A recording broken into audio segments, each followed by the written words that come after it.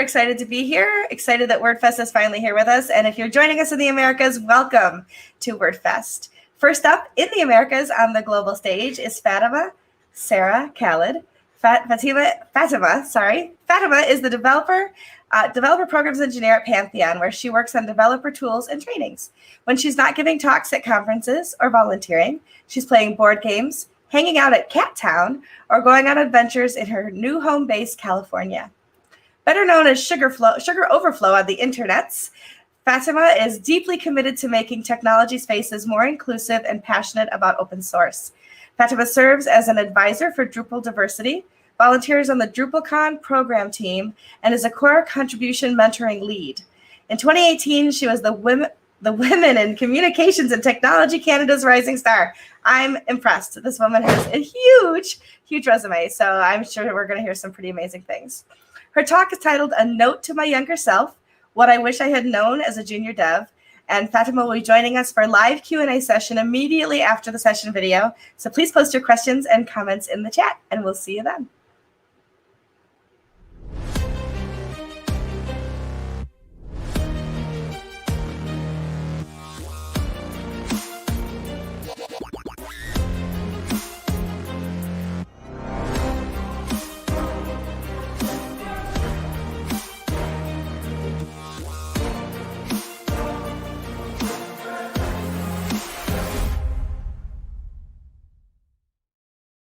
This year has already been long enough.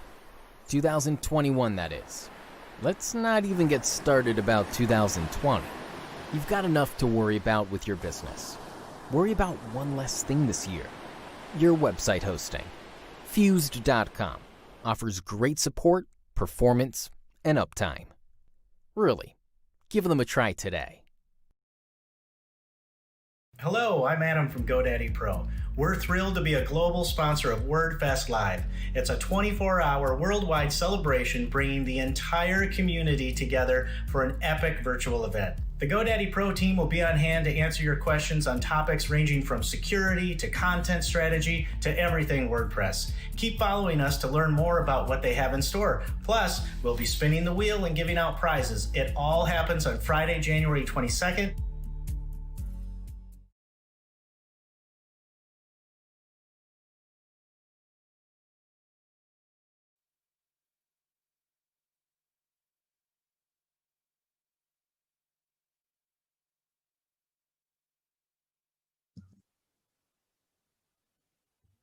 Hi everyone, welcome to A Note to My Younger Self, What I Wish I Knew as a Junior Developer.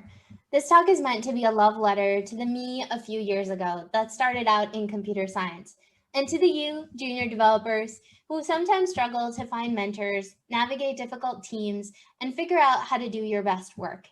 But before we dive into that, and how I hope that you can be successful, a little bit about me. My name is Fatima, and I'm a developer programs engineer at Pantheon. I work on maintaining our open source developer tools, delivering trainings and talks like this one, and engaging with our customers and our community. You can find me on the internet as Sugar Overflow. And in the past, I've worked with teams at Microsoft, the City of Boston, Digital Echidna, and Code for Canada. In 2018, I was awarded the Women in Communications and Technology Canada's Rising Star. I'm passionate about open source, civic technology, and making technology spaces more inclusive, which brings us to why I'm giving this talk. I believe strongly that one way to improve representation in technology is to help support, share, and level up our junior developers, to help provide them with opportunities and mentorship to help them succeed. I have been really fortunate to have amazing mentors who supported me, opened doors for me, and provided advice, especially in those moments where I felt like an imposter and I wondered if tech just wasn't for me. In this talk, I want to share the various lessons I've learned over the years and the things that I'd like to tell myself back then. Some of these are a direct result of bad experiences, and others are from speaking to and sharing stories across the communities I've worked with. As I was putting this talk together, I realized that there is so much more than what I could cover. So this will be a little bit of a lightning talk of all of the things that I find most important to convey. At the end, I'll share a bunch of links to articles, books, and to podcasts that I recommend if you want to continue thinking about this and exploring what works best for you as you embark on this really exciting career of being a developer. As a frame of reference of the order of things that we'll talk about today, this is what I imagine the junior developer's journey to be like. Finding a job and figuring out what you love to do, and then getting hired and understanding your new team and how to work best with them. And as you're working on projects, figuring out how to continue to learn and grow while creating workflows and tools and leveraging them to see what works best for you. And finally, your career. Setting goals and figuring out where you're headed on this career path and developer journey of your life. Just sounds so dramatic. But we'll start with the hiring process, which I think sometimes is the hardest part of being an entry-level developer. It's finding the right job, and a lot of times there isn't a right job. Many people will encourage you to find something that you're passionate about. Others will tell you to work on things that you're good at. I've honestly found that sometimes in following the things that I was passionate about, I was disappointed in the way organizations were structured or the dynamics of a team that I was on. I would get really caught up by one thing that I really liked about an organization or program and forget to look at the whole picture. Of course, it was still really amazing and exciting to be a part of something I was passionate about, but more than often, it led to a lot of burnout because I wasn't able to separate that work-life balance. I'm still notorious for crossing that line all the time, so that's not something I'll give you advice on. Maybe in another 5 or 10 years, I'll write a letter back to me again as a senior developer. Maybe I'll finally have discovered how to keep that balance and I'll be able to share it with others. We'll see about that. So I've actually put together a criteria of things after much reflection that are important to me about a job. Some of these questions are, what does the executive team look like? What are the company's values and how do they demonstrate these values? Is there a code of conduct? Do the engineering teams have a career ladder? Who will the people I'm working with be? What kinds of projects do they currently work on? Are those projects that inspire me or are those projects that I want to work on? And because I love data and spreadsheets, I like to categorize these questions by theme. So career path, team, values, and then start to weigh them by importance. So when I'm talking to companies or interviewing, I start scoring them on the different things that I'm interested in. Of course, at the end of the day, it's really just data. And I may not even go work for the company that gets the highest score in my criteria. But what it really helps me with is that gut feeling versus the data. So I might get really passionate about working at company A, but they'll score really poorly in my spreadsheet of values and assessments. And it'll really make me think, why do I want to work at this company that isn't really aligned with the things that I find useful? And that's a really important reflection and conversation to have with yourself. Looking back at my criteria last year, I realized that not everything I thought was as important as it would be was as important as I thought it would be. It's a funny sentence, but it turns out that it's more important to me what kinds of projects I work on and not so much the team that I work with. Or it's more important that there's a structure built into the organization for mentoring than the autonomy to decide and work on my own projects. And so some of these values and criteria continue to grow, especially for me as I experience new types of jobs, new roles, new community and company structures. My values and my criteria continue to grow, and I'll continue to assess future opportunities by those grown categories. As I did research, I realized that several people have created spreadsheets and frameworks on the internet. So there's a couple of blog posts that I'll share with you so you can explore those resources at the end of this presentation. What I really recommend is reading some of those blog posts and seeing how people have created their criteria, even checking in with me on Twitter and asking me about mine, and then creating your own. So create a set of criteria or questions or categories that's unique to your experiences and the things that you value most in your career.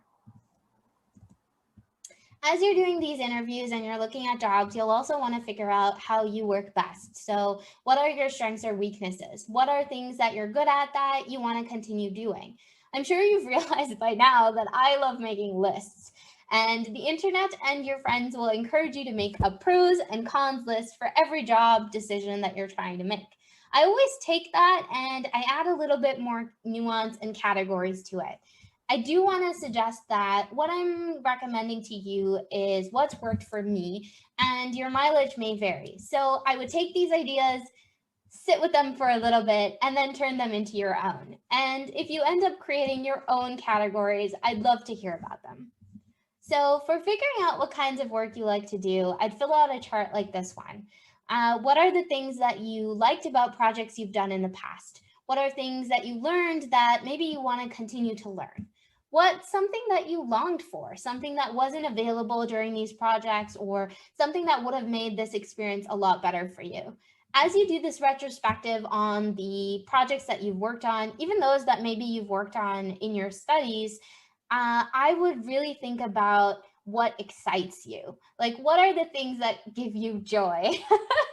And those are the things that you really want to highlight and look for in the opportunities that you're considering. One of the things that I want to mention too is that it's really important to know what you're good at and also what you love to do. And for me, sometimes those two things are different. For example, when I was working at an agency, I was really good at doing front-end development work. And oftentimes, because I was good at it, I got assigned a lot of that work. There came a time where I had to go to my technical lead and say, hey, I know you keep giving me front-end work and I enjoy it, but I would really enjoy it if you would give me more back-end work, because I find back-end development to be challenging and exciting. And I really want to work with connecting different systems or building custom modules or plugins. Like, that's where I want to go with my career. And so I learned through my experience with that really great tech lead that I was really good at CSS, but I really wanted to work on backend development. And, knowing those two things is really important, because you can think about it as you're assessing some of these jobs. There's a couple of other things here as far as interviews, assessing, how employees feel when you visit or see them on Zoom calls. And I'm not really covering the kinds of things like assessing the culture of a company, but there's a lot there when you're figuring out what you're interested in and what values you have and what kind of aligns with that. But let's say that you decided to go with a job and you've gotten hired and you're being onboarded to work with your team on some really cool project. Before you dive into that project and your day-to-day, it would be a great idea to kind of get a baseline with your team. How does everyone work best? What are each of your roles? What's expected of you? Will you have regular check-ins? Will you get a mentor assigned to you?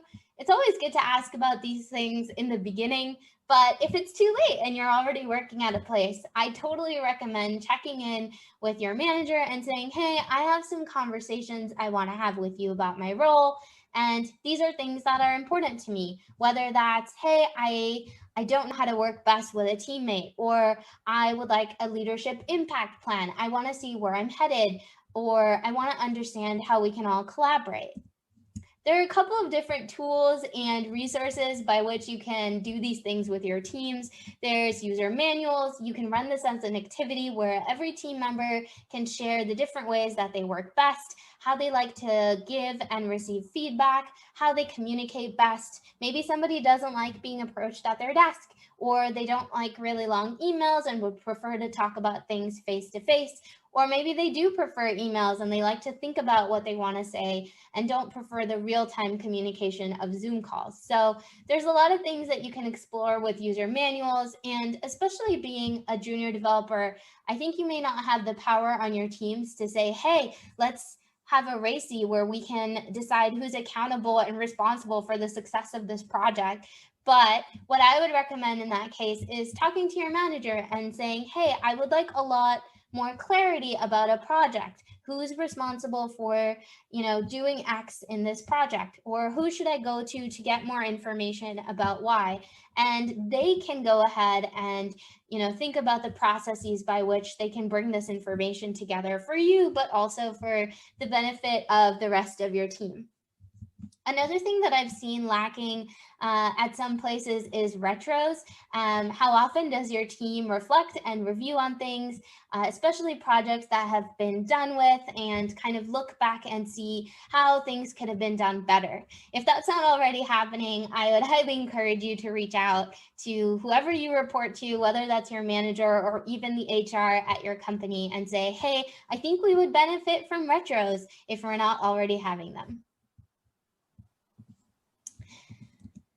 And then speaking of projects, that's really where the fun stuff is. One of the most important things I want to mention here is that it's okay not to know something. In fact, knowing what you don't know is probably a really great skill.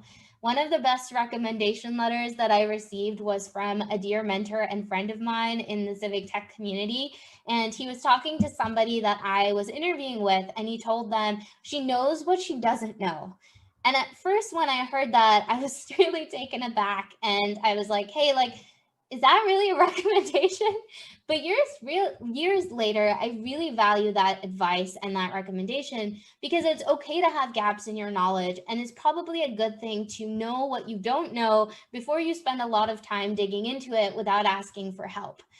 Unfortunately, though, not everyone works in an environment where, asking for help is a good thing. So if you're stuck in a culture where asking for help is a problem, or you don't have any mentors provided for you, I am so, so sorry, and hope that you either find a way out to a better place, or you find a community on the internet that can support you.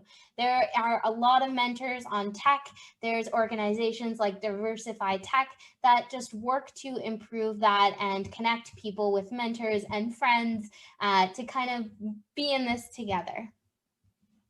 While we're talking about how we work, I encourage you to build your own developer workflow. I call this shoulder surfing. It's kind of the term that I've coined, but it's for literally watching my senior developers over the shoulder or pair programming with them. So what I really liked and found value in was seeing the way that they did their work. So starting from the beginning with a ticket, to reading the ticket, processing what it was about, maybe doing some R&D to confirm some assumptions or look into something, and then working on that ticket, reviewing that code, testing that code, deploying it, and kind of just watching their entire tools and process and how they kind of leverage the different things in their workflow to make that process work for them, and also to output really great code. And so what I learned was, wow, each one of my senior developers has their own way of kind of going through that process. Even if we were all kind of using the same tools and libraries, each person has kind of a tool set of things that they use. For example, one of my favorite Git commands is the git add patch command, what allows me to add partial commits and kind of review them as I'm adding them. And so I would encourage you to kind of explore different types of tools, explore the way that people work and how they customize their processes, and then find your own way through that. I think finding your own process sometimes takes a little bit of time, but I wanted to share a couple of my favorite apps in my toolkit and allow you to kind of explore them as well. So Kaleidoscope is a really great app that allows me to do visual code reviews. So it's kind of like when you look at a pull request on github.com and you can kind of see the additions and the deletions and the merge line by line, looking at the original and then looking at the pull request. But what's great about Kaleidoscope is I can do that on my local. I can review my code before it goes out, or I can review the code that a developer has written, and I can review it against, the main branch that they were working on, or even against a commit to see kind of where they made changes to a feature or where they kind of went down a certain path of implementation. And so I really recommend Kaleidoscope, and I also recommend the other ones on this slide. I'll just name ScreenFloat, which I think is a really great app because it allows you to take these screenshots that can then float around your screen. So, if you're reviewing some front end work, you can compare it to a mock-up, or if you have a bunch of steps that you need to follow to test something, maybe you're doing QA, that's a really great because you can the screenshot can like follow you around the screen. So highly recommend all of these tools. They're all linked. So I'll give you a link to the slide and you can check them out and see if they work for you and for your workflow. The last thing I want to cover is probably the most important, and that is growth. Where do you want to be in 5 years? And if you don't have an immediate answer for that, that is totally okay. Some of us like to live in the moment, and some of us like to plan our whole lives out down to what jobs we want to have and how long we want to stay there. It is important to me, though, to understand where my current role is going. So what's the trajectory of this particular role? Where does it go in 2 years? Where does it go in 3 years? And how can you reach those trajectories? How can you set goals in order to continue to improve towards that career path?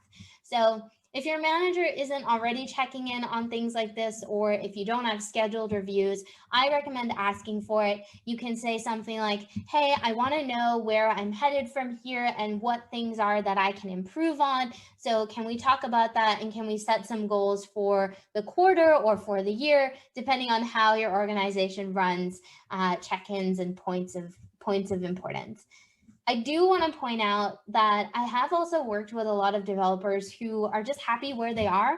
They weren't as interested in moving up some kind of ladder from like junior to senior to tech lead.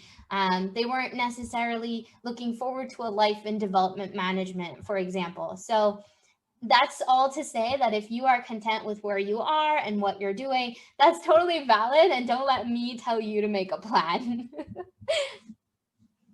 So when I'm thinking about things like these, I visualize it like a balance. So on one side is the balance of things that this organization provides to you. These are kind of going back to our criteria of assessing companies and positions. These are the things that really brought you to this company and that continue to give you value, so you stay there. And then on the other side, we have the balance of things that you deliver. This is what you bring to the company, what value you're bringing in, what talent or understanding or specific skills that you're bringing in. And I think the different things on either sides of these balance for me have different importances. So for example, and different weights. So for example, if I'm working on projects I love, that's something the company is providing to me. They're giving me opportunities to work on things that I'm really excited about and that I feel are really valuable. However, if I'm dealing with microaggressions every day, or my teammates are really, really hard to work with, and it's a constant struggle, that's resilience and patience that I'm putting in. And so that's something that I'm bringing to the organization.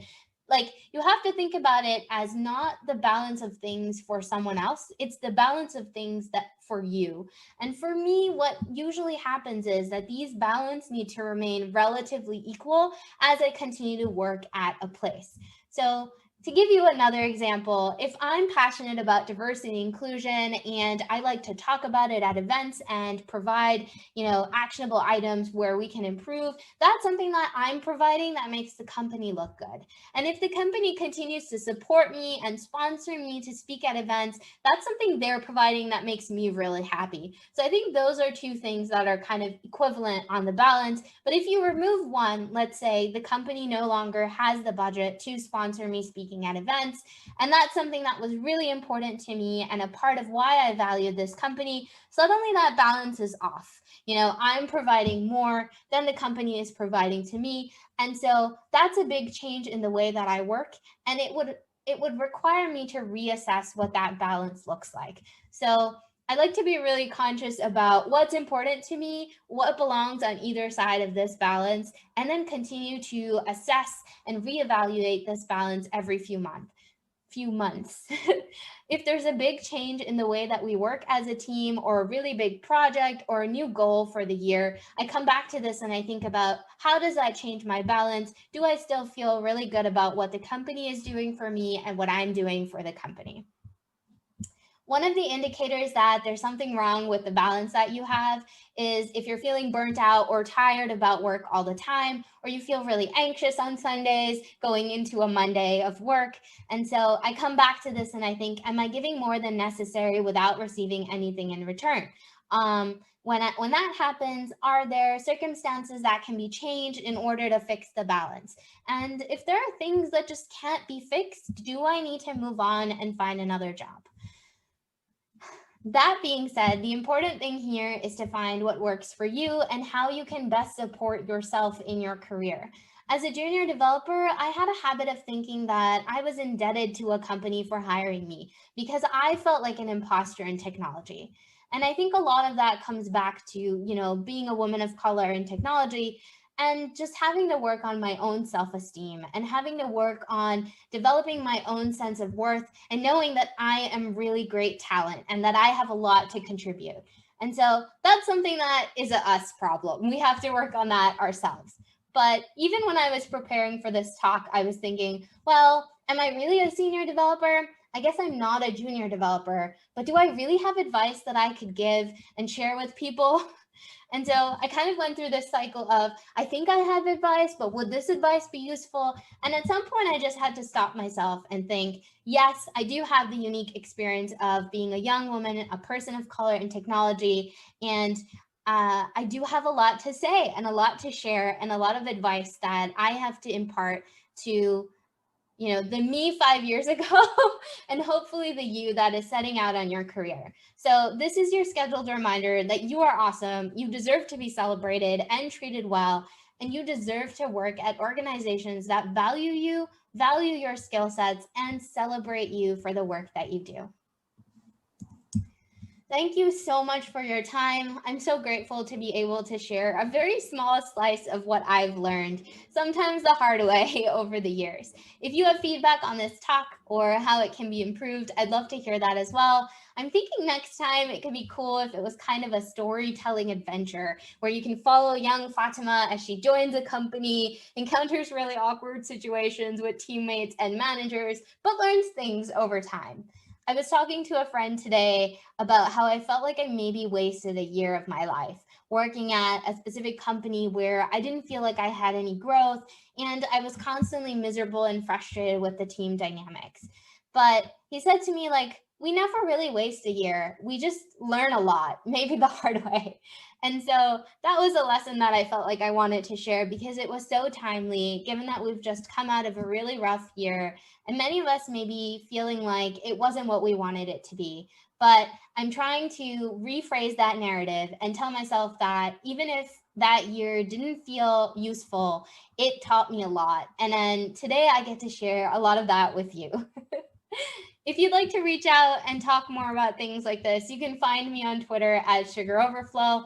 I'm always happy to have conversations and learn from people's experiences and grow. Also included is a link to these slides and a collection of links to some resources, podcasts, books, things that I read when I'm thinking about my career, and some maybe better or nuanced advice that might apply to you. I hope you'll explore those if you're looking for more, and I hope that you'll have a wonderful WordFest Live. Thank you so much for your time, and take care, stay safe, and remember that you are really, really great and awesome. And I hope that the places you work and the people you work with continue to value you. Thank you.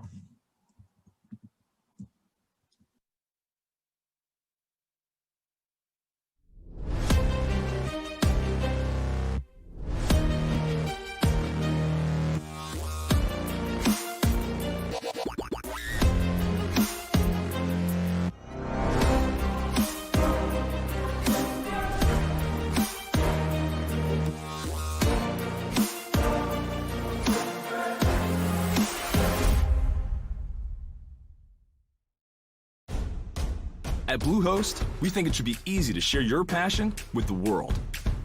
Since you worked hard to build your business, you shouldn't have to build your website. And if you ever need help, we're here for you 24/7. We know people depend on you, so you can depend on us. And of course, we believe that whether you're big or small, global or local, your website should grow with you and go anywhere your passion leads. Bluehost. We'll power your website, you power the world.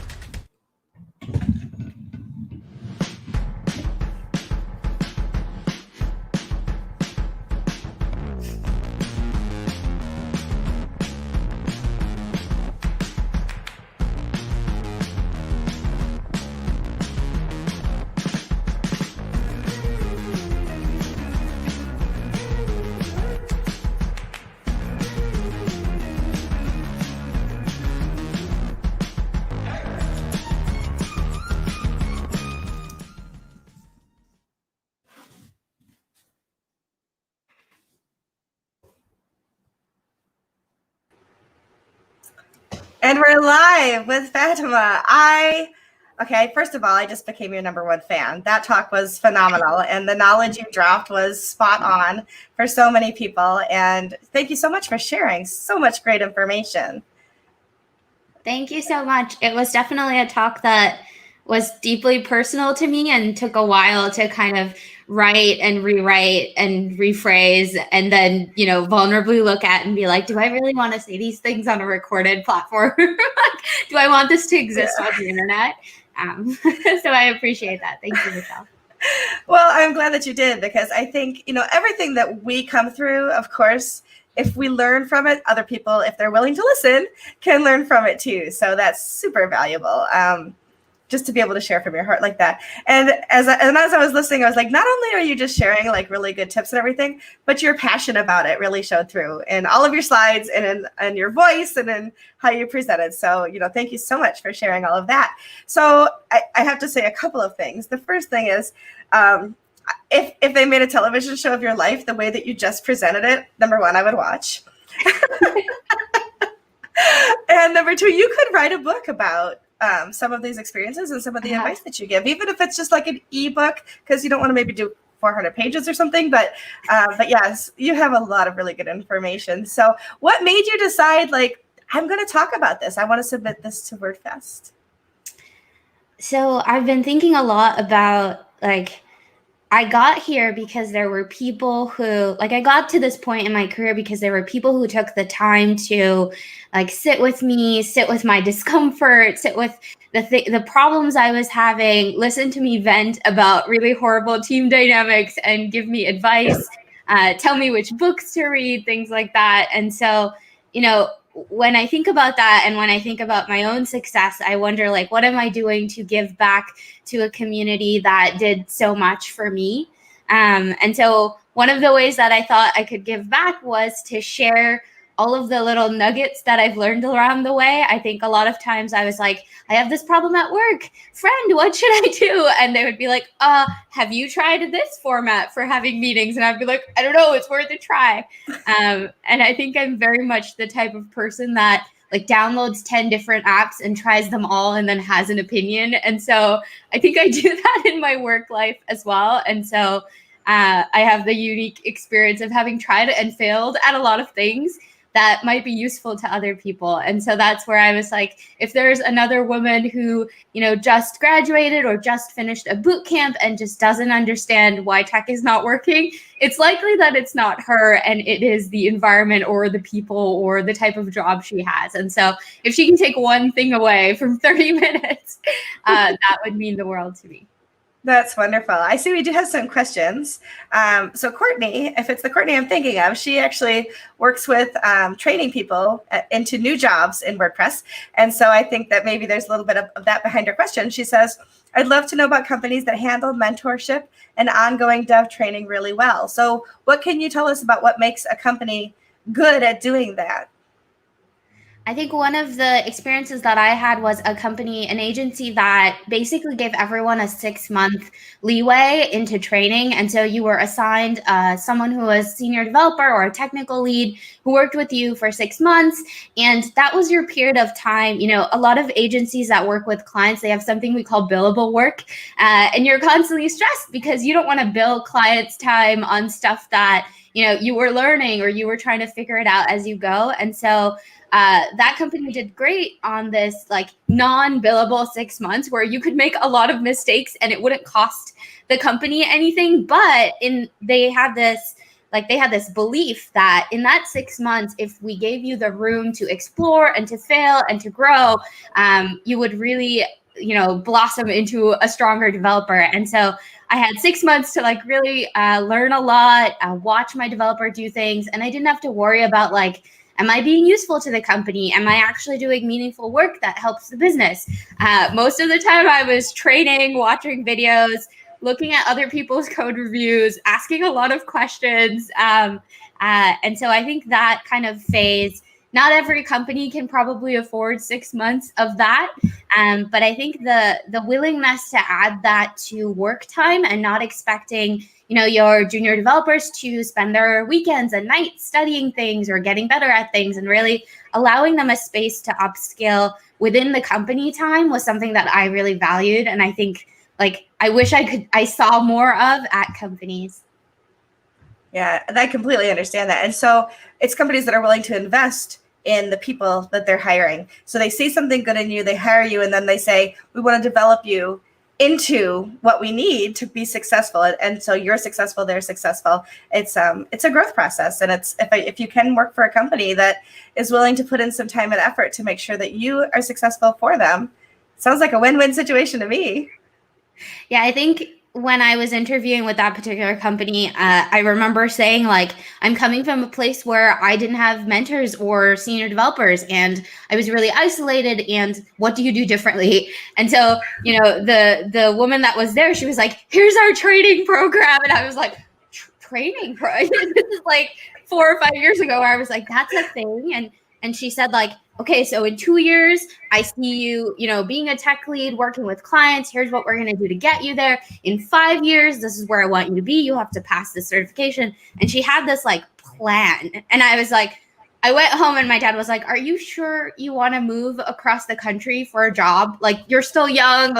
Is this really the agency? I've never heard of it before. And I was like, they have a plan.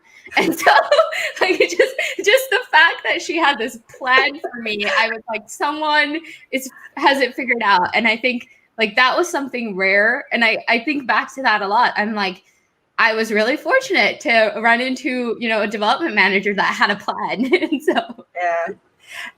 And I think what kind of brought to mind too, listening to you, is that they're not just interviewing you, but you're interviewing them, right? So when somebody is hiring you, it isn't just about looking like the right person for them. It's making sure they're the right fit for you too, because that's the only thing that's going to make it successful going forward.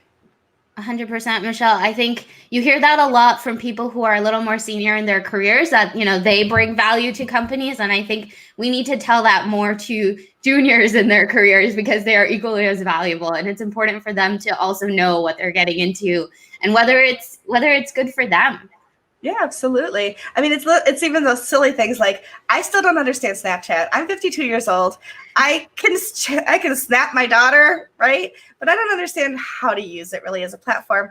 And that's not that I'm not tech savvy. It's just that that's not my tech, right? So when you are bringing in junior devs, you're bringing in people who are newer to it and are seeing things with a fresh set of eyes and a different set of skills. So I think that's brilliant. You've got some really great comments here. So, Kate Richards says that was incredible, Fatima. Yeah, Katie and I work together. Oh, she's awesome. We love Katie. And then Dante Henley said, I love the talk. Really gave me a lot to think about, which is great. And then, I know, really. And Patty Shetler said, I had a 5-person .NET team for a big corporation. I had every one of my team members take a quarter to take a training class. If you cannot afford the paid training, look for other free options and expect a review from the participant. So there's lots of ways that you can incorporate training, of course. That's great. That's awesome. And what's really cool about WordFest is this talk, it won't be immediately recordable because we do have to upload them after our region. But anybody who has been watching, or if you just came in at the end, you absolutely will be able to watch this talk again and again and continue to learn from Fatima's experience and wisdom. Absolute wisdom. Also happy to chat one-on-one. Just hit me up on Twitter. I know, I'm like one of those people that when I see somebody whose DMs are open, I'm like, oh, yes, I can actually reach out to them. Literally, I wait for people to DM me all day. Exactly. Dante says it would blow his mind to go to an agency that has a plan for your growth. Absolutely. And then Patty says every agency or leader should have a plan. Go, Michelle. Have the person bring the direction and the plan. Snapchat. Yeah, bring the person who understands Snapchat. They are the expert. It isn't me, but I'll hire people that know Snapchat. Yeah, that's like me and TikTok. And people keep sending me links, and I'm like, I kind of understand, but also the generation on TikTok is like 5 years younger, and they'll say like, oh, people in their 20s, and I'm like, yeah. There are so many facets to TikTok. I'm on TikTok. I have my own TikTok channel, but most Oh, of the people I really? want, yes, because it depends on. It's really super intuitive. So it really starts to follow the AI on there is so good to understand like what kinds of content you enjoy.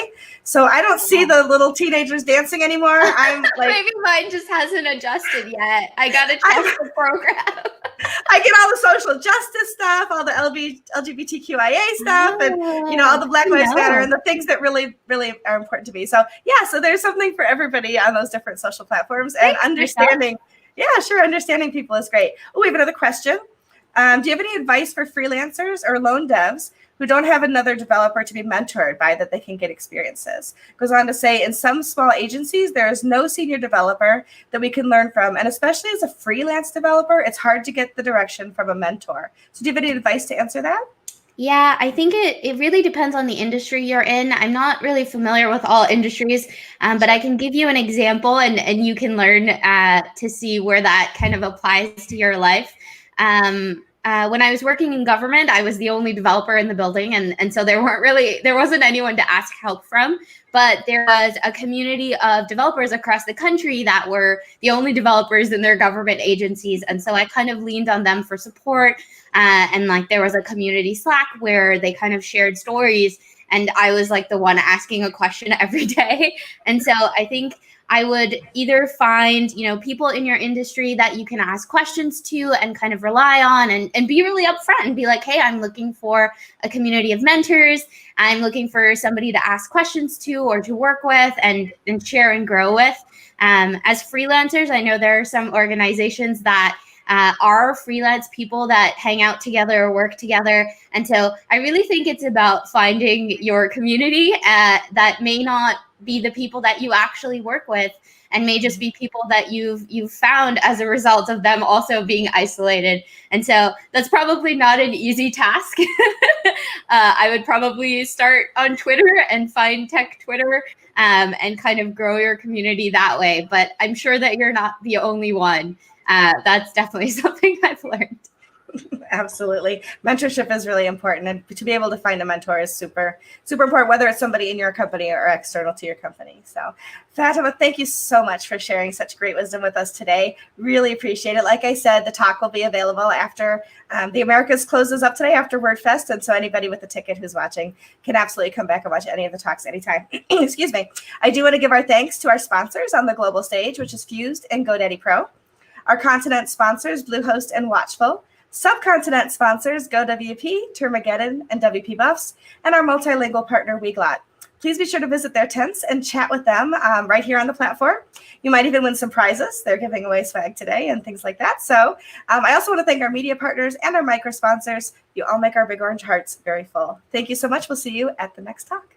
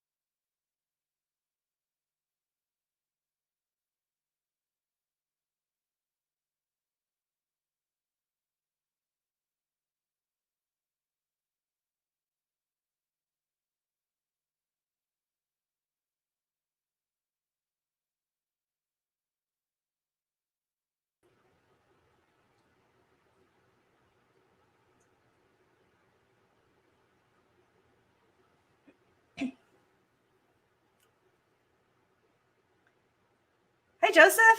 Hey, how you doing? I'm good. It's hard to believe we're already 3/4 of the way around the world with WordFest, and here we are in the Americas. It's been a fun ride so far, and we just have more amazing speakers coming. So thank you, everybody. Thank you, everybody, for joining us, and it's good to be working with you here today, Joseph. So it's good to have everybody here. So next up, I'm very excited about this. Next up on the global stage is Matt Medeiros, sharing his topic, Unleash Your Business Building Superpower. I have to say, I have a Matt Report hat.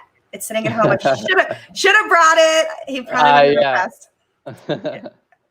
Too little, too late. Anyway, Matt's latest role is Director of Podcaster Success at Castos, a podcast hosting company.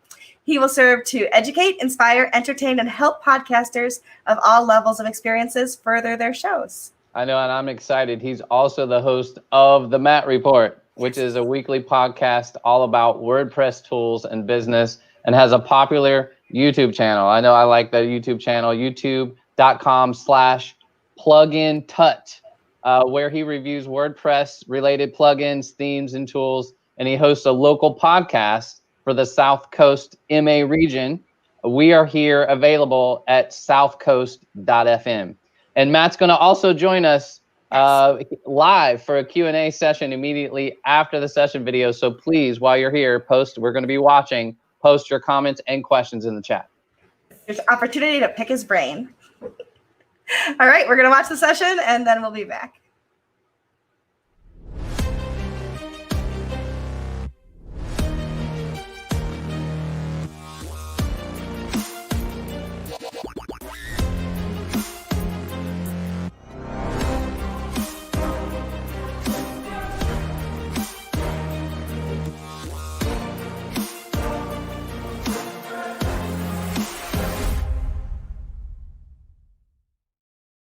This year has already been long enough.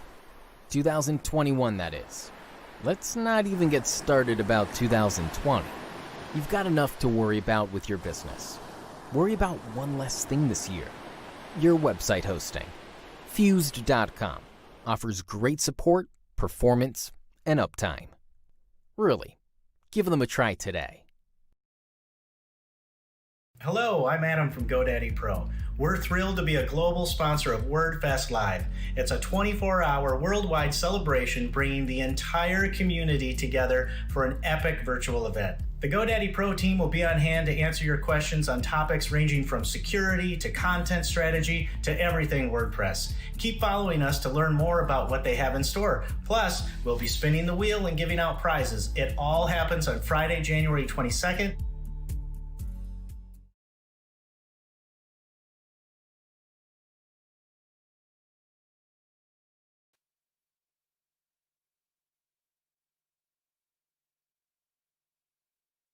Today, I'd like to invite you on a fun, I hope, experiment on unleashing your business building superpower. This is something that I've harnessed over the years to build many business ventures, plus help out my current employer, Castos, podcast hosting and analytics platform, makers of Seriously Simple podcasting plugin. It's a podcasting plugin that's freely available to use in the WordPress repo. So if you can take a guess at what today's superpower might be, you guessed it, it's podcasting. But fret not, I hope I can enlighten you to create something much more than just a podcast.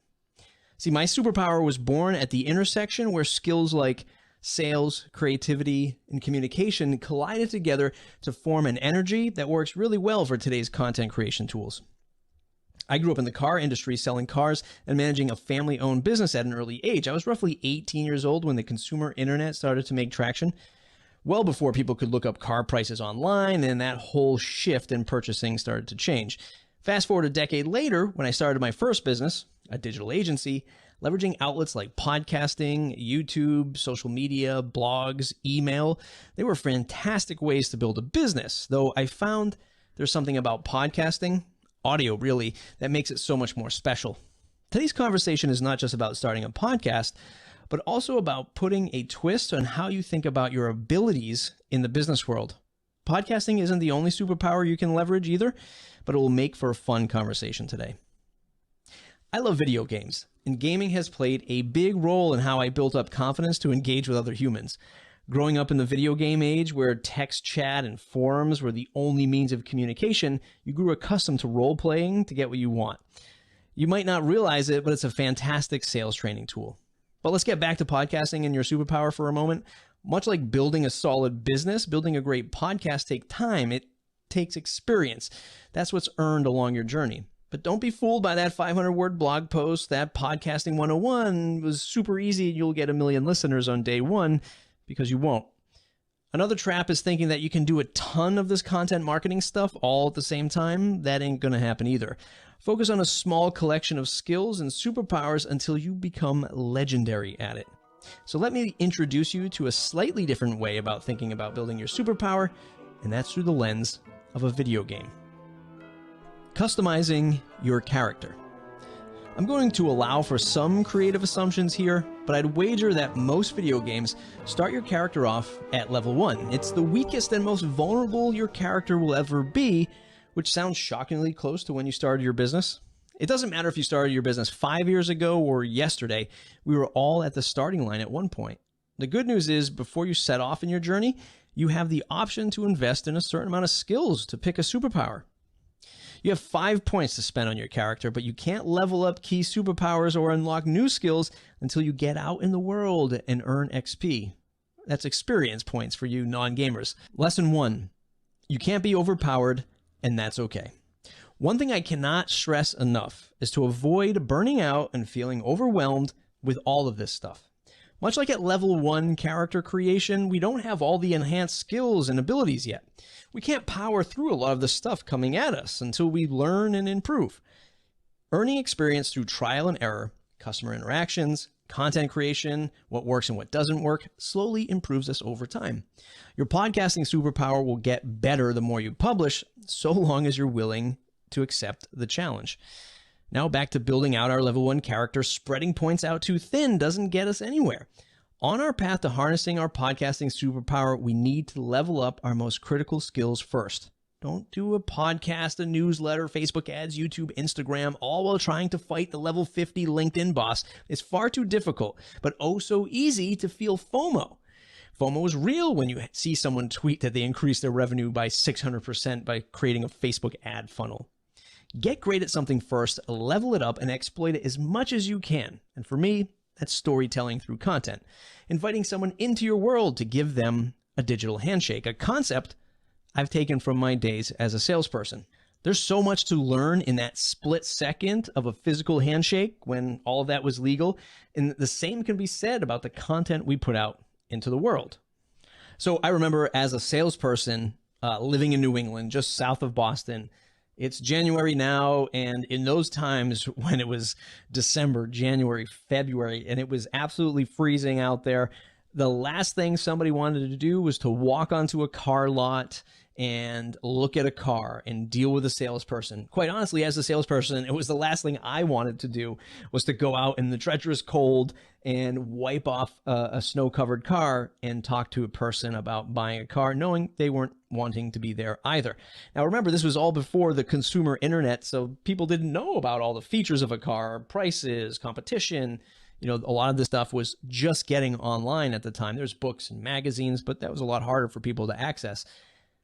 When you shook somebody's hand as a salesperson, maybe many of you who have done sales before or just, generally do business and shake hands, in that moment, there's a lot to be uncovered for both parties. But as a salesperson, you could really tell how firm was their handshake. What was their body language like? Were they sort of just like, oh boy, not this again? And you could kind of tell what this engagement was going to be like. And this all happens in a very split second. And you kind of know as what you're about to get into in terms of, dealing with the person, maybe how much money they want to spend, what types of questions they're going to ask, the whole sort of personality that's behind this person. There's a lot of things in a physical handshake that a brain can define in that split second moment. And in the digital world, what I'm imploring is a digital handshake. A lot of the content that we put out, the stuff that's in our Twitter profiles, our LinkedIn profiles, whatever, the videos, the podcast, all of that is wrapping up to that digital handshake moment. It's an underlining of trust, which we'll talk about in a few moments, but that is what allows us to introduce ourselves in a different fashion on the digital landscape that is 2021. Okay, back to the presentation. Lesson 2, leveling up your core skills as a podcaster. Remember, podcasting is interchangeable here. It's about the digital handshake, not about the vehicle on which you get that out on. Having said that, the most effective content that I've found is the content that builds trust through education and entertainment. Can I inform my audience and enrich their understanding of a topic, trading them value for the time they spent with me? Maybe get a chuckle or two in there as well. Ultimately, this leads into building trust and growing your audience. Within our podcasting superpower, there's hard skills that we need to learn, like editing, audio, keyword research. Then there's soft skills like empathy, curiosity, and purpose. But wait, this is where spending points early on makes a big difference on how we embark out into the world. Imagine that each of the skills above starts off with at least 1 point in them, and you know the absolute basics of each. If you only had 5 points to spend in the section, where would you spend your points? I'll give you a second to think about that.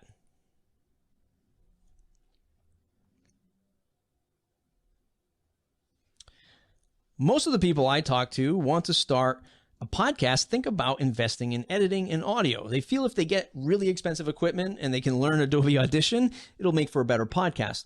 And while they might be right, it'll make a better audio podcast file. It won't make better content. So for me, I'd invest 2 points into purpose, 2 points into curiosity, and 1 point into keyword research in the beginning. You could dump all your points into audio skill and you'd have one hell of a great sounding show, but you didn't invest in making the content any good. Find a balance that works for you and level it up. Lesson 3, earn more experience points faster. The good news is you level up fast in the early days. You don't need as much experience to get marginally better at something.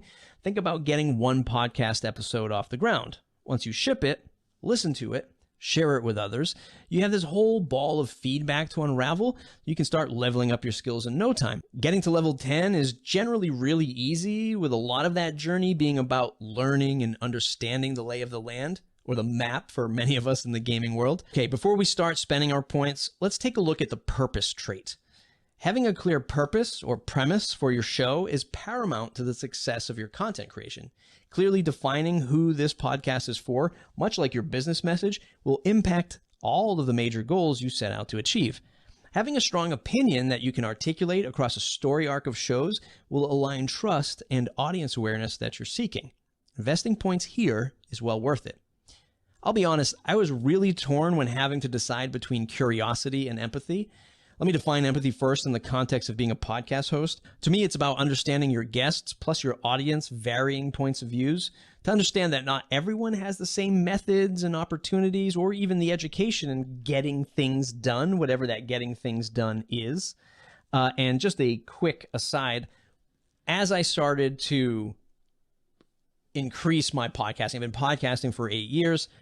And when I started my early days, I had just thought like everyone wanted to start a business to raise venture capital, right? Like that's what got me into the whole internet business building excitement, listening to podcasts like Mixergy. And at the time, TechCrunch was really big with a lot of their media that they were putting out. And it was fascinating. And it was just like looking at it from a monetary standpoint. It was exciting, right? And I was just like, I want to build a business like them. Why not? It looks fun. It looks easy. It looks like everyone's having a great time. And then I quickly realized over the course of, let's say my first year of podcasting, that not everyone thought that way. Not everyone was building a business to just find investment and grow capital and just be as big as, they wanted.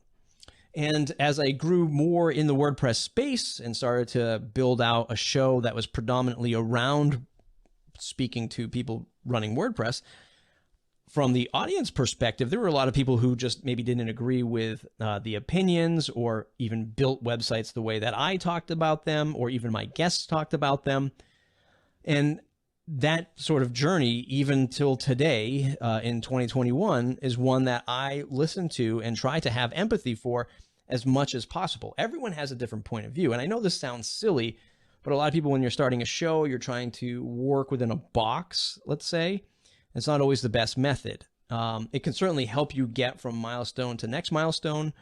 But the more you have an open view for your guests and for your audience, I feel the better that your show will be.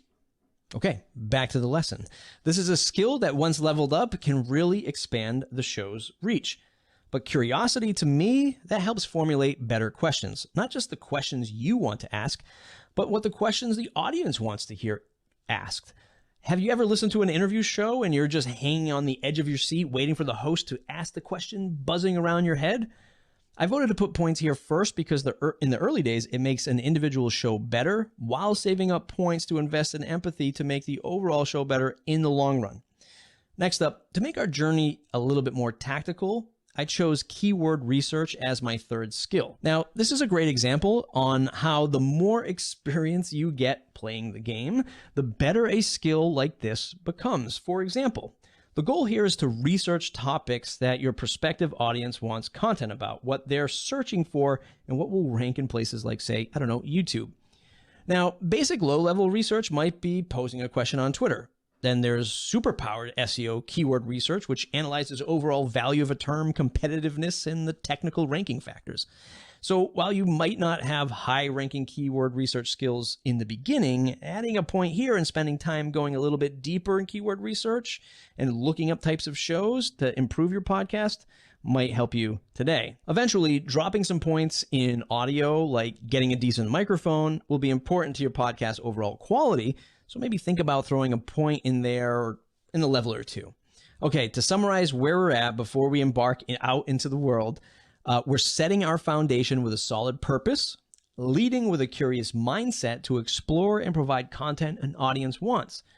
I think we're ready to get into our first quest. Lesson 4, questing to our goals. Nearly every game has quests we have to set out on, and in our business plus podcasting world, these are what we would call goals. Remember, this talk is about unleashing your business building superpower. So what does business building mean to you? Is it more clients, more product sales, more brand awareness? These are the three most common goals that I hear when people set out to not only do their marketing, but also what they want to accomplish with a podcast.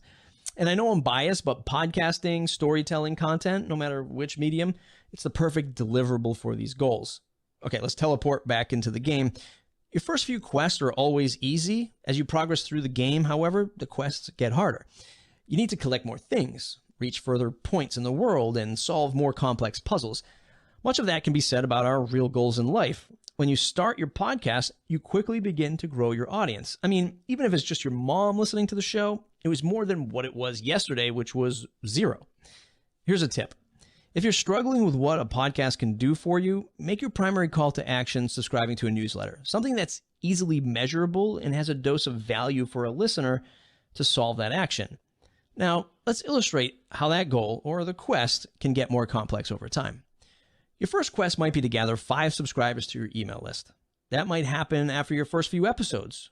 Congratulations, you've achieved the quest. You've got 5 subscribers. Not only were you awarded 5 new dedicated fans to your show, but you also earned some experience along the way.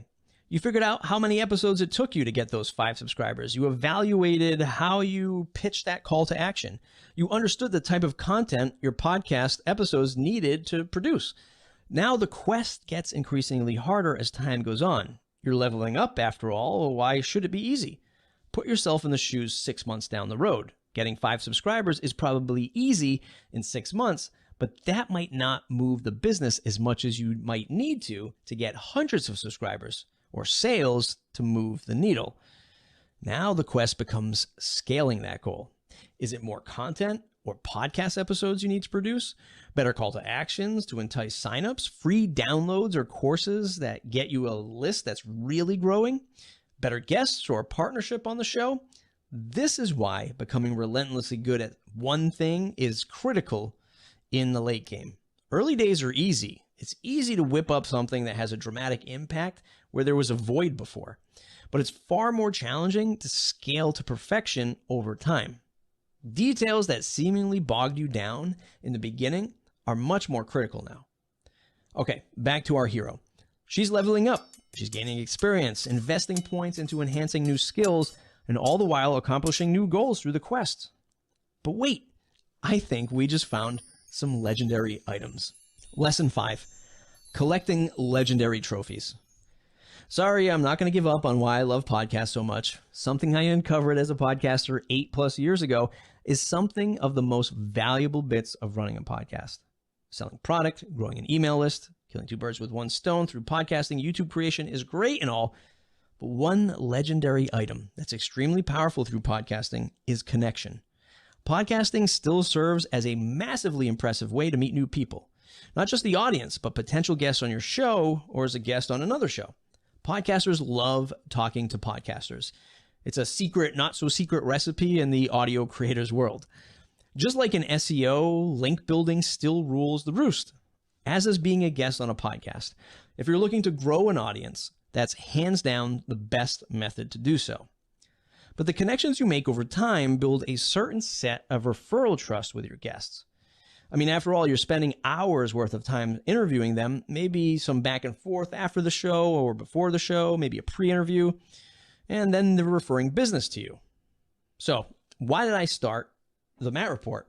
The Matt Report is a WordPress podcast, and it's sort of growing outside of the WordPress space at this point. But when I started my agency, which I don't run day to day anymore, but when I started it 12 years ago, 13 years ago, maybe at this point, I was going to WordPress meetups. So I was like, well, if I'm going to find WordPress work, I might as well go to a WordPress meetup. And then I started to realize like, oh, there's other WordPress agencies in this space. And quite notably, one of the ones that were right next door to me was Jake Goldman of now, of course, 10up. And when he started 10up, I started to see how fast he was growing. And, you know, we partnered together. We did some work together. We were growing our agency. He was growing his agency, but I saw how fast he was growing 10up. And I said to myself, how could I compete with that? When I look at Jake, he's a very acute business-oriented person. He is an engineer, or he was at the time. He was a developer. He was deep in the WordPress community at the time. I felt like there's no way I can't replicate myself. I can't be Jake. I don't know how to develop a website, and I don't know anything about this WordPress community thing. And he already had those 2 major advantages ahead of me. But what I tried to do was position myself in the community the only way I knew how.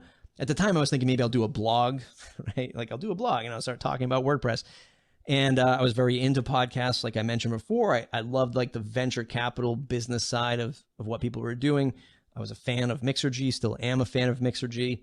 And I said, well, maybe I'll try to become like the Mixergy of WordPress, if that's even a thing, right? So that's what I started to do, is started to interview people who were WordPress entrepreneurs, business builders in the WordPress space.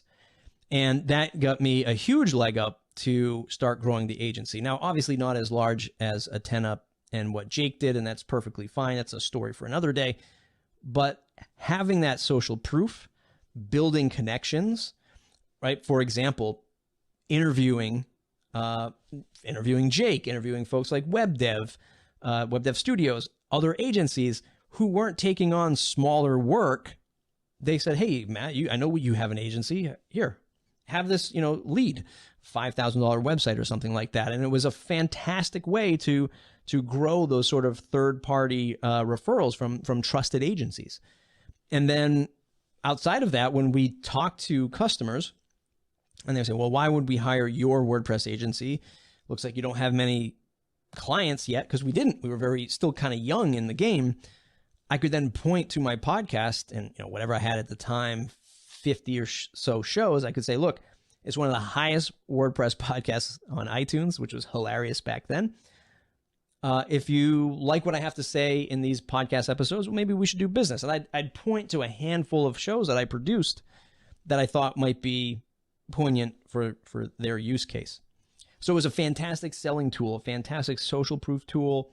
It was a great way to build referrals, right? And that connection, that network building is so underrated when people talk about podcasting, because generally it's just about downloads and monetization and becoming a star. That's not really what the most valuable parts of a podcast are all about. Okay, back to the presentation. Putting out a consistent message or content type also builds referral trust within your audience. Remember, back to investing points and purpose. If you have a clear premise, you're crafting that as a relatable message to your audience. People know what you're about. It's that whole argument around specialist versus generalist that we hear so much in the freelance strategy world. I call these legendary items or trophies because they are extremely rare, elusive, and they are hard to capture. There's no blueprint on obtaining these milestones, but through resiliency, like never giving up your content efforts, you can unlock these unmeasurable return on investment items along the way. Your digital handshake becomes much more recognizable. Trust is increasing in your network, and your audience loves to share your art. You're on your way to that maximizing potential of the superpower. But just on the horizon, a cloud begins to form. Darkness falls over the land and a chill permeates the air around you. It's boss time. Lesson 6, the boss battle. Mirror match. One of the most popular boss fight challenges in video gaming history is the mirror match boss fight. And that's when you fight the exact version of yourself in order to progress to the next level. You're pitted against, well, yourself. All the powers, skills, offense, defense that you've acquired over time are now squarely aimed against you. In an attempt to draw parallels between real life and business life, can you see how this is similar to our own challenges? Oftentimes, facing our internal thoughts are the most difficult boss battles on our journey, both as a content creator and a business owner. You know, the feelings of doubt and feeling like an imposter, or that irritable voice in our head that says we're not good enough. Paralyzing thoughts that can hold us back from what we really want to achieve. But they're just thoughts, and we can overcome them by facing them head on. You know, this is something that I still struggle with, right? I never like the art that I'm putting out. And it has taken me years, really, to come to terms to say that, you know, when people say, what do you do? I'm the director of podcaster success at a podcast hosting company called Castos. But what I am creating out into the world are not only the podcast for Castos, but I have my own podcast. And this is an art form to me. It's taken me 8 years to even say that out loud. And while you might look at that and laugh and chuckle and say, that's not art, that image that I have of you right now, the listener at home of this show, was the reasons why I never said I was an artist. And it's taken me 8 years to say, you know what? I feel like I am an artist now, because I'm going through the paces of what you might think of as a traditional artist. Maybe an artist that sketches or draws or paints, and then like a music artist that is constantly trying to get out their next album and their next hit or their next single or whatever. It's the same efforts. It's this idea that's just rattling around in the old brain, and then you have to bring it to life. Whether it's a presentation like this or even an interview, what kind of questions are you going to ask? What's your personality on a show? Educational, entertaining? What's it like? All of this stuff is a culmination or a representation of you as an individual. Again, as an artist, putting this stuff out into the world. I ship a lot of stuff. I am unhappy with a lot of stuff, which is like that, you know, that thing around artists is like they spend years painting something and then they tear it down and they say, this was terrible. We all hate our art because we've been working on it for so long. But then the passerby says, that was amazing. You know, why did you tear it down from that wall? So look, I struggle with this. It's never going away, but it's understanding that it's there and putting up pillars around you to deal with it and to understand it. Okay, back to the presentation. Look, the more we put out into the world, the more we feel good about our art, the more our confidence rises. It comes easier to some of us more than others, but I can guarantee the more you play the game, the better you'll become. Lesson 7, the end game. Once you beat the boss, collect your legendary trophies, your next step in the journey is to move on and explore more of the land. There'll be new quests to tackle, new experiences to gain, and lots more rewards of bountiful treasures. Creating a podcast or investing in content that scribes the journal of this journey is a superpower you can leverage to bring your most coveted party members along with. It's going to take time and effort, something that you'll have to invest in each skill set to get better at, but it's a great game to be in. It's an open world experience like no other. And this is how I approach the intersection of my work, my content, and my messaging, telling stories and broadcasting to the world. I hope today's presentation changes your outlook and approach to managing the mindset of leveraging your new superpower of podcasting. Again, I think podcasting is an amazing tool. There's tons of ways that you can approach podcast. I don't particularly like the word podcast, right? I think it can feel too technical, especially if you're not a technical person. And it's like the word blog, it's like blog, podcast. There's the very just like, they don't feel great to say to a non-technical person. But podcasting, for me anyway, is about broadcasting your message, feeling confident about what you have to do, and having an opinion and feeling confident to let that opinion out into the world, right? You might have an opinion, like anyone can build a website, but you might have a particular opinion on not only how you build the website, but how you deliver the website, support the customer, you know, the mindset around how you price a website project or whatever. Leading with opinion and all of this stuff. Doesn't matter if you're podcasting or you're just blogging or doing an email newsletter. Critical moments is to lead with something that somebody can identify your stance with. And then building confidence over time, right? There is, and it changes. And this is why I make this correlation to all of this stuff being like a game. There's always a new level, a new map, a new download, a new boss, a new quest, right? There's always something new that's going to come. So number one, be ready for it. And number two, just know that it will change. But you get better over time, so long as you don't give up, so long as you're up to the challenge. And that's hopefully the essence that today's conversation is rooted in. My name is Matt. I run a podcast called The Matt Report. You can find it at mattreport.com. If you want to start your own podcast, go to cast.com. You can find me there. I'm the director of podcaster success. We put out a free plugin called Seriously Simple Podcasting Plugin. I think it's like 20,000 active installs, tons of 5-star reviews. I think it's all 5-star reviews on the WordPress repo. It's a great way to start your podcast. And then when you're ready to take the next leap, castos.com to host your podcast, to distribute out everywhere that podcast can be found. Okay. This was an amazing presentation, an amazing organization, Big Orange Heart. Love them. You probably already know I support them a lot with a lot of the advertising stuff that I do on mattreport.com. Okay. Thanks for watching.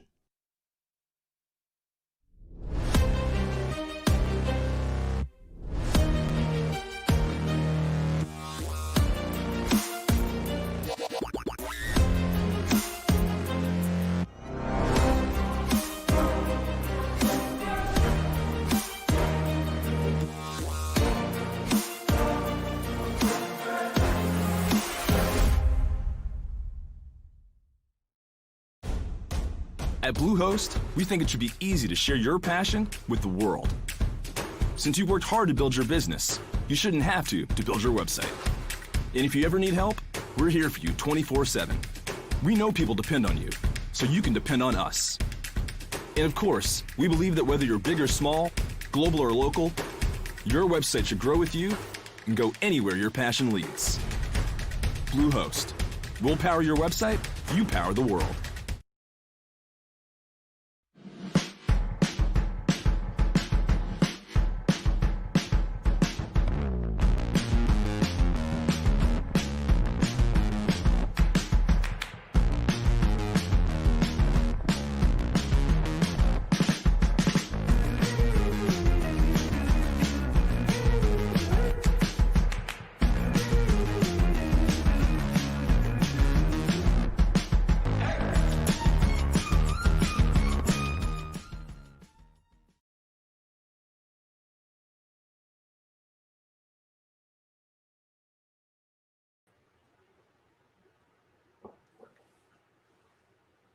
Are you up to the challenge?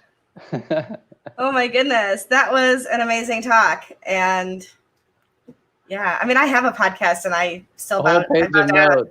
Yeah. So many notes. You have a podcast, so I'm saying I'm up to the challenge now. I want to do a podcast. Yeah. That's awesome. Well, Yeah. it's good. It's awesome. And the best part of this is we got to see that amazing video, and now we get to talk to the man, the legend himself. Oh yeah, yeah. Super excited. Super excited. Let's bring Matt in, and we can. There's a bunch of questions. People want to know things. So hey, Matt. Hey, thanks for having me. That was amazing. Thanks for being here. Yeah, no, that was a fantastic talk. Thank you. I feel exhausted. I feel exhausted watching myself as if I was presenting it on stage. It's the weirdest thing. Yeah. It's a little surreal, isn't it? Yes. There was some conversation going on in the chat about you gamifying, and some people taking that to the view that you were talking about you were using games, and other people saying that you were trying to game the system. But let's be honest, you're not gamifying in a negative way, but you used video games as the perfect analogy. So how did you come up with that idea? When I think back to how I even got interested in computers from way back in the day, playing video games was the root of it, because back then we just had DOS, right? There was no Windows when I started playing. So for the young people in the crowd, like, there was no visual operating system. And I had to find these floppy disks, put them into the computer, and run commands in order to get this game going.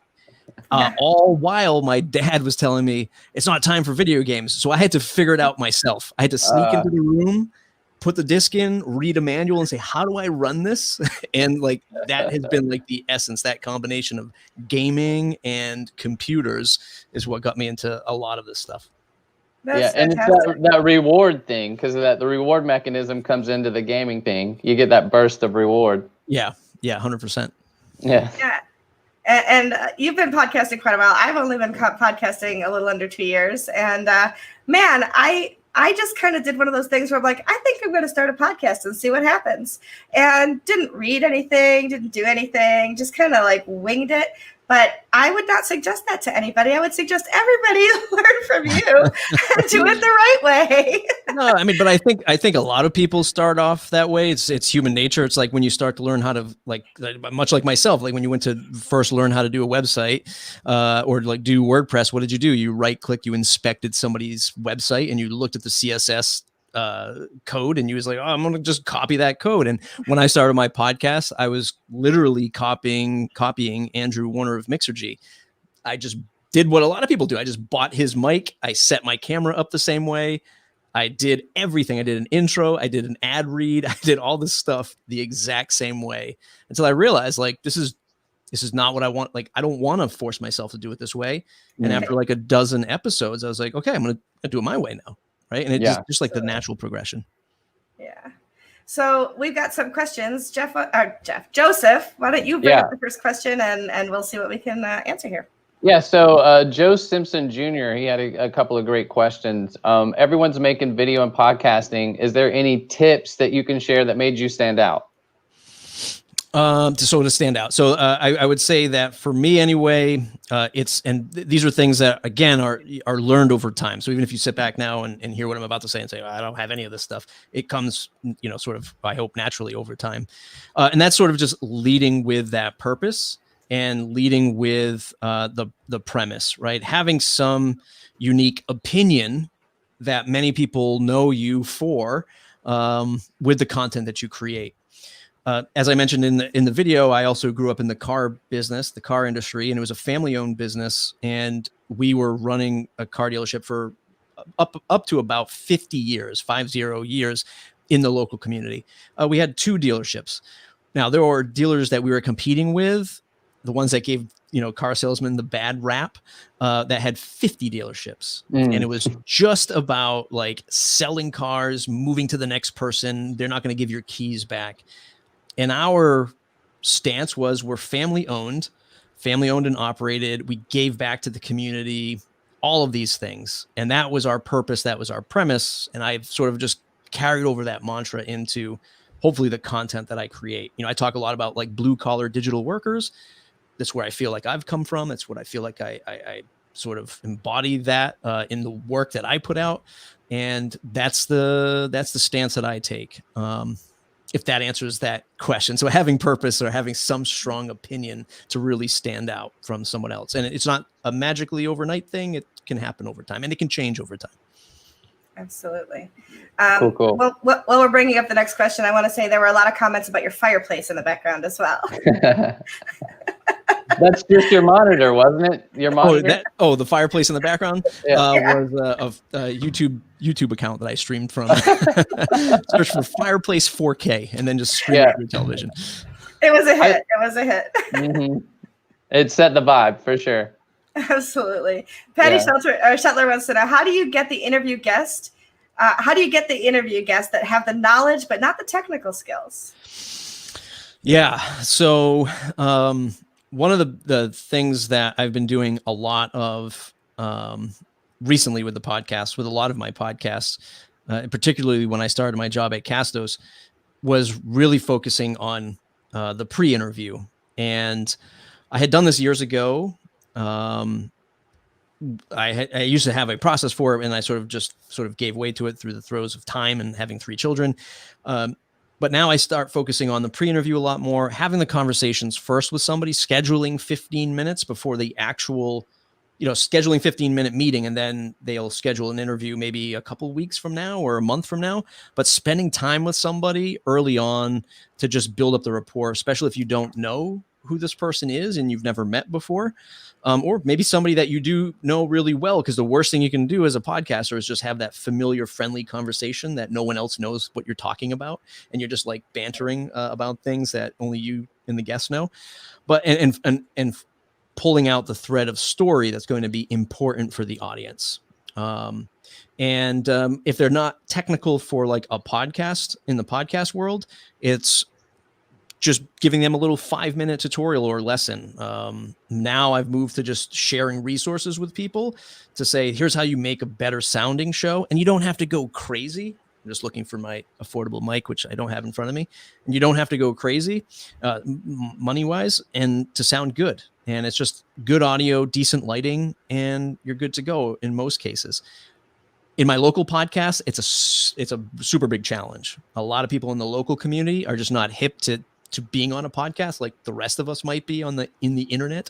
And that has been a particular challenge. And pre-COVID, I just used to meet people at a co-working space and we would record in person. But obviously you can't do that right now. So just educating people as much as I possibly can during that pre-interview process. Fantastic. So I have a question for you. I work for a man named Matt, who you know. And then there's this other Matt in the WordPress community, and there's this common argument over who's Matt number 1. So I just want to hear it from your mouth. Who is number 1, number 2, and number 3 Matt? Well, look, we all know Matt Mullenweg is number 1, right? So we can't not say that. I'd say I'm a close second, and then Cromwell is like, there's a million other Matts between me, Mullenweg, and Cromwell somewhere. There you go. There's so many. I have a fun question. Yeah. I'm a gamer. What's your favorite game? And I know there was another person who had that question. I think David had a question. What do you have a favorite game? I like StarCraft, so I'm not sure. Yeah, I mean, I grew up with StarCraft, Diablo, like a lot of the Blizzard games, Warcraft. Okay, Diablo. Where's it? Cool, Blizzard games. Yeah. Yeah, so I think the game I put probably the most time in when I was much younger was a game called Dark Age of Camelot from many years ago. God. Which still exists today. So if you ever want to talk about like aged products still making ridiculous amounts of money, that is a game that still pulls in probably millions of dollars a year. And that was the game you were floppy disking in there, right? No, that had CDs at least back then. That's crazy. I want to know if you survived the Oregon Trail. Yeah, that's another one I would play in school. Absolutely. Oh my God. 5 1/4-inch floppy disk. Is that what those were? Yeah. I remember those for sure. Do we have other questions? Neil, can you bring up any other questions? Here we go. Diana Moynihan says, gold. And the story of a gamer was so relatable, even for a non-gamer. What value is there in a podcast versus a video interview broadcast? So from the technical side, if you can do video, that's awesome. And if you can turn that into audio, that's even better. You sort of like from the technical side and the busy work side, you're killing two birds with one stone there. Efficiency is amazing if you can do that. I find audio to be just much more portable and much more intimate, a content medium to get across. You think about where you listen to podcasts now, it's generally in places where it's, just you, or you're doing something, you're focused on something, but you can also really listen and there's no other attention. When I'm consuming video, a lot of the time I am just listening to it, but it's also in settings where my kids might be running around, might be cooking dinner or something like that. I find much more enjoyment, and I enjoy both, but I find much more enjoyment creating audio just because I can kind of relate to that experience of how I consume a podcast. Mm-hmm. Very good. Awesome. We have more questions? So, Dr. Popular scheduling interviews can be difficult due to time zones and other issues. How do you schedule the guests with that in mind? It's a fantastic question because I just got a new answer. Just a couple weeks ago, I signed up for a tool called SavvyCal, SavvyCal, SavvyCal.com. And I now use that because I can create multiple links for my multiple shows, which then connects to multiple calendars. And that's what I use, right? So people can just compare their calendar to my calendar, and I can bucket.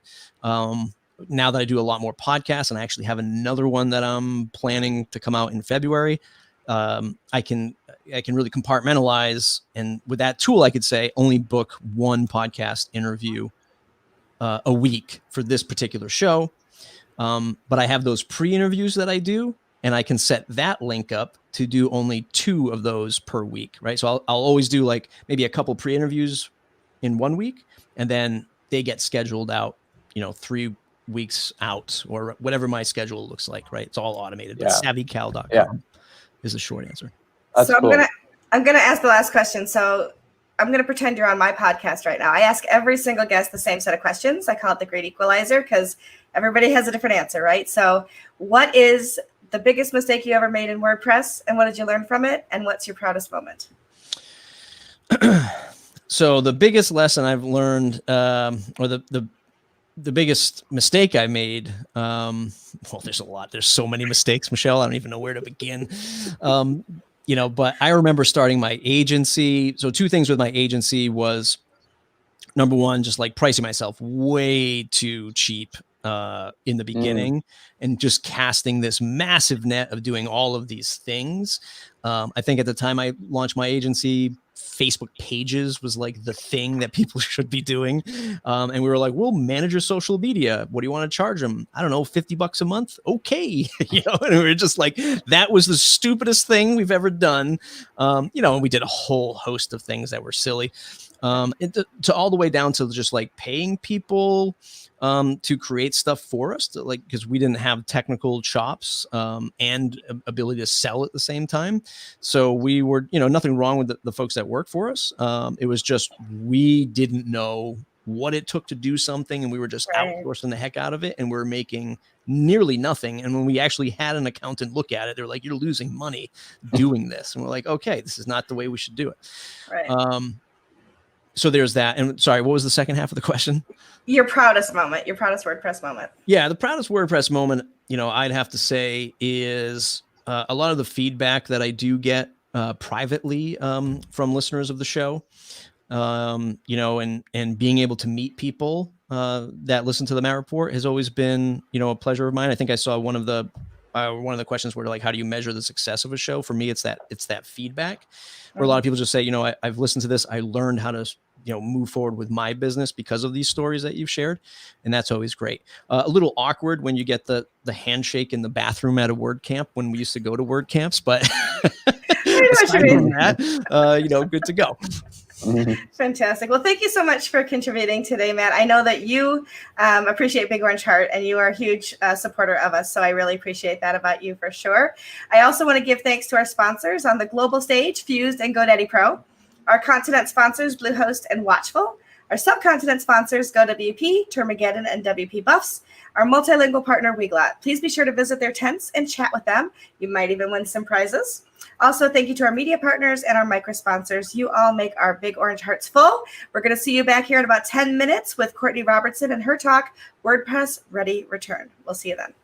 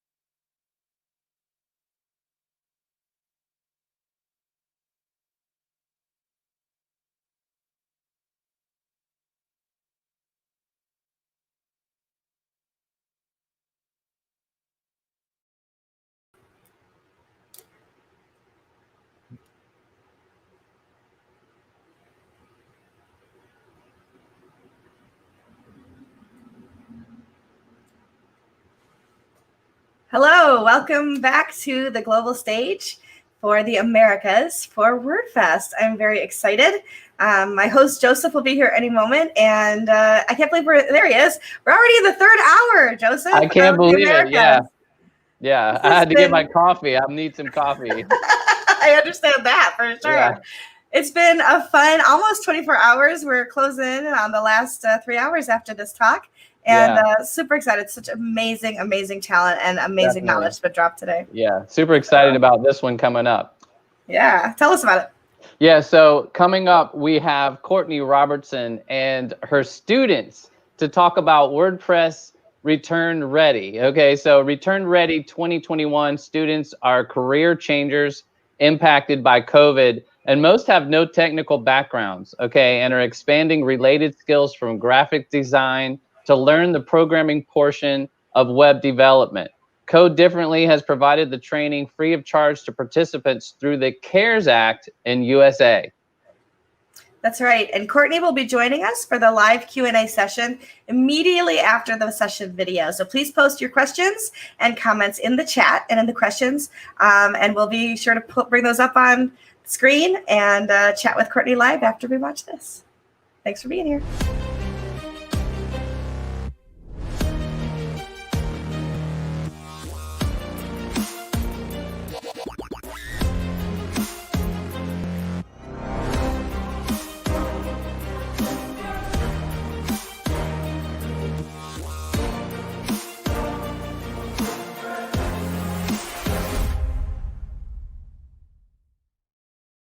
This year has already been long enough. 2021, that is. Let's not even get started about 2020.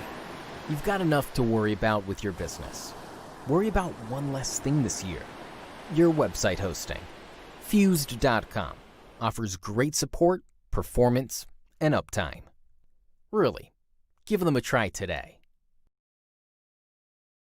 Hello, I'm Adam from GoDaddy Pro. We're thrilled to be a global sponsor of WordFest Live.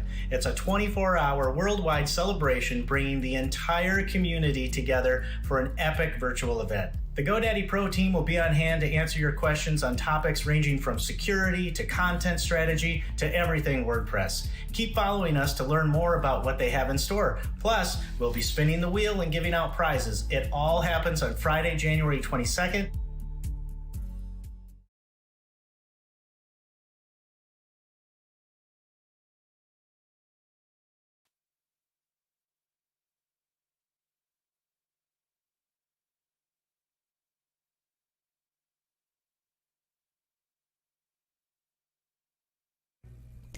Hey WordFest, I'm Courtney Robertson. I would like you to help me welcome the Code Differently Return Ready students. These students participated in our first ever adult-oriented WordPress development bootcamp. This was at no cost to participants because most of our funding came through the CARES Act. As such, participants got to learn how to use HTML, CSS, JavaScript, and lots of WordPress. We're just beginning to dive into PHP at this time, but you may have seen some of these students popping up at meetups through various informal Slack systems and other places during our time together. I've been ensuring that they know where to turn to find all of you great folks through various social media outlets as well, and sharing all the news that you have with my students. So, without any further ado, it's my honor to introduce you to my students. I hope that you're inspired by what they share, and I hope that they are inspired by what you've shared throughout this time together. Hi, my name is Shelly. Before this boot camp, I worked in the banking industry for about 10 years until I left to care for a family member post-surgery. I actually became interested in coding several years ago when I was, kind of convinced to co-author a beauty blog and realized I cared more about designing the site than I did writing the content for the site. I've learned a lot, since joining this boot camp, but I would say one of the things that I've had the most fun learning about was actually e-commerce and creating a mock storefront for my website and actually learning about unit testing in JavaScript. I've also learned that there's a huge community in the tech world and everyone's here to help you learn and grow and just here to help you become a better coder. And I hope to use all the skills that I've learned to get a job as a front-end developer and help design websites for my family. Hello, my name is Kaylin Smith. Prior to COVID, I was mentor for Youth of the Year and working with children. I chose to be a part of the boot camp because I thought it would be a great opportunity to not only revamp myself, but to also provide resources for women who have been stalked and harassed. After this boot camp, I hope to become a software developer. Mi nombre es Irma Ortiz. Hello, my name is Irma Ortiz. Before COVID, I was in the middle of a job search while volunteering as an event planner and web administrator for a nonprofit organization and studying a Cisco associate certification. During quarantine, I was homeschooling my son and teaching myself HTML, Java, and JavaScript when the opportunity to participate in the Return Ready program became available. Similar to everyone here, I chose JavaScript Bootcamp to learn how to code and gain the necessary skills to transition into my next career as a software engineer, where I hope to someday develop and contribute to technology that will assist special needs individuals live independently as possible. I've been pleasantly surprised at how we've been able to learn virtually through Zoom and still develop the collaborative social aspect of being in a classroom setting. After the program, I look forward to starting a new career with the knowledge and skills I've acquired at Code Differently. Thank you. My name is Lucas Kimanzi. My background is in IT support, and pre-COVID, I was transitioning to entrepreneurship, with my focus being helping small businesses get an online presence, which is more important now than ever. I enrolled in this class to expand my knowledge in coding. I've had to rely on other coders and a lot of contractors to do my work. And this class will help me gain more independence, be able to do that by myself. I have enjoyed and appreciate the dedicated instruction and patience from instructors and fellow boot campers in this class. And everything is working well, even though it's been done remotely. I look forward to using my newly acquired skills for more independence. Thank you. Before COVID, I began my professional career as electronics technician. And also I have education in information system security. And also I spent about 20 years in leadership roles in the telecommunications industry, performing operations management and production management. Then during the downfall of the economy, I found myself in unstable environments and looking to change careers and actually bridge the gap and move into software development. So I joined Code Differently. What I found there is that the training and the camaraderie of everyone there has been a joy. It's helped me learn quickly, and also has given me the ability to learn about the different opportunities available in software development. So what I hope to do is to move forward to my second career in software development and become a software developer. Thank you. Hello, my name is Victoria Conquillo. Previously, before COVID, I was working as a licensed private investigator, but I wasn't feeling 100% fulfilled by my job.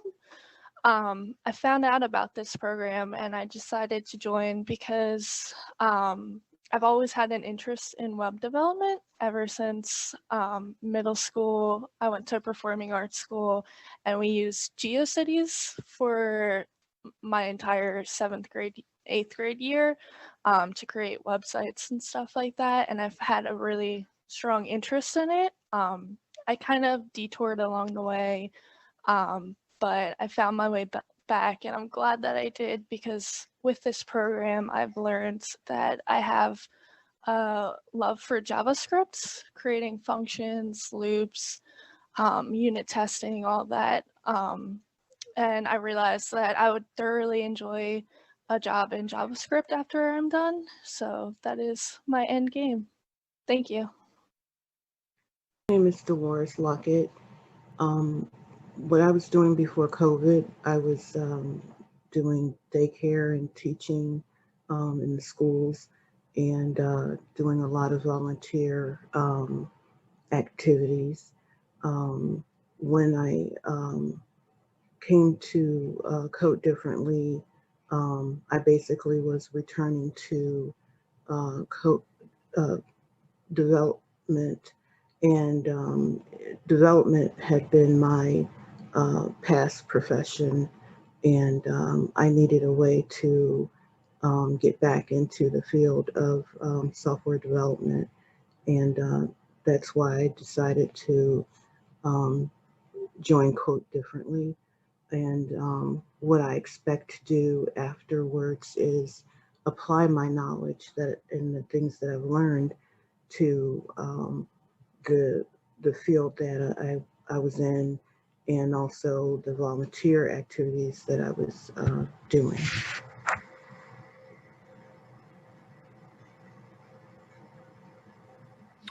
My name's Chris Louie. Prior to COVID, I was a professional musician running a wedding and private party band.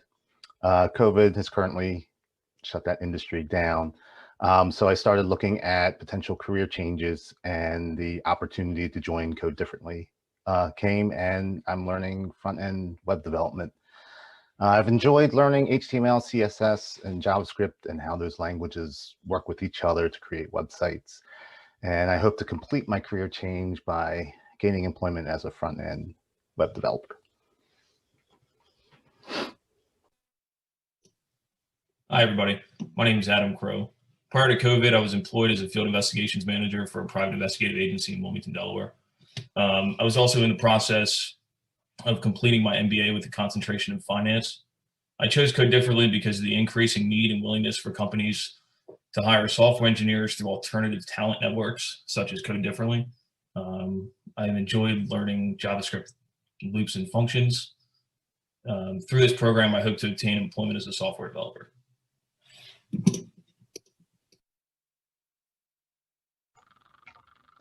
Hello, my name is Michael. Before this program, I was a coordinator at a call center responsible for installing alarm systems for new customers and handling the sales reps and the technicians.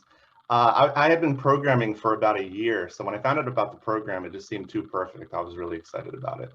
And it really is perfect. I can't really say there's any one thing I enjoy more than anything else. I think I just love everything. I love all of the content. Something that really surprised me about it was that all the teachers and all the teachers' aides are really personable, really friendly. No one gives off this vibe like they're better than you or anything. They just want to see you succeed. So that's really cool. And what I hope to do after is just take my knowledge and keep going. Even after the boot camp ends, it's not going to end for me. And hopefully get a full stack position and just keep improving my skills. Hello, my name is Von Kendrick Ginyard. Before COVID, I was doing ministry in North Carolina, to which I yet do, or just via Zoom. In addition to that, I am a photographer and a musician. And I chose Code Differently because I believe in some format that Code Differently walks parallel with photography and music. What I've enjoyed most is the camaraderie with the students and the teachers, the positive energy and the support from others. I was very surprised, however, that I was able to understand JavaScript, a skill that appears to be intimidating and frustrating. But afterwards, I plan to incorporate those skills that I've learned with photography and music, and hopefully become a software engineer.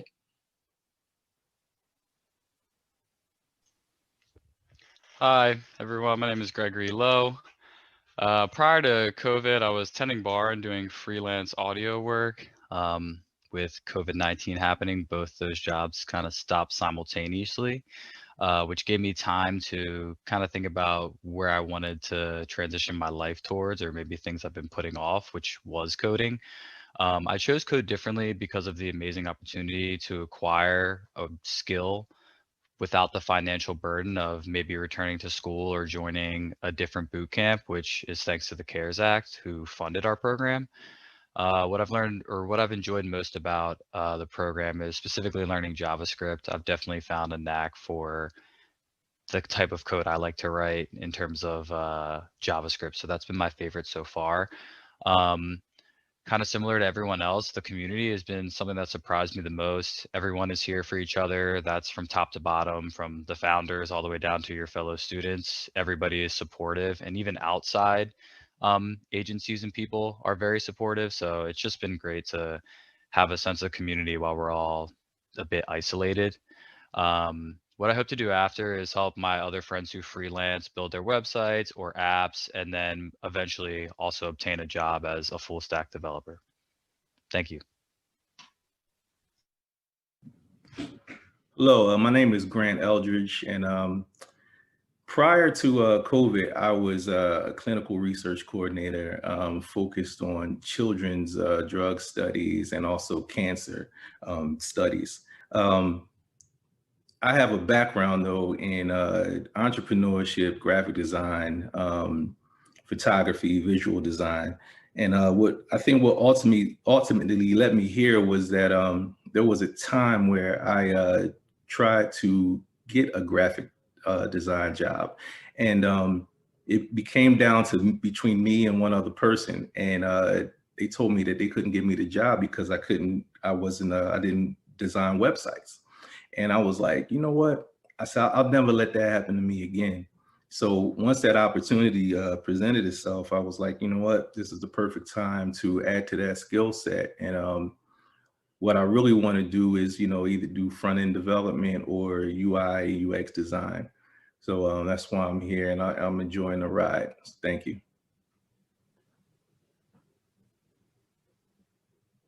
All right. Hi, my name is Tajane Boone, and before COVID, I was a financial services manager. I've always wanted to get into the tech industry, so when I came across this boot camp, it was the perfect opportunity for me to learn new skills that will allow me to transfer into the tech industry. What I like most about the boot camp, one is that the price was great, free, and also that we are pretty much like a big family. Everybody helps each other, and it's great to have that support when you're learning a new skill like this. And after this boot camp, I hope to become a software engineer.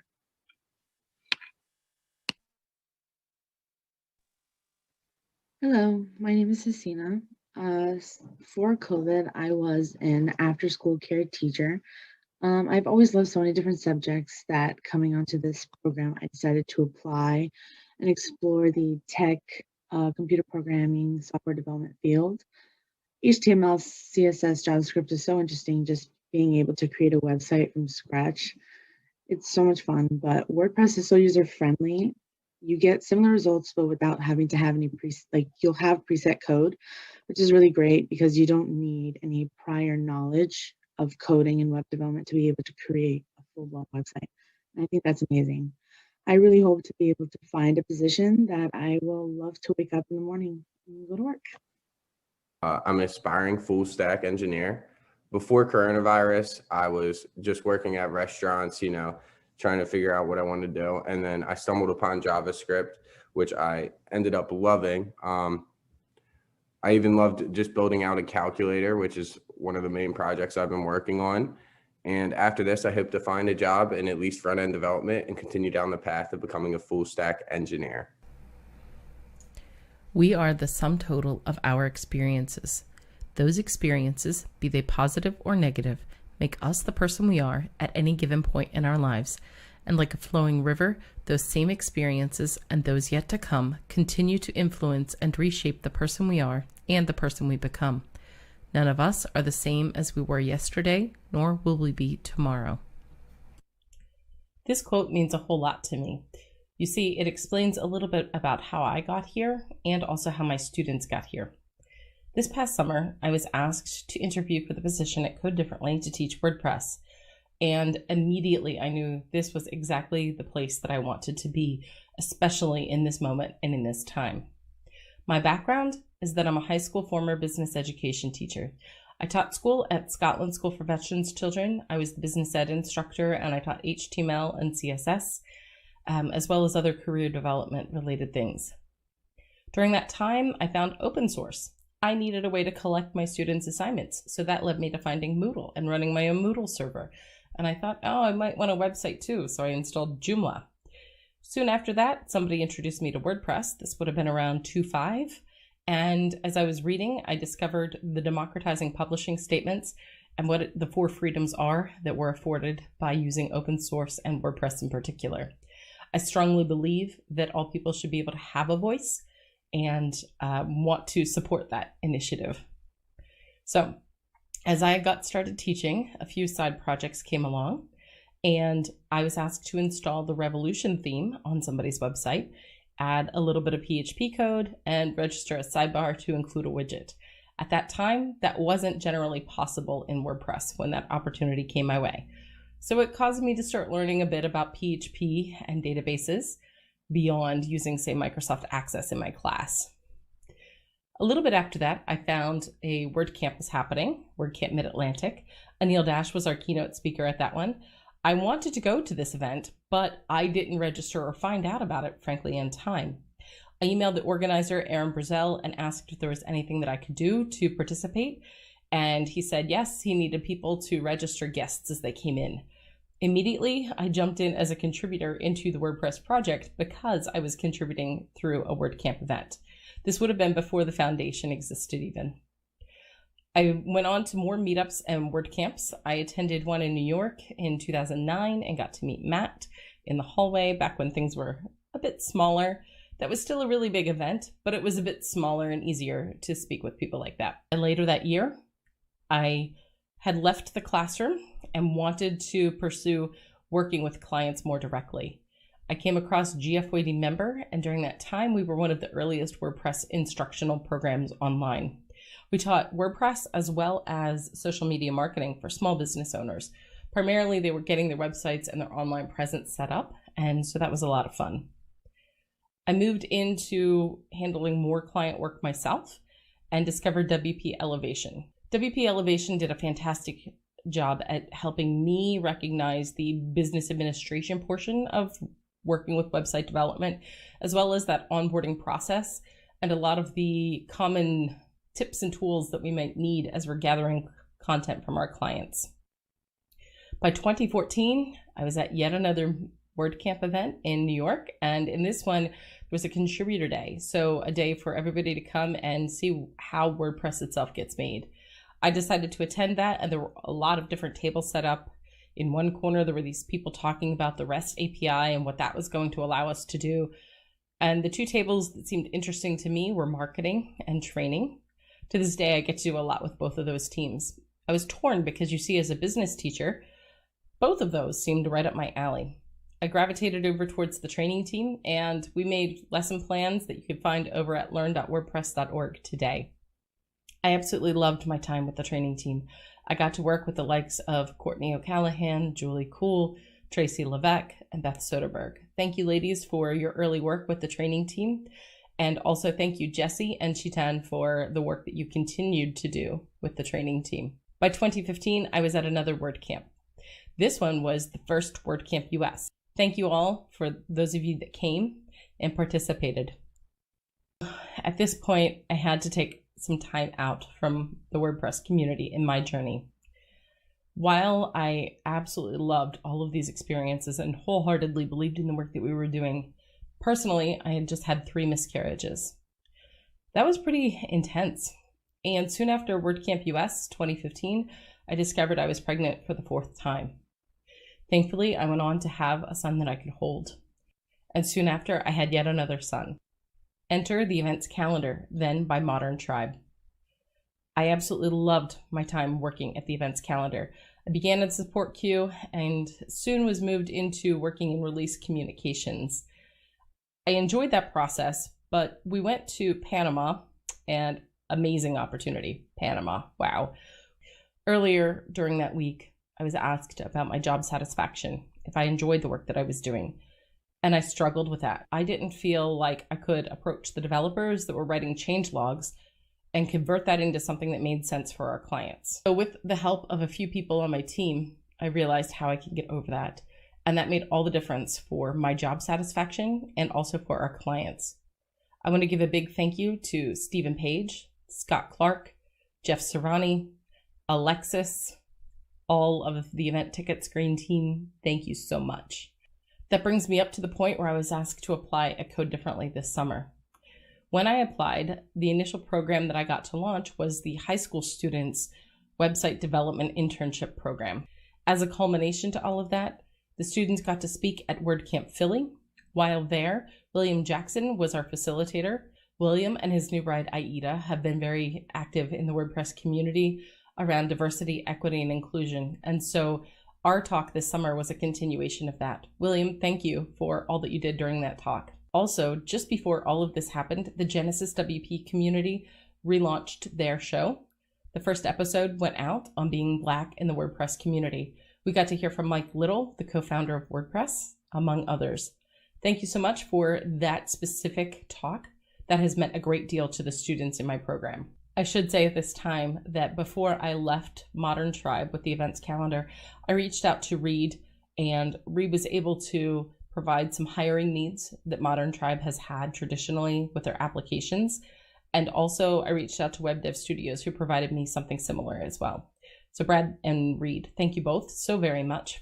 As we are going through our course, we use a lot of the lesson plans that are on learn.wordpress.org. Having the lesson plans there goes a long way for those that fund our program. So, how does school run for us? And what's my approach to teaching WordPress? You know, there are lots of ways to learn how to use WordPress, and there are lots of ways these days to learn to code. We, of course, were entirely online, so we were using Slack and Zoom, like everybody else, but also our classroom runs using LearnDash. Each day we have a specific lesson that the students will go through with different topics inside of it. I post all of the recordings onto Vimeo, and then we drop it into our LearnDash classroom. I approach it first from being a really good user. We have to learn how to use WordPress before we can start developing a lot for it, so that we know the power of what we are developing. We run through all of the basic WordPress settings, and we do that using the WP 101 plugin. The students are able to watch a bunch of short videos and navigate their way through building their websites. Then we move on to being a Power Administrator, and they set up accounts for me. And with that, I'm able to configure GoDaddy Pro. And as a teacher, I can hop in and out of their websites easily from one browser window. We use local WP anytime that we are testing out lots of plugins or themes, things that we're going to quickly install and uninstall. So our students' websites are hosted with SiteGround, and we use the collaboration tool inside of SiteGround to allow them their own access to just their live website within one account.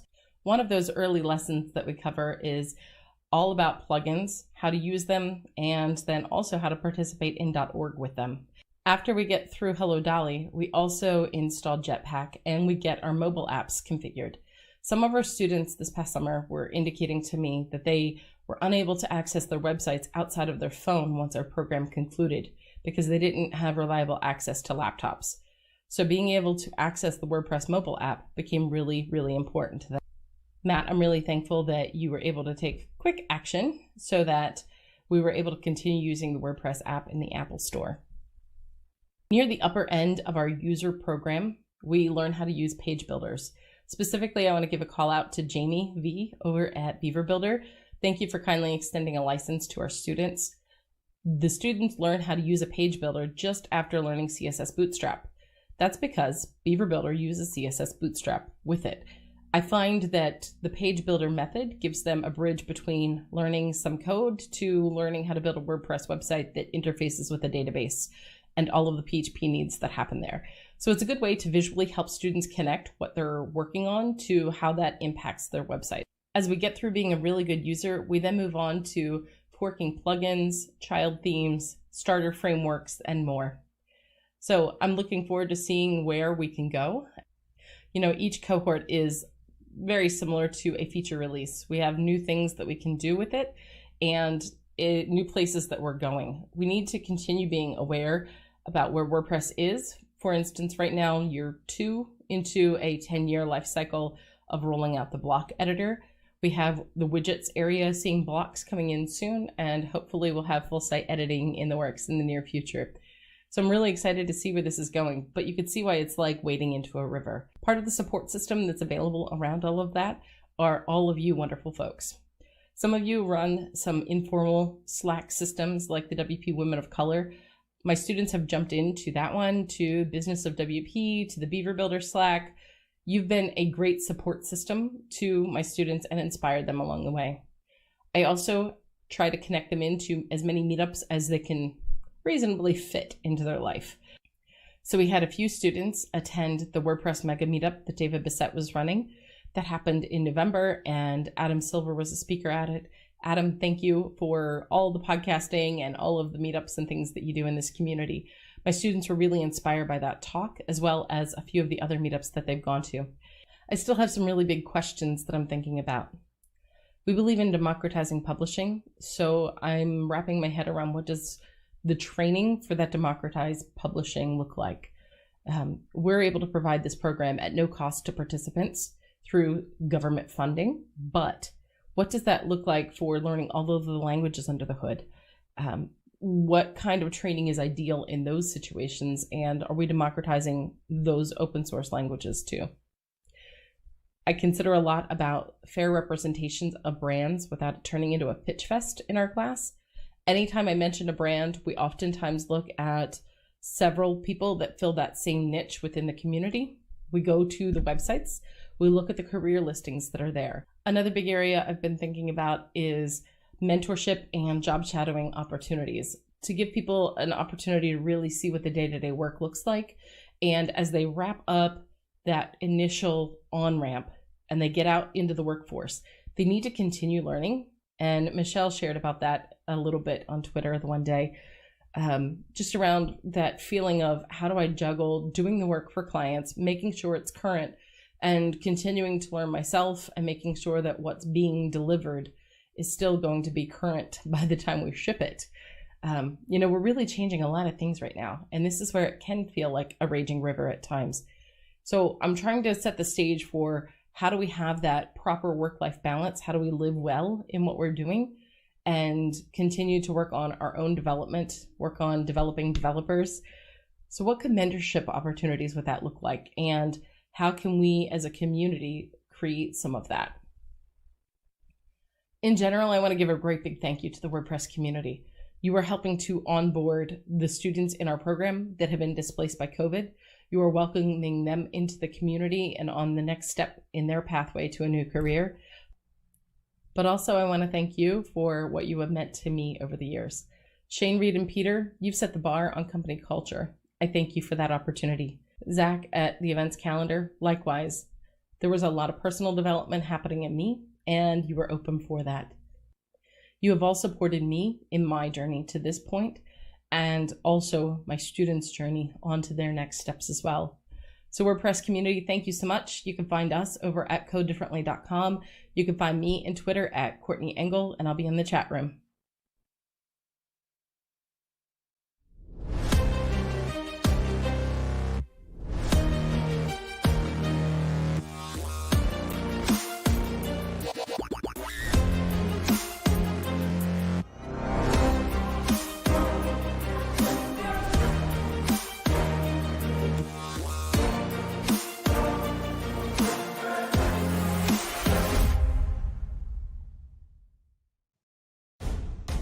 At Bluehost, we think it should be easy to share your passion with the world. Since you worked hard to build your business, you shouldn't have to build your website. And if you ever need help, we're here for you 24/7.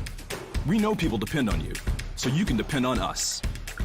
And of course, we believe that whether you're big or small, global or local, your website should grow with you and go anywhere your passion leads. Bluehost. We'll power your website, you power the world.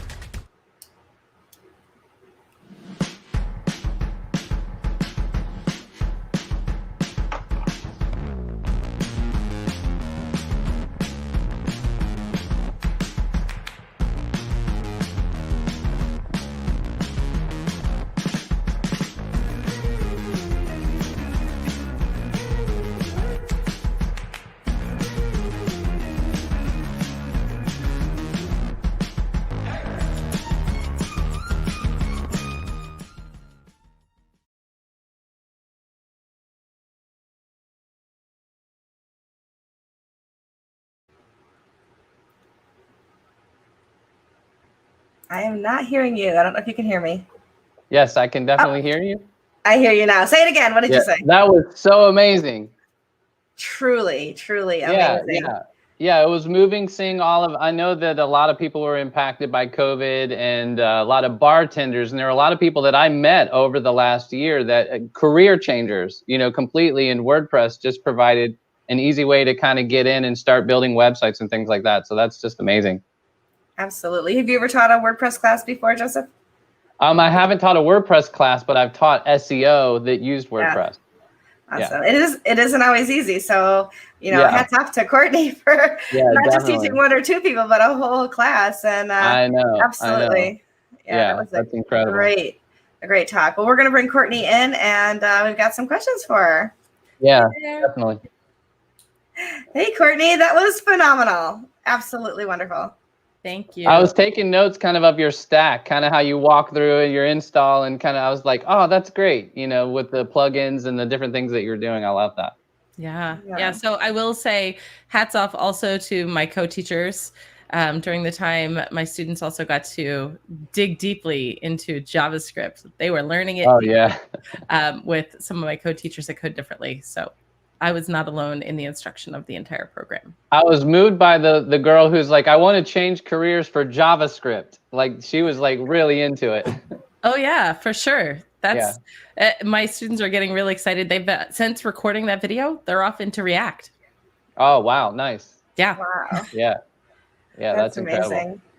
And not only did you teach the whole class, but then you got everybody to do videos and contribute to this the session today too. So I mean, it's like talk about taking like this big Herculean thing, going, oh yeah, we're going to do something more. That's definitely phenomenal. And we got it says thank you, Courtney, for all your support and mentorship during the Code Differently bootcamp. So you've definitely got a lot of people out there who are Courtney fans.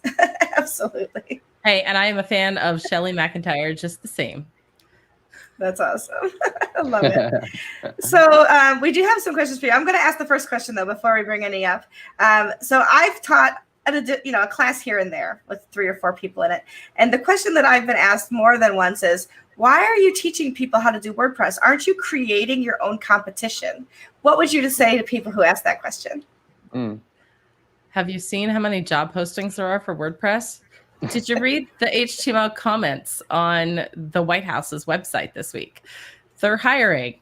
There's a lot of jobs that are out there. And also, even if the place is not a plugin or a theme shop, even if it's not another small business in my town, there are lots of companies that need somebody that at least has some WordPress skills with it. And I feel that the more people that we have trained and equipped, that's just going to open the door for more companies.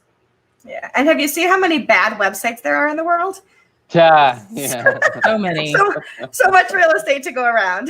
Well, we So did get much. we did get some questions in the chat. So let's bring some of those up and see what you've got. Go ahead, Joseph. I'll let you start. Yeah, sure. So can you share the best way, this is by Joe Simpson, the best way to contribute to learn, i.e. creating, submitting a plan, having a topic, approvals, recordings, etc. I know you said that you look at the lesson plans on WordPress. Is there anything to add to that? Yeah, absolutely. So on learn.wordpress.org, there are also video workshops that run real-time meetup group discussions. Those are ideal for somebody that can't lock in for a course somewhere. You want to drop in and get some early info, you could certainly do that. Angela gave a talk earlier today, Angela Jin, all about that. I can't wait to catch the recording. It happened while I was asleep. So you can certainly go and learn that information on demand, and we definitely want to continue expanding. So Joe, what I would recommend is if you would like to submit a topic for a workshop, there are some call to action buttons on the learn.wordpress.org platform. Also, you can come to the training team inside of make.wordpress.org/training. We have a few different meetings that happen each week. I get to work with Hawa, which is amazing. Hawa is one of the organizers or participants here, volunteering to get all of this up and running.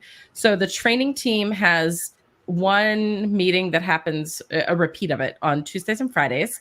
And we're managing kind of all of the lesson plans and the roadmap of what's coming. And then also the workshops Learn Working Group happens every other week. And we just had a meeting on that earlier this week. So there are plenty of opportunities to jump in there. Fantastic. I think we had another question from Joseph too. He says, can you talk more about collaborating in SiteGround? Do you build individual staging sites for students, or is there a central site that they're working on? That's a fantastic question. So we have our local websites on local. And then when we need to start building our student portfolio sites, we are using a SiteGround account. We did bump up beyond GoGeek, the next level. And so we are creating collaborator boxes for this. I call it a box. The collaborators invite inside of that shared hosting. And initially they get a temporary domain until they decide if they want to buy their own domain and things for that. But as the company account, we can move through our collaborators accounts, and they only have access to what's inside of that portion of the account. That's awesome. I don't know if we had any other questions. Neil, do we have any other questions? If not, I'm sure that Joseph and I have some for you. And I like using that functionality with my clients with SiteGround, because I also use SiteGround for some of my clients as well. Absolutely. Kind of the anonymous, because you're kind of anonymous in a way. Right. Yeah. So it's a shared among, we have many websites in there, but yeah. I can but they can't see the other people. Thing. Yeah, exactly. And they get the whole control panel, that the DNS and all that stuff. They can still see all that. Absolutely. And yeah. I firmly believe that they should know how to install WordPress themselves. Yeah. Know what staging means, know how to make sure that your backups are running, how to get at the database. That's really important when we're dealing with training people to be developers, right? But they need to know how to get at the database. So we go into the database files, look at all of our posts tables, look at how to emergency change our username and password if we had to. Yeah. Things. Yeah, and that's knowing how to do everything. And I want to go first with my question, if I could, Michelle, because one of the bigger things that I think with the career changers, do you guys talk about how to get business? Meaning, like, is there a way for the WordPress developers to know how to go acquire people to help? Because there's so many people that need help. How do they now that they learn their new skills, go try to help people with that? Yeah, good question. So our program is specifically focused on participants coming out of our program to be employees within some type of web development shop. Gotcha. But along the way, of course, they're learning resources that if they aspire to own the business, they'll be able to at least upgrade on the development portion of that for sure. Okay. That's fantastic. And we did see some other comments as I was kind of perusing through as you were as the session was going on. People really grateful for you for sharing your whole story, not just talking about how you work with students, but sharing from your heart, sharing your path and how you got to where you are today. So, on behalf of everybody that is commented and listening, thank you for being so open and vulnerable, because that's really what a lot about what Big Orange Heart is about too, right? So it's not just about coding. It's not just about jobs. It's really about the people. And so for you to be so open and vulnerable with us, I think really speaks volumes about who you are as a person. And I really appreciate that too. Yeah, I feel that others that have shared their journeys with me and what they've struggled with has made way for me to move through those challenges myself a lot better. Mm-hmm. I wouldn't have been able to do that without the support of other friends that have had similar experiences. Yep, I completely understand that. We do have a couple more minutes, so I wanted to offer you. I know when we say you submit a 30-minute video, you're like, oh my gosh, how can I fit it all in? So you have another 2 or 3 minutes where you can tell us anything additional that you wished you'd had an opportunity to say. Well, if you would like to hire these fine folks, they're right at the end of our program, and you could reach out to our staff over at Code Differently's website. That's an obvious part of it. I'm really looking forward to seeing where ongoing boot camps with this program go. I'm also really looking forward to seeing what we're doing over Unlearn. We're kind of in this, we launched it, but it's got a lot of opportunity for us to start really ramping up on the content. So I really like turning people over. Last night I was speaking to the Philly Burbs meetup group. Thank you, Liam, for that invite.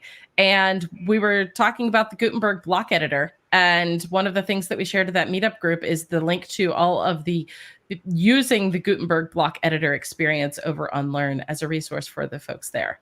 So yeah, teaching WordPress is absolutely my passion. I love it. I like And getting we people need- into the space. It's and awesome. I like all the help that I can get. Keep making all those competition for us. That's only going to make Yeah. it's only going to make the No, industry no, better, it's right? not competition. You It just makes hire it people. raises You're all just- boats. It's time for you to hire some help. That's what I'm saying. Exactly. No, I'm just making a joke about my earlier question to you, but even so, like competition is a good thing. So if we're all seeking to make WordPress better, it's only going to be better for everybody. So that's Yeah, it that's makes a us all wonderful better. thing. Yeah, for Absolutely. sure. So if you are just if you're just starting in here, you can catch Courtney's talk a little bit later.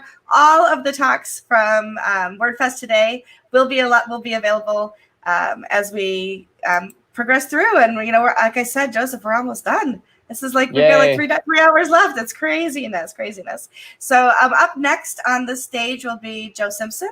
Looking forward to that. I also want to give our thanks to our sponsors on the global stage, Fused and GoDaddy Pro. Our continent sponsors, Bluehost and Watchful. Our subcontinent sponsors, GoWP, Termageddon, WP Buffs, and our multilingual partner, Weglot. Head over to the tents that we have here. They're there. They're ready to talk to you. They've got some prizes, some giveaways, and they want to answer any questions that you might have. Also, thank you to all of our media partners and our micro sponsors. You all working together have made our big orange hearts very full. We will see you in about 13 minutes, and we'll catch up with Joe Simpson. Until then, we'll see you later.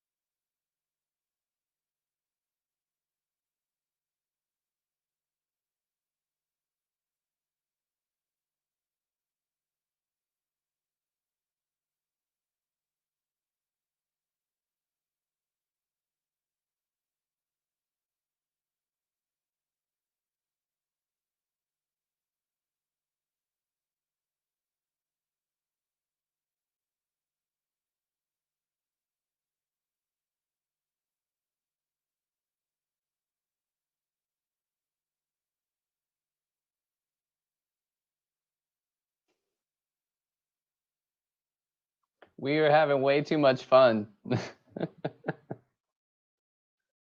Way too much fun. And I think I can't hear you, Michelle. Yeah, just realized. There we I go. muted. Yay. Yeah, we're having so much fun. It wouldn't Go ahead. be an online event if somebody didn't say to me at least once, I think you're muted, Michelle. Yeah, it happens to everybody at least once. Exactly. Mm-hmm, I was for sure. interrupting you though. So wait, we have 2 Josephs and a Michelle. Yeah, and the funny thing is, two Josephs and Michelle, and I was just on an event with this Joseph just literally last year, and there was so many Joes. It's a good name. It's a good name. Yeah, so it's super funny, but yeah, I told you I've never met a Joe I didn't like. oh, and that's so sweet. Yeah, and you'll definitely like this one. I don't know if you've seen Joe Simpson before, but this is I was excited about this one. And so next up on this global stage is Joe A. Simpson Jr. Is a front-end web developer and user experience designer specializing in WordPress solutions. He's also my favorite, I enjoy as well, a SiteGround ambassador. Now, during endless sun-soaked days, he works at Metro LA, okay, and that's one of the largest transit agencies in the country, fighting the good fight to ease gridlock around Los Angeles County. When their lead developer and CSS goddess both left to pursue opportunities, Joe inherited a headway-themed design, sans child theme, okay, and the rest is history, as they say. Absolutely. And faced with a life-altering heart event in 2017, he pivoted, focusing first on doing the things he truly loved, WordPress, creative passions, teaching tech, and truly giving back. He actively contributes to the WordPress community, founding the WordPress Santa Clarita Valley and Elementor Santa Clarita Valley meetups, speaking and volunteering at WordCamps, and he's the lead organizer for WordCamp Santa Clarita. I had the distinct pleasure of being on a panel with Joe for WordCamp Kent this last year talking about community. He is absolutely one of my favorite people in the WordPress community.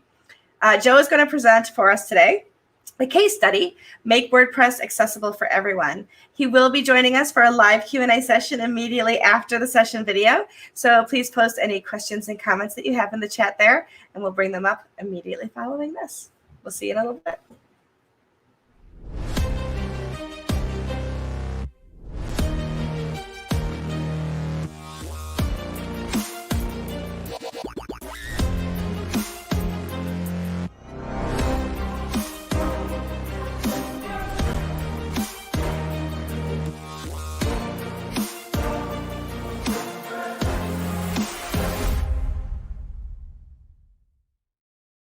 This year has already been long enough. 2021, that is. Let's not even get started about 2020. You've got enough to worry about with your business. Worry about one less thing this year. Your website hosting. Fused.com offers great support, performance, and uptime. Really, give them a try today. Hello, I'm Adam from GoDaddy Pro. We're thrilled to be a global sponsor of WordFest Live. It's a 24-hour worldwide celebration bringing the entire community together for an epic virtual event. The GoDaddy Pro team will be on hand to answer your questions on topics ranging from security to content strategy to everything WordPress. Keep following us to learn more about what they have in store. Plus, we'll be spinning the wheel and giving out prizes. It all happens on Friday, January 22nd.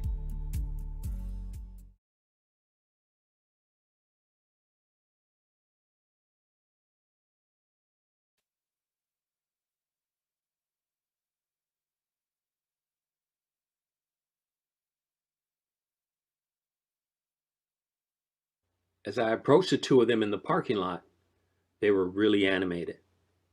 They were empowered. They were impassioned about the task at hand. They wanted to do something about what they just heard about inside today, right now. And they were so energetic about these feelings that no matter what the cost, they needed to get involved today. And not just people locally, people all across the country, but people from all around the world knew about this issue and knew that something had to be done now. As a speaker from inside joined our group, we all came to the conclusion that what we would do next to support the cause was way too important to ignore. Now you may be wondering, what the heck does this have to do with WordPress? I'm not here for a social justice lecture. I'm not here to talk politics. What I've just described can be applied to the stay-at-home orders that not just our country, but our entire planet has had to go through over the past 10 months. That sense of anger, isolation, despair, hopelessness. We've run the gamut of emotions in trying to cope with the coronavirus. But imagine someone with a disability. They've had to deal with those same set of emotions for their entire life when it comes to using a website to do even the basic of tasks, order groceries, get services, navigate a website basically just to get some information. I often get a chuckle out of those folks that I've heard over the past 10 months talk about how their civil liberties have been trampled on because they're being asked to be safe and keep their distance from other people. Imagine the barriers that we put up as developers, as designers of WordPress sites, how people with disabilities and how helpless they may feel when we just totally ignore their needs. I want to start with this. I always start with something positive, something that's going to set the tone for the rest of this presentation. Small acts, when multiplied by millions of people, can transform the world. I'm going to change a couple of words in this statement. Small acts, when multiplied by millions of accessible websites, can transform the world. Now you may wonder, why millions? Why accessible websites? Well, WebAIM does a report each year, and I think they've done it for the past couple of years, and it's really disheartening. They surveyed over 1 million of the top websites, and they found that 98.1% failed the basic accessibility task that they set forth when they tested. Now, what's even more disheartening is that that number is up from the year before, 97.8 to over 98%. So it's getting worse. It's getting progressively worse. But this isn't going to be a lecture, like I mentioned at the top. I'm not going to preach at you about why you should do it. I'm going to talk to you about a success story that involved myself and a few of the people that were in that parking lot back in the spring, and something that we did as a team, and something that we accomplished that was truly great. I'm going to share a case study on how we made WordPress accessible for everybody. But first, let me tell you a little about myself. My name's Joe Simpson Jr. I'm a SiteGround ambassador. I've been involved in WordPress since 2010. I was a lead organizer for WordCamp Santa Clarita. It happens each spring. And I lead 2 WordPress meetups in our area. And I work for Los Angeles County Metropolitan Transportation Authority. And our mission is to get folks out of their cars and onto public transit. This past year has been incredibly difficult and challenging, but our mission is valid nonetheless. You can contact me here, Joe Simpson Jr., at any of the social media platforms, email joesimpsonjr@gmail, Yahoo, etc. I'll also share my slides at this URL. Don't feel like you got to write it down right away. It'll be at the end of the presentation as well. So sit back, relax, pull up a chair, and let's get started. I generally do my accessibility presentations. I started with the scary image like Nosferatu. And then I follow with the big slide that talks about the number of lawsuits that companies have experienced over the last few years and how it's been skyrocketing. Or I'll bring in all of the famous brands that we all know in all sectors: food, banking, education, entertainment. They've all been dinged because they've created websites that weren't accessible to everyone. And I use that to sort of hammer home the point. You need to be accessible. You need to think accessible. You need to develop accessible. You need to design accessible. But that's not what I'm going to do today. I'm going to talk to you about 6 people that came together with a mentor and participated in a competition to build a site for a nonprofit organization, and making sure that that site was accessible as part of the competition criteria. There are a number of things that we accomplished that I thought I'd share, and hopefully you can take some of that away and take it back to what you're going to do in 2021. So let's get started. So what I had wanted and what I feel that I did get was I wanted a diverse group on the team so that could utilize the strengths of each person, but also find something that each person would be challenged with. I, as a business owner or a web designer, might be excluding people that that really opened my eyes to that experience. It's not a light task to make a site accessible, but it's not difficult. So just do the work. You know what I'm saying? There's no shortcut to it. I was amazed by everyone on this team. I'm amazed, for not working together, that we worked just like we'd been working all our lives together. Like the people that were present in the parking lot that day decided to create a meetup to focus on accessibility and WordPress. We were so excited about making a difference in accessibility that we decided to do some crazy things last summer. We were so excited about doing something with accessibility and making a difference in WordPress that summer we did some crazy things. We started a meetup that was focused on WordPress and accessibility. We did a joint meetup with 3 meetups in the North Valleys focusing on WordPress accessibility as a lead up to WordPress Accessibility Day. We wanted to highlight that event, and I volunteered for WordPress Accessibility Day. Our leader, Sumner, the person that we heard speak back in the spring, and she suggested we get in this competition. Nobility is an Austin-based group that puts on the Accessibility Internet Rally each fall. This year, it wasn't going to be an in-person event because of COVID. They decided to expand it to a virtual event, and up to 35 teams participated from all over the world. And the unique thing about this competition is that it raises awareness, not just for designers, developers, but for clients. Provided some training, some onboarding. They also provided a mentor that we worked with to make sure that we were on project and on task in terms of building the most accessible site. And that's what's incredible about this program. I saw her click in and attach herself to the project when we had that first team phone call. And in that way, she was able to see the people that were there to support her. It wasn't just me and these people she didn't get to know, but only heard by name and didn't know what was going on. So I think she really benefited from that, and each other then team meeting that we had that brought her up to speed on what was going on. In between time is when I would talk to her about specifics that I needed. And since it was only her and I, it was easy to stay on focus with whatever that one item or that one topic was. And with each one, the opportunity was to explain why this is important.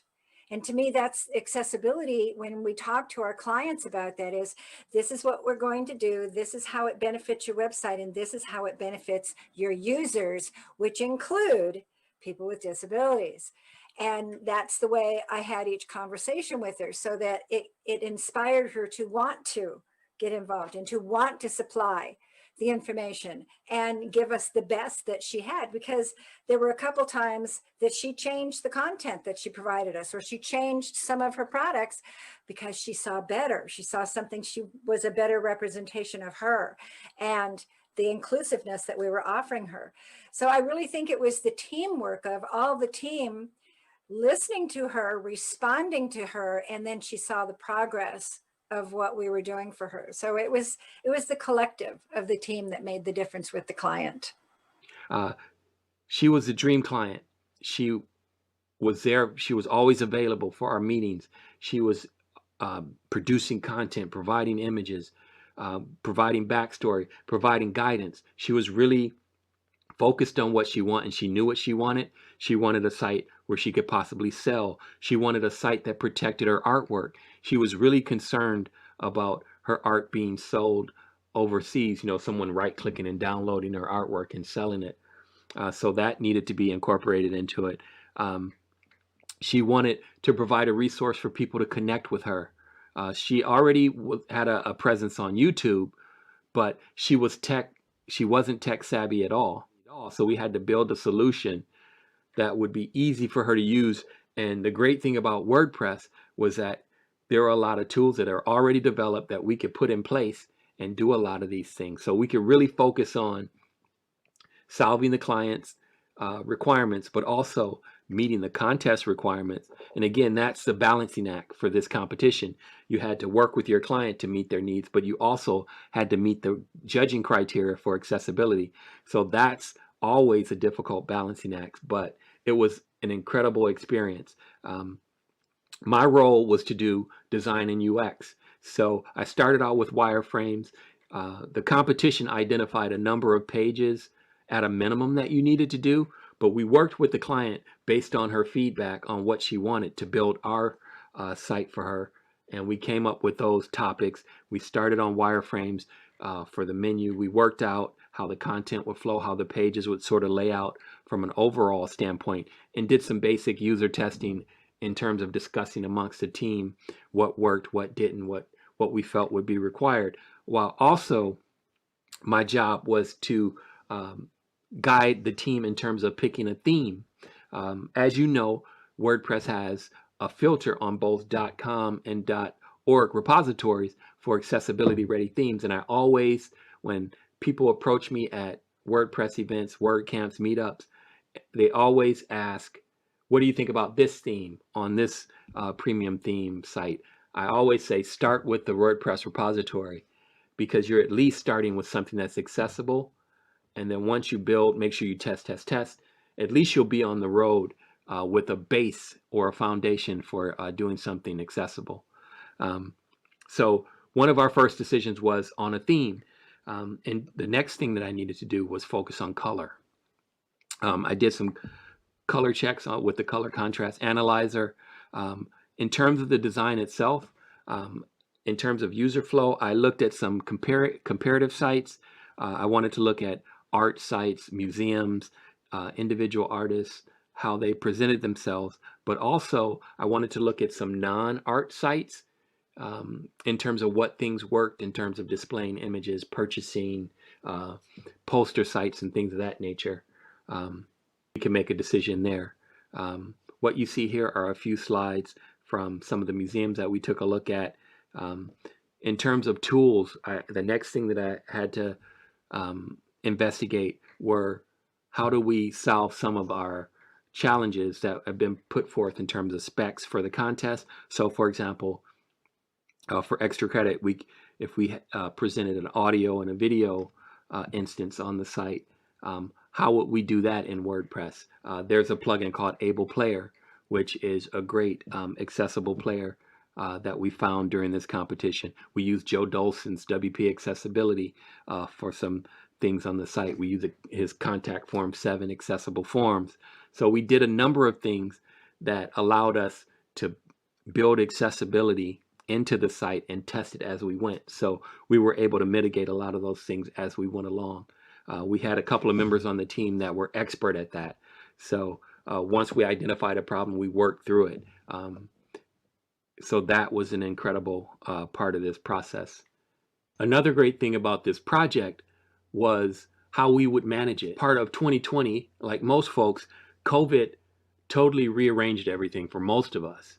A lot of us, like myself, I commuted into work each day. I work in downtown Los Angeles, which is about a 45-minute train ride. I catch a commuter train in, pop up my laptop on the 50-minute ride in, walk to the office from the train station. And I had been doing that for over 25 years. And this year we were all forced to stay at home and work. So I became a distributed worker in 2020. I became a distributed worker in 2020. And one of the upsides, and one of the very, very, very few upsides to this shitty pandemic, was that it allowed me to become a distributed worker. And this project specifically for Nobility allowed me to work with a very talented group of 5 other individuals to accomplish a goal. We had a set goal. We had rules to follow to get to that goal, and we had a client that we had to satisfy. So to me, that was the big benefit, or the big carrot at the end of the stick for me, was working in a distributed format with other professionals. But the big challenge would be, how would we manage this project? A number of us were very, very familiar with Slack. Being an organizer for a WordCamp, my teams have always been in Slack, and it's been a primary mode of communication in the office currently. I was very familiar with it. Our team for the Nobility competition was familiar with it. So we did all of our personal day-to-day work on accessibility and communicating between team members and bonding and growing the team inside of Slack. But Nobility provided Basecamp as a tool for all of the teams to use, and we use that for all the business stuff. So all the communications with the client, all the communications with the mentor. I was sort of the lead on communicating our questions about our designs in terms of accessibility, and our development in terms of accessibility with our mentor in India. So Slack was used for one thing, and Basecamp was used for all the business stuff. So one thing that I loved about Basecamp was when I would ping Sandeep, it would tell me the time of day it was for him.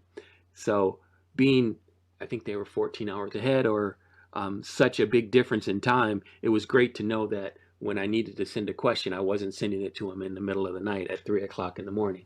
So so that was a couple of things that I thought was very interesting, was being able to work in a remote fashion or a distributed fashion with a team of professionals, and managing the project with the project management tools that we had. So I thought I'd love to share that with you folks here today at WordFest as a possible benefit in the remote environment, making sure you use the proper project management tool or to communicate with your team and your clients and manage things. So that was a great part of this project as well. Speaking, and then I was talking to somebody else, and we were all like riled up, and we were all like, we have to really like focus on this, like a real deep training into really this empathy, this experience of empathy into our design, and it can't happen overnight. This accessibility that we're trying to achieve, they are unsung and they are unknown, and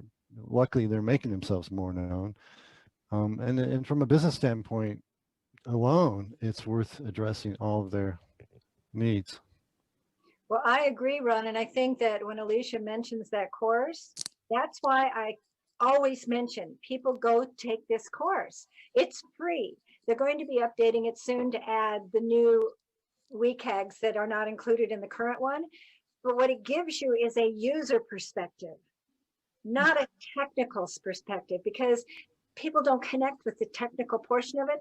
They connect when they see a video of a user, and that user explains why this is important. And I think that if more people saw the access to their website from the perspective of a user, there would be a better grasp and a better understanding and a better acceptance of it, instead of looking at a website like codes and images and pages and layouts and whatnot. Think of it from the user perspective. And then when you're testing a website for a client or potential client, to be able to tell them, like we did with our client here, this is what your site is. This is why this part is important. This is what the user experiences.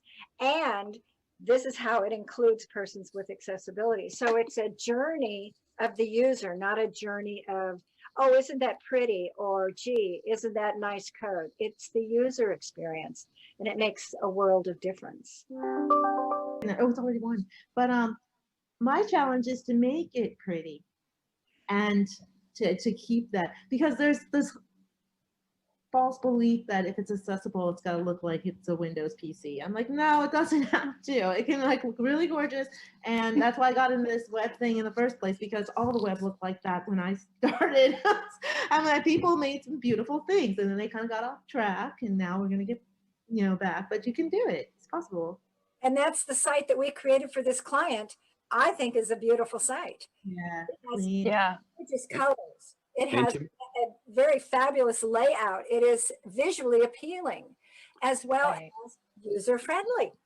So it's a perfect example when somebody says, oh, it has to be ugly. No, it doesn't have to be ugly. Yeah, I mean, I think and that goes again to, we had such a balanced team of strong individuals that came together.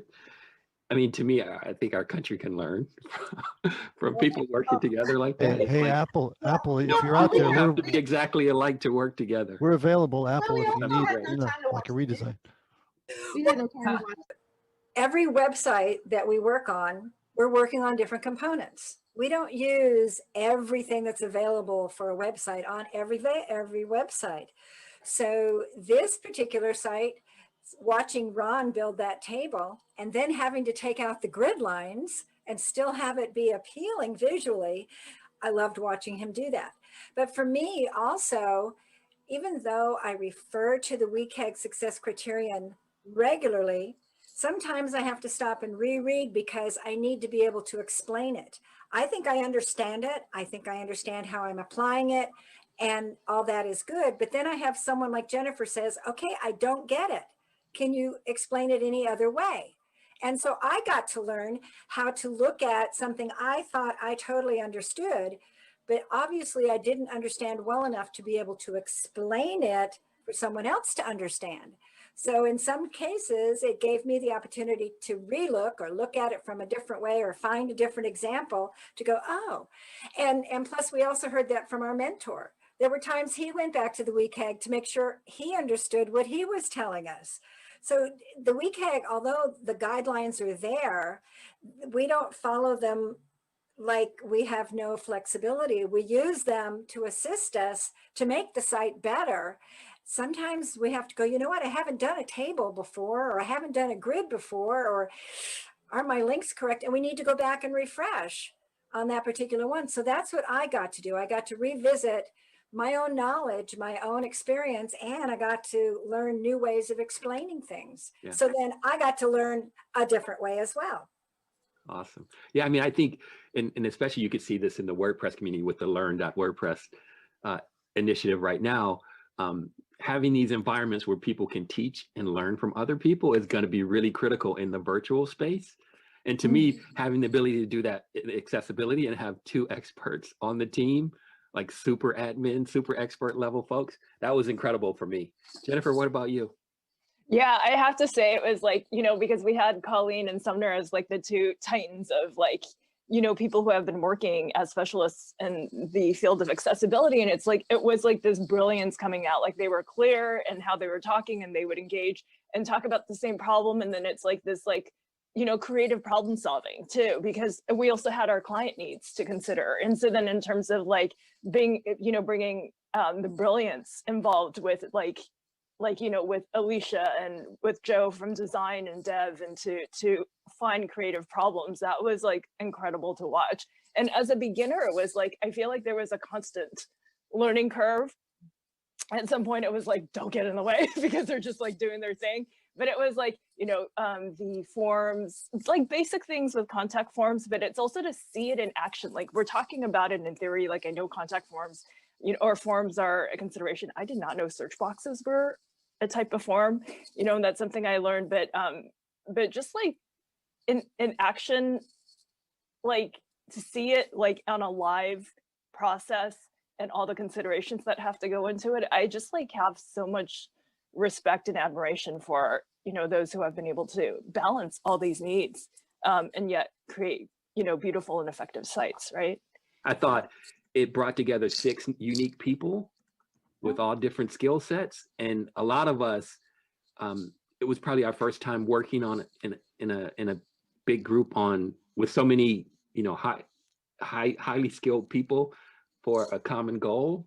And I think the goal sort of overrode everything. And it was, for me, it was incredibly rewarding. I was like, that was one of the best things I did last year. So I just wanted to share that. And hopefully other people that attend WordFest and hear about the story will be encouraged to do more accessibility stuff. So that was sort of the purpose of getting everybody together to sort of reminisce on that 5-week period. That's probably a blur now, but.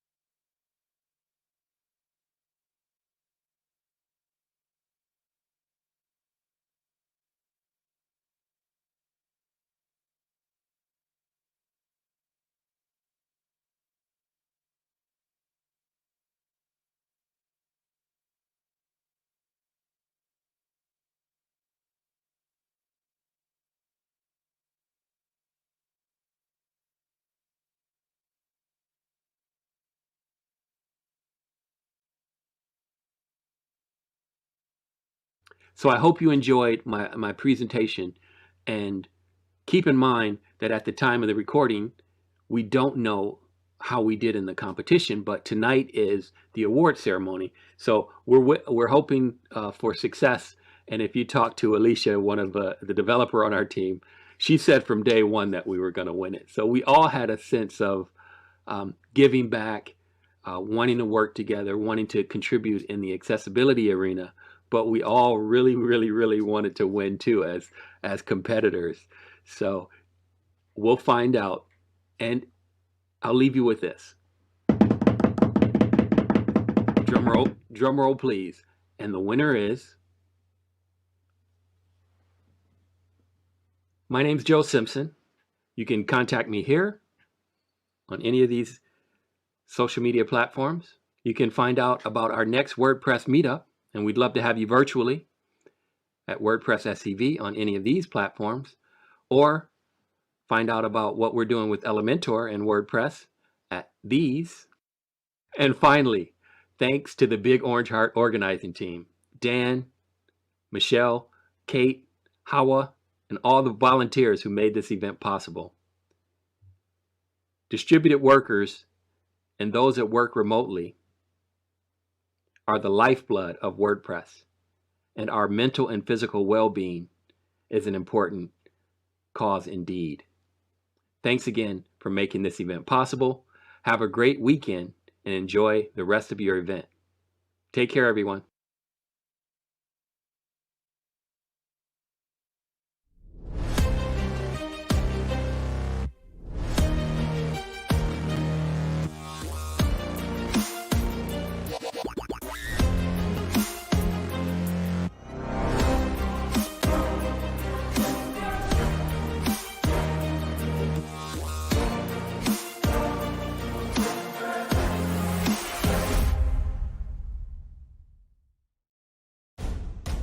At Bluehost, we think it should be easy to share your passion with the world. Since you worked hard to build your business, you shouldn't have to build your website. And if you ever need help, we're here for you 24/7. We know people depend on you, so you can depend on us. And of course, we believe that whether you're big or small, global or local, your website should grow with you and go anywhere your passion leads. Bluehost. We'll power your website, you power the world.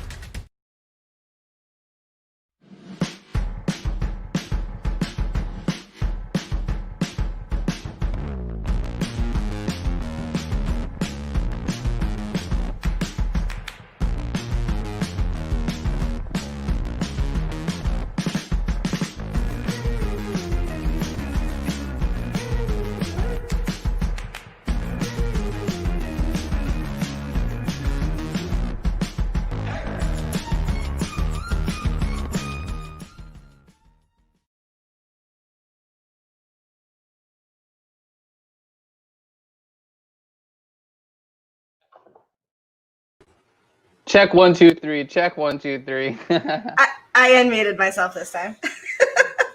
Yay! Awesome. So excited for the Joes here. So amazing. First of all, I was almost in tears at the end when I have been awake a long time. This is a 24-hour show. I know. Yeah. You know, my name shows up and he's thanking me and my co-organizers, and I was like a little teary. So. Oh yeah, for sure. I'm good. Yeah. I'm good. But what I really want to know is, did they win? Like, I'm still got the drum roll in my head. So why don't we bring Joe in and let's find out how that went? Yeah. Let's find out. Super excited. Now, how'd we do? How'd we do? I don't know. The funny thing is, when I did the recording, I was talking to Sumner, our team leader, yesterday, and she was like, hopefully we don't have to mention that. Unfortunately, we did not place in the top 3, but it was a great experience nonetheless. But again, it goes back to the joke that, you know, there are some people on our team that really, really, really wanted to win. So it was a letdown for some, but for me, it was an incredible experience. I think we all work with our own closed teams as solopreneurs, but coming, you know, it brought together 6 folks that had never worked together outside of a WordCamp environment or seen each other at a WordCamp environment. So getting all those 6 work processes to coordinate and work together towards a great client and a great purpose was incredible. Well, I think I speak for both Joseph and myself when I say you're all winners in our hearts. Oh, good. For sure. Awesome. Yeah, it was incredible. It was a learning experience. So part of our job as people in the WordPress community, we educate our clients on what we're doing. We're teaching them about technology, or in this case, we're talking about accessibility. Yeah. So it was great because part of what we needed to do, and Sumner mentioned it, and the other team members mentioned it during the video, was we had to explain what we were doing to our client, who was, you know, she wasn't really a tech person at all. So trying to talk to her about what's going to happen in WordPress and talk to her about why this was important in terms of accessibility was a delicate act, but it was very rewarding because she bought in from the beginning. Unfortunately, she was displaced during the fires last summer here in California. Yeah. So she was in a different state, but she was so excited about what we could do for her and what we offered that she was totally in. So it was incredible. It was an experience that was so gratifying on a number of different levels. That's why I'm so excited. I'm probably talking too loud, but it was great. It's all good. I have to say too, Joe, that every time I talk to you on camera, it's like a I Spy game, because I'm like, ooh, I see a Hello Kitty, I see a Wapoo, I see so many. I see a scarf, I see all the WordPress stuff, I see some fun other things, and you have the best office. Yeah, super I know. flashy office. The funny thing is, this is the 3rd stall in our garage, and it was too small for a car. And I convinced my wife to allow me to move my computer and things out here. And all of this stuff that you see around me was in boxes in my garage. It's like my college days and my single guy days, bachelor days, all that stuff was in boxes. And when I built this space, I sort of put it up, and it's sort of like a museum. Like the man cube. It's my museum of junk. But the funny thing is now my wife works at the school and she works with special needs children, and she's kicked me out of it. So when she's working at school, actually today I had to beg her to let me work in here to do this event. So she likes it to the point where she kicks me out of it now. Oh, that's so funny. You know, you've got a good space when other people want to work in it. That's for sure.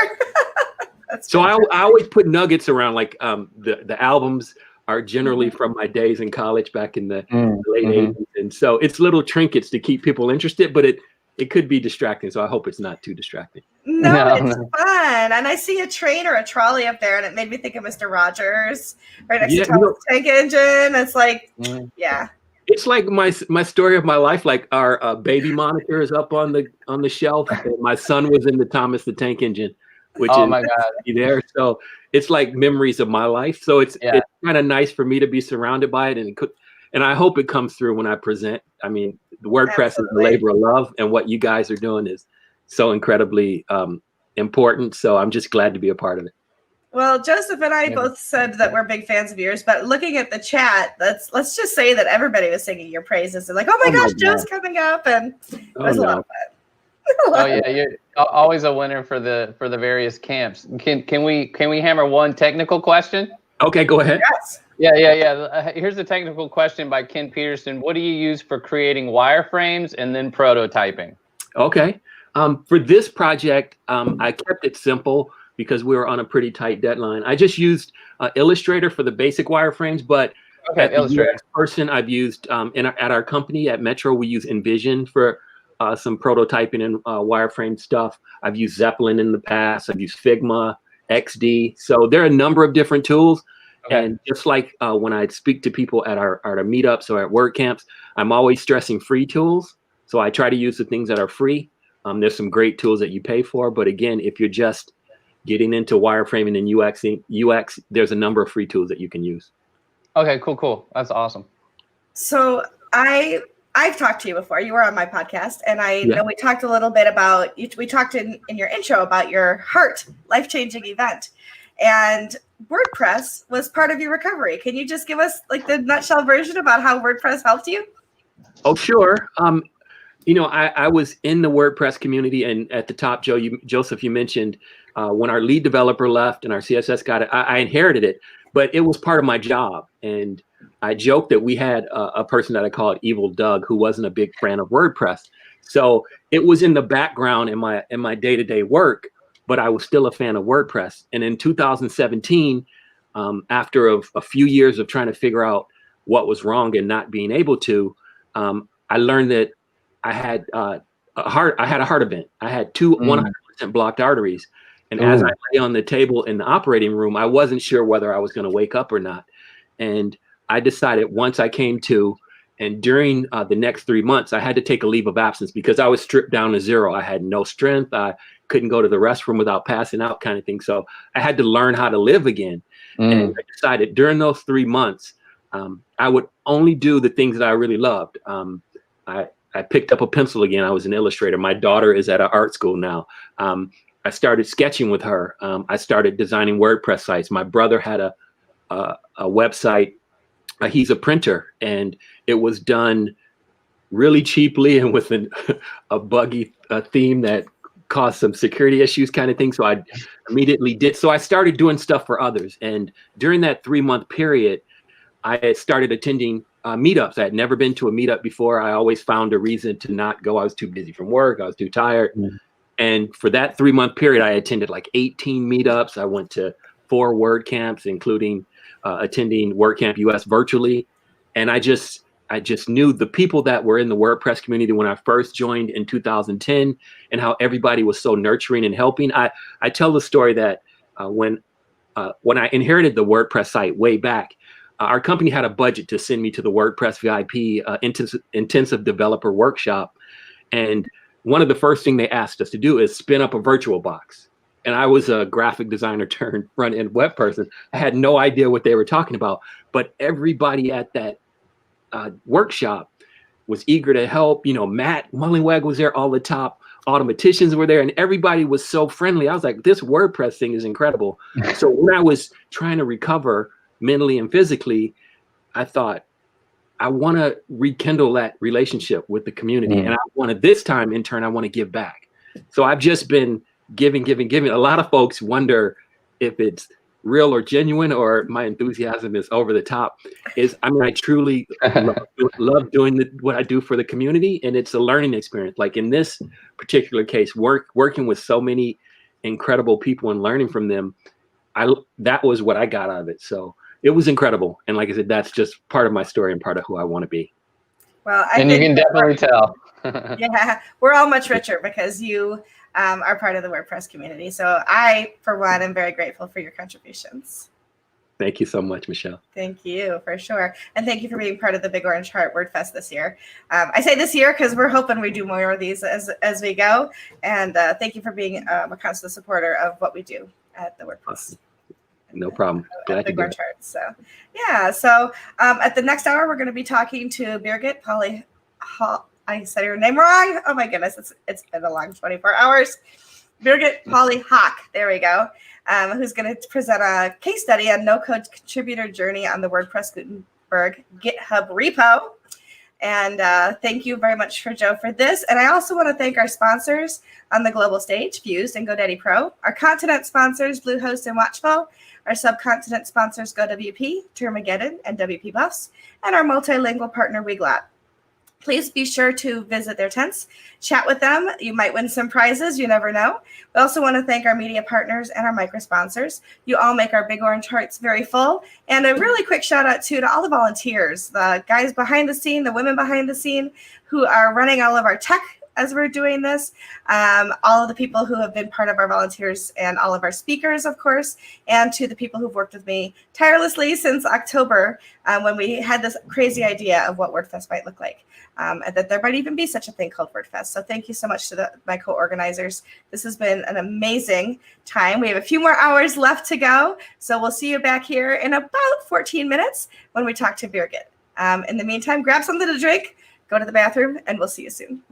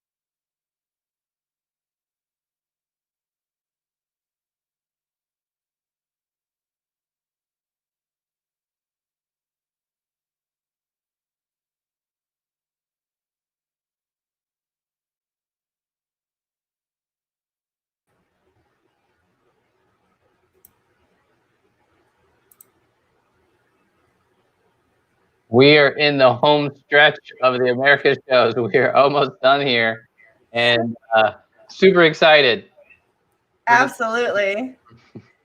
It's hard to believe there's only 2 more people to introduce, Joseph, and then we're done. Yeah, I know. Can you believe that? And I think I heard you saying backstage that you're going to like sleep for the rest of the day. I mean, I may sleep till Sunday. I don't know. I've kind of been mostly on for the 24 hours we've been going. It's gone so quickly. It's hard to believe it's almost over. So quickly and so much information. Oh my goodness, so much information. And one of the best things about it is that if you've got your ticket, if you've missed a session, if you want to go back and hear it again, it's all going to be available. So Oceania, Asia, and EMEA are already available for you to rewatch. The Americas will be available within a couple hours after the time that we finish up this session. Not this session, but the region.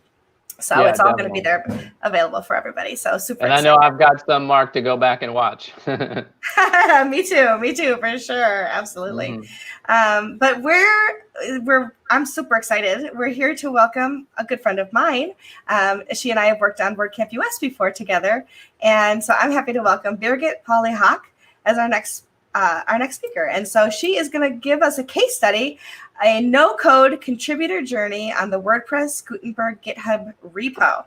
Don't say that 10 times fast. Birgit is the publisher of Gutenberg Times, a site with news around WordPress block editor and beyond. Birgit hosts a regular Gutenberg Live Q&As on YouTube and co-hosts the podcast, The Gutenberg Changelog with Mark Urain. And Birgit founded Poly Systems LC in 2002 and leads a team of 6 dynamic online experts. Poly Systems is a one-stop shop agency for web design, web publishing, online training, and application development. And in 2010, her team has used WordPress to build new websites and web applications. Now, Birgit is a native German, and when not in front of a computer, she runs, plays tennis, or hangs out with friends. And she and her husband of 28 years love to travel and visit city art museums. And the cool thing is we will have her join us for a live Q&A session immediately after the session video. So please post your questions and comments in the chat. We'll be watching out for that for later on. But without further ado, let's welcome Birgit.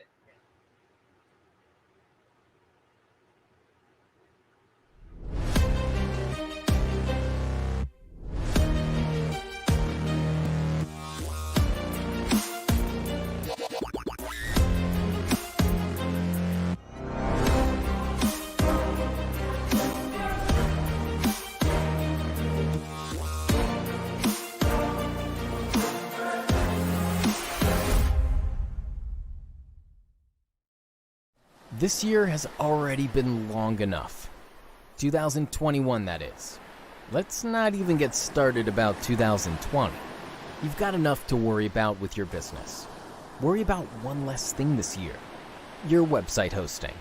Fused.com offers great support, performance, and uptime. Really, give them a try today.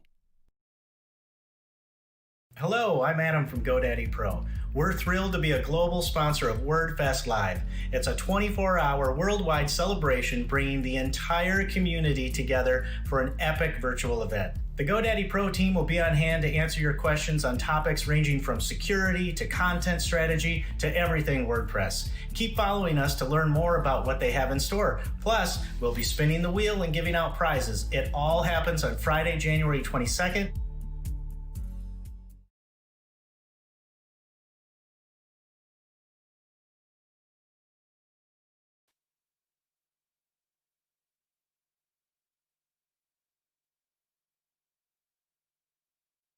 So thank you for being here with me.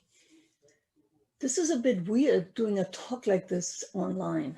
If I were talking at an in-person WordCamp, we would be in the smallest room and could have it quite interactive and have other contributors share their journey as well. So considering how hard it is to volunteer time, especially after 2020 with working from home, added childcare challenges and care for elder parents, or worse. The latest version, WordPress 5.6, had over 600 contributors. I'm grateful that this new talk was accepted at WordFest, And I want to thank the organizers, volunteers, speakers, and sponsors for making it happen. And thank you all who are interested in contributing to WordPress, or at least learning more from contributors. So come work on this open source software used by hundreds of millions of users. So on the site make.wordpress.org, there are over 18 teams that have their blog there and all the handbooks and how the team works. Not every team contributes code, and every coding team has a great need for people who don't know how to contribute code, but our project managers can test features, facilitate meetings, discuss new features or processes, and organize meetups and speak at webcams.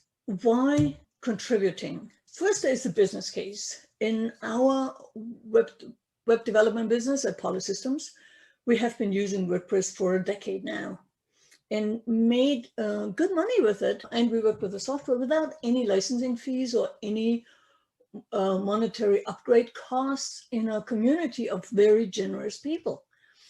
Working on the project gave us an even deeper appreciation for the work and the people behind the project. We are all standing on the shoulders of giants.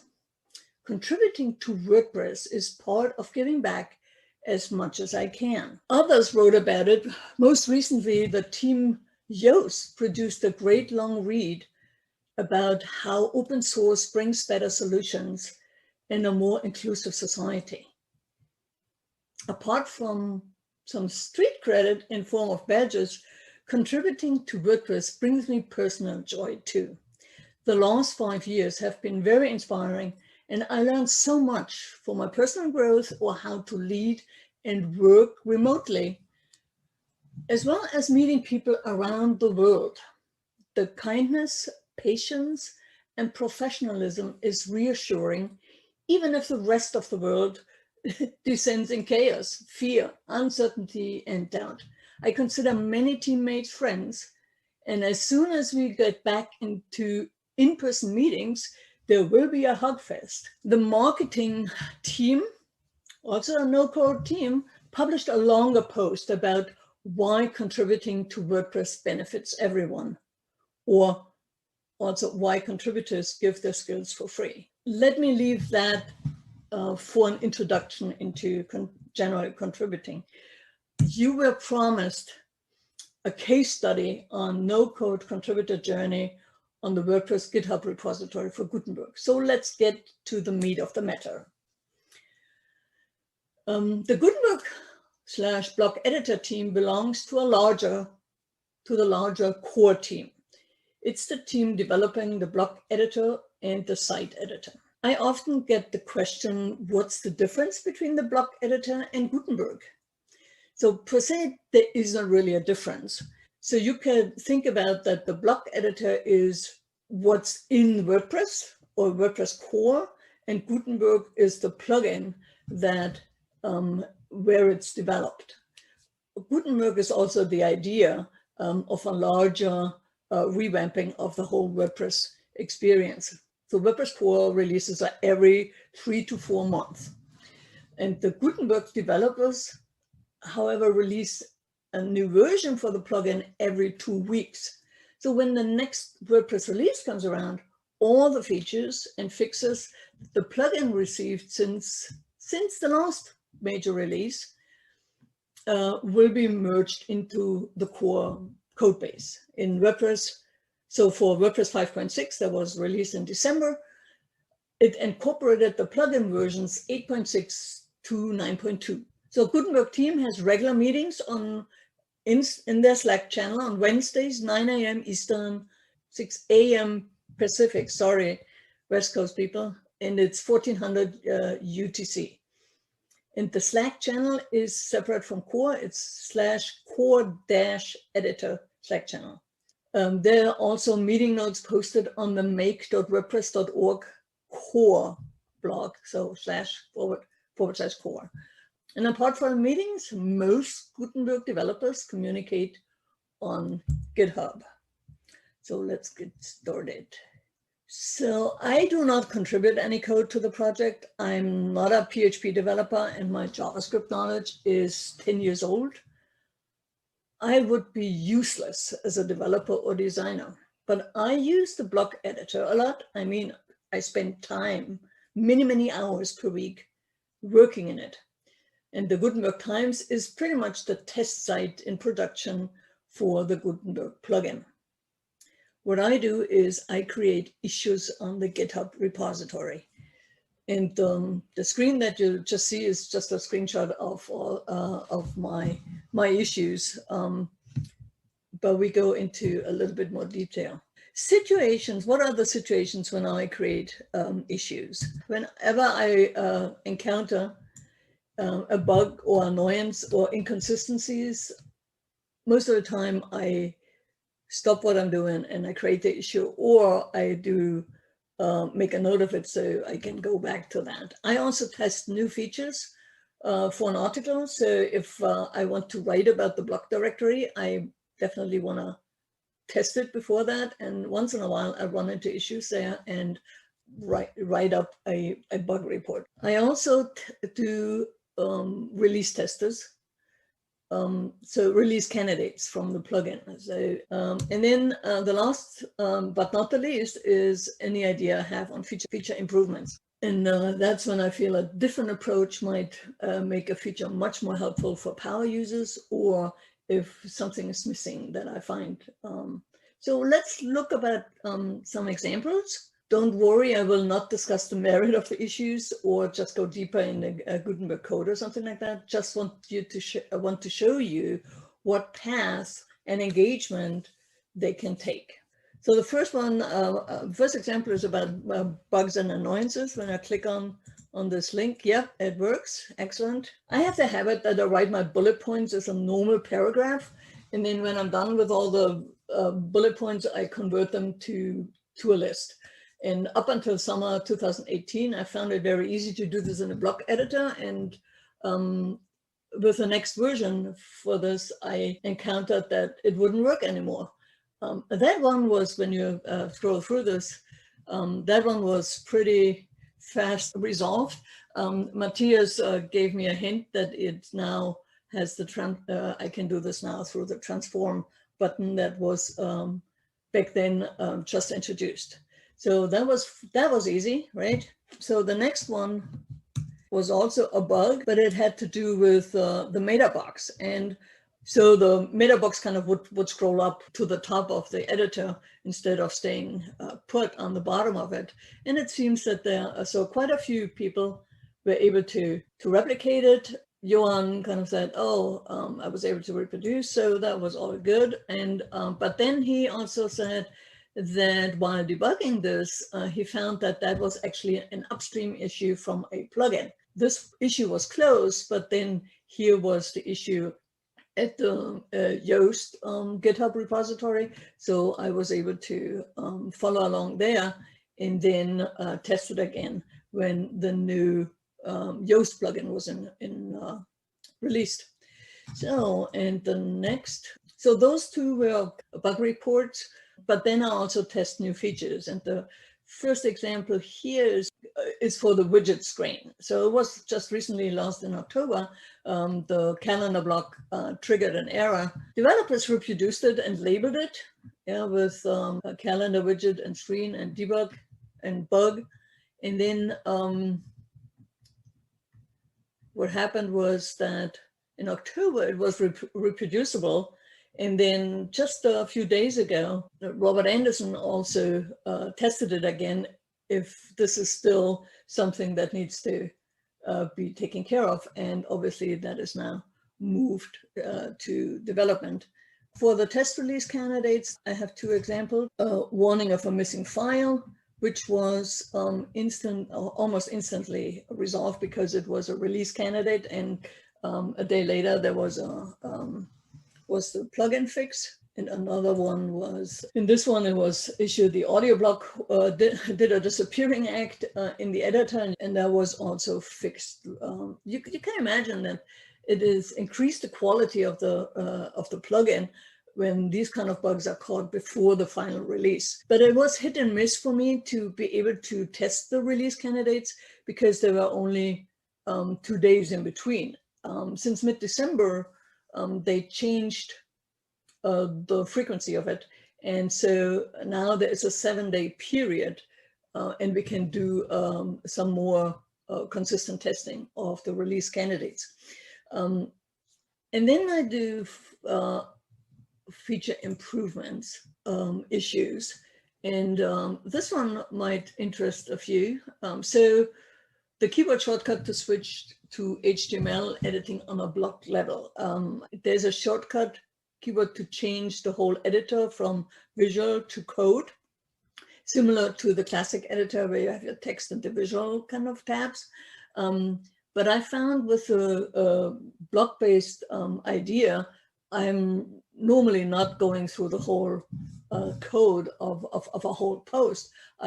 If I want to fiddle with a HTML of a block, it's mostly block-based. So I suggested to have that implemented because it would ease the flow of things as well. Yeah, and other menu items actually have keyboard shortcuts, so it would also fall into the consistency of that. I suggested this in September 2018, and there were a lot of engagement there, cool idea that really makes sense. Matthias got involved. Still, in December, so there was in November was some discussion about it, and there were quite a few who tried it and then didn't get finished with the PR or with the code base. So I hope that sooner or later a developer finds time to work through this to get this going. But that's a classic example that even if you have a good idea, it does not always make it into a developer's head. So we always also need to find a developer for actually implementing those features. And the last one that I share with you is the feature improvement that you might want to help support. That's a user triggered search in the block directory. So right now in the block directory, you don't, if you already have a block for a keyword, you are not able to see what else is in the block directory. You only see what's on yours. So we went through, and this is pretty normal for a feature request that you first kind of need an idea, okay, how to actually implement that. And so I posted a few screenshots, kind of mock-ups where I put the button. And there were some ideas, and then the designers chimed in, also had some ideas. They are a little bit more fancy with their mock-ups. And then there's some discussion going on, and more mock-ups when they're there. And then it stalls a bit. The last comment was September 2nd. And I started a couple of weeks ago to discuss it again, or kind of just put another comment in there.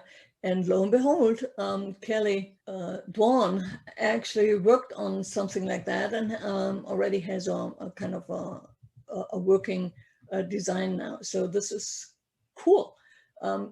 See, you can really influence how things are working when you are a little bit more engaged in the GitHub repository. So these were quite a few examples on how someone who isn't part of the developer team can contribute quite a bit to the development of WordPress. So before you raise an issue, you might want to consider the following. Isolate the issue to the core block editor or plugin or the Gutenberg plugin. The icon that you see there is actually the icon of the health check and troubleshooting plugin, which is fantastic to help you with that. Check that out because it will allow you to switch on a site. It can be a production site, but because it's your admin, only for you, you can switch off all plugins and all themes and just enable the Gutenberg plugin and already have a test site. And your visitors will, and your fellow editors will see your site like it was. So we are really happy. We've used that plugin quite a bit, but it might help you with this as well. And then the next step would be to search for existing issues. You can use labels and keywords. As you saw, there are some labels for blocks and labels for features that you can drill down into the Gutenberg repository, and then use the bug report issue template. And that has 5 components. One is put a description of what you find, and that description should be concise but also comprehensive. So you need to strike a balance there. But the more details you put already in the prose, the more someone who reads it can kind of put himself in or herself into themselves into your shoes and figure out what might go wrong. It also kind of where you're coming from, what you tried to do, and what you found. And then creates, list the steps to replicate the issue.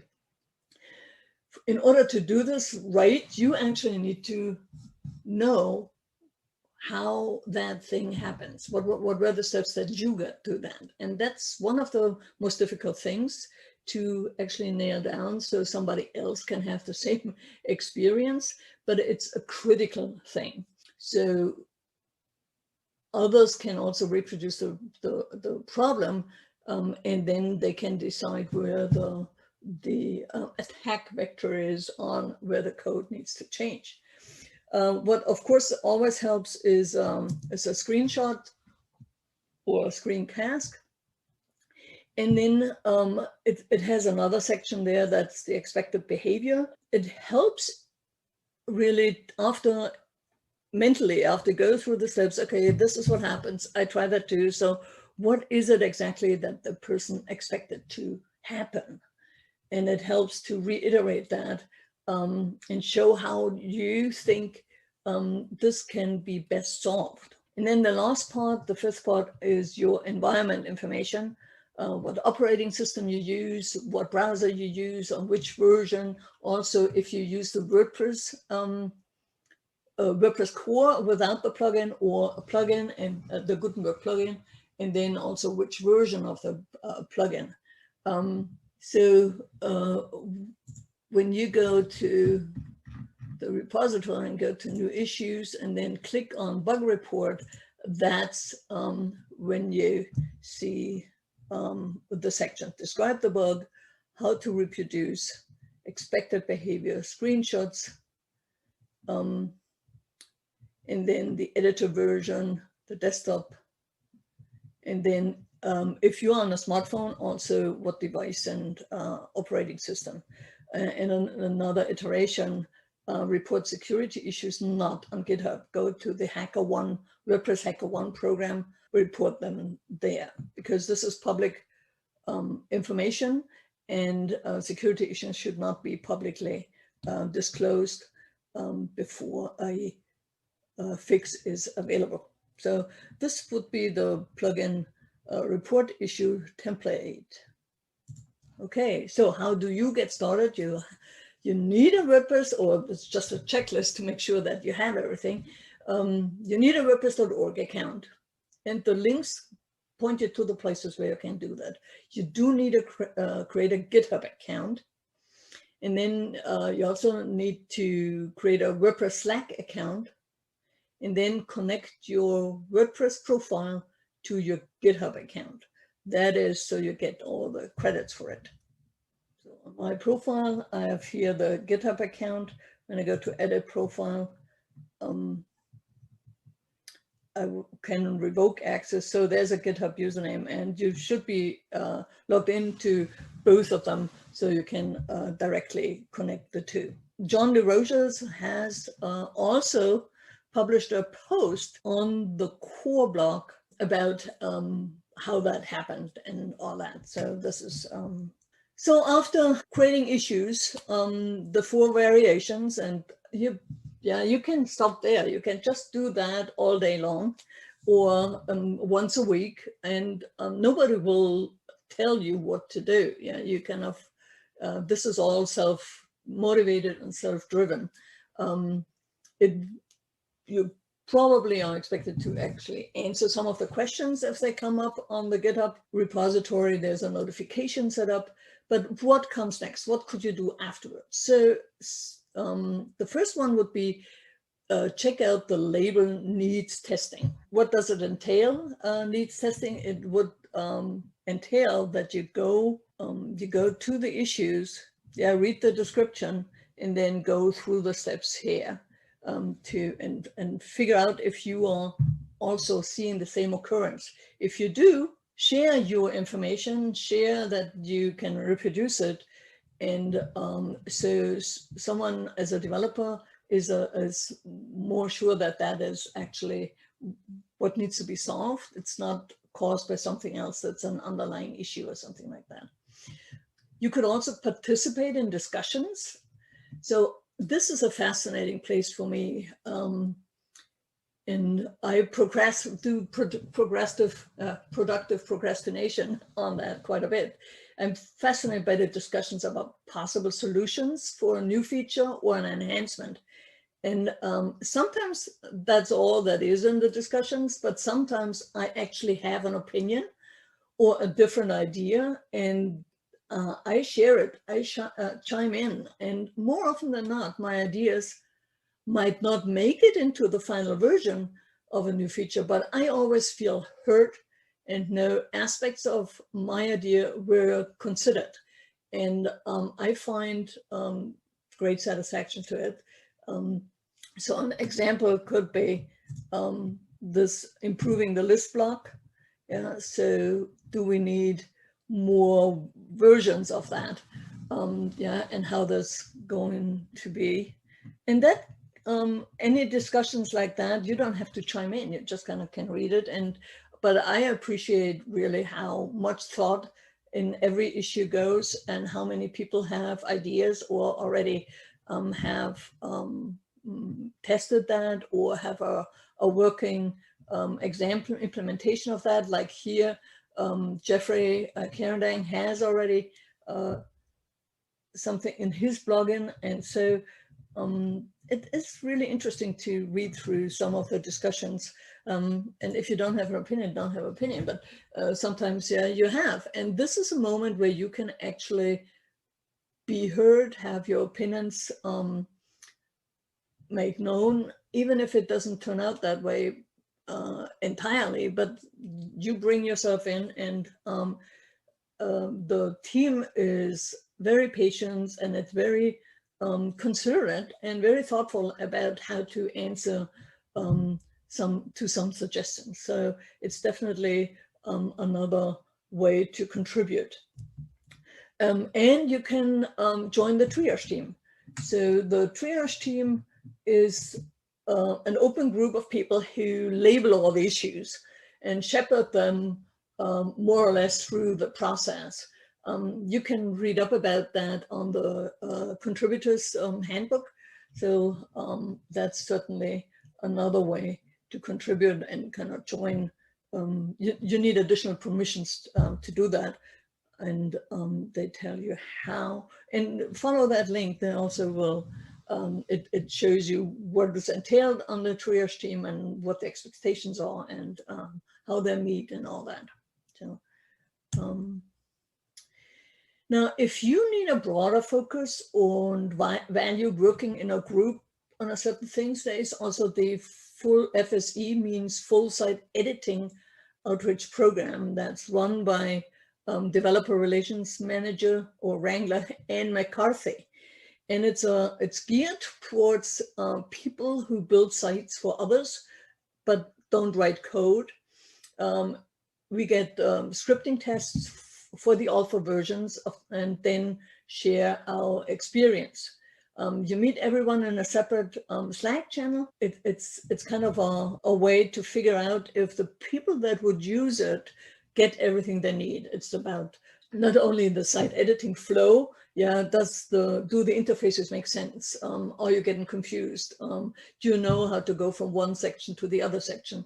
But also how would you migrate themes over to the new way to do this? Or can you mix and mash the old way with the new way, and all that kind of things will be discussed there. So it's a small group, and it's an experiment.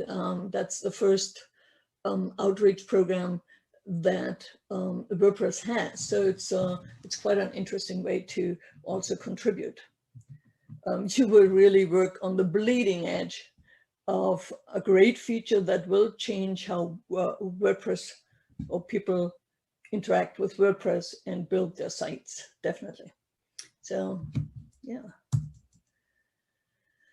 So that's all I have for you today. Of course, I'm looking forward to your questions now. You can stay in touch with me on the WordPress Slack or on Twitter. DMs or private messaging or direct messaging are open. You can email me at polly@gutenbergtimes.com or follow the Gutenberg Times Twitter handle. You can also find all our live Q&A shows on the Gutenberg Times YouTube channel. And if you want to keep up with what's happening on a weekly basis, we release a weekend edition of hand-curated links from the community and from the team. And as I said, the slides are at bit.ly/WordPress21.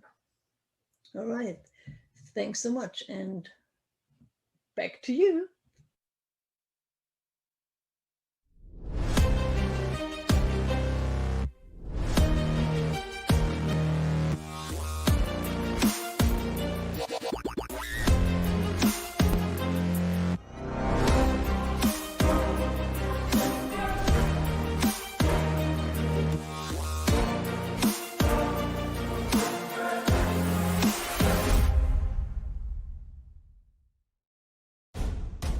At Bluehost, we think it should be easy to share your passion with the world. Since you worked hard to build your business, you shouldn't have to build your website. And if you ever need help, we're here for you 24/7. We know people depend on you, so you can depend on us. And of course, we believe that whether you're big or small, global or local, your website should grow with you and go anywhere your passion leads. Bluehost. We'll power your website, you power the world.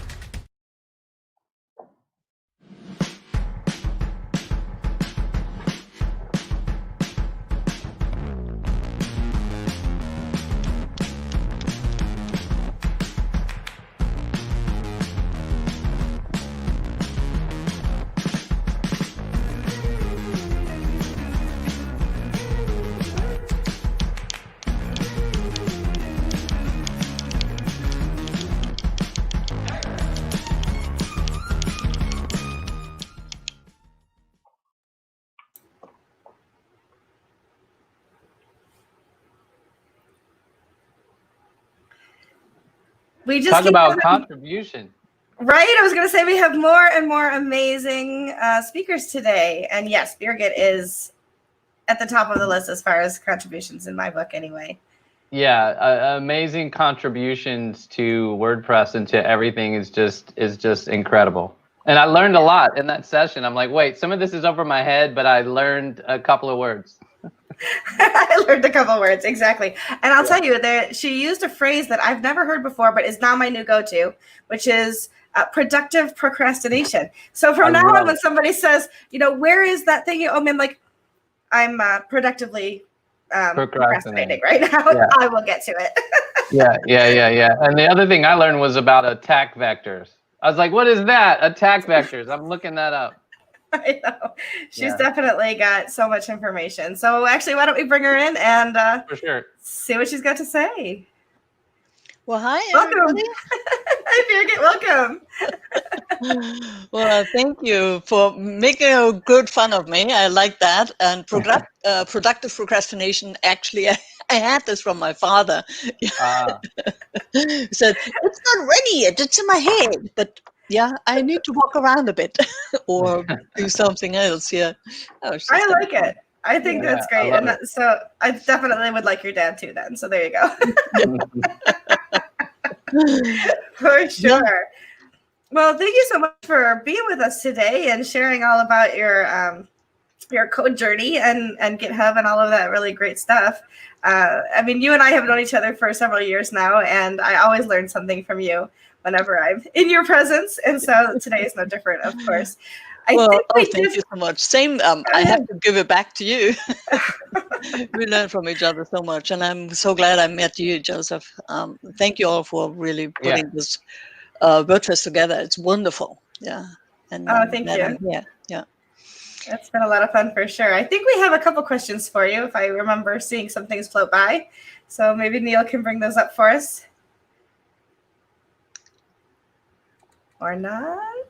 I like the steps that you'd put down to kind of get involved. Those are great steps to kind of follow, to get everything connected up with the GitHub and then the WP org and the Slack and all that. I kind of didn't know how to connect those pieces, so that was very helpful. Oh, good. Yeah. The first steps are come a little bit complicated because there are 3 or 4 things. You cannot just go and do stuff. Yeah, you can really be hooked up there. Yeah. So it's easy, yeah. Cheryl Gillihan said, "Hi, Birgit. So good to see you," because she's not in your presence today. Thank you for always giving so much back to our community, which was thank you, Cheryl. So much. Super nice. Yeah. Thank you. Yeah. Yeah. And Peter Ingersoll had a question. Is Birgit going to be on the WP builds this week in WordPress with you, Paul Lacey? Because he had made a comment about seeing you soon. Are you on the show? Yeah. So Paul and Nathan invited me to come on the show on Monday. Yeah, it's 2 p.m. British time, and it's about 9 p.m. I think Eastern. So it's going to be live on YouTube. And I'm really looking forward to that. Yeah. That's a fun show to be on. It's a fun show to watch too, and they broadcast live, so you get and hi Peter, hi Paul. You get questions in real time for sure. Yeah.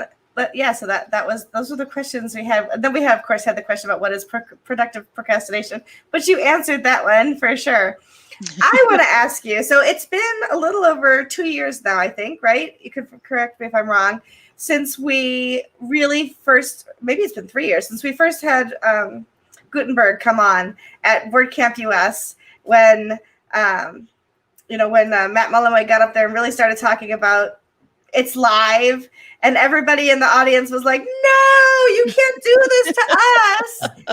And and various factions of the WordPress community have either skipped forward happily or gone like kicking and screaming, being dragged into the future of WordPress. So what do you think about the gradual adoption of Gutenberg and the block editor?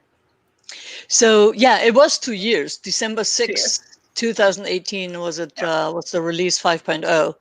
And it was a great WordCamp. But what I see is that there are particular waves. Yeah, so adoption of innovation, and for some it is an innovation.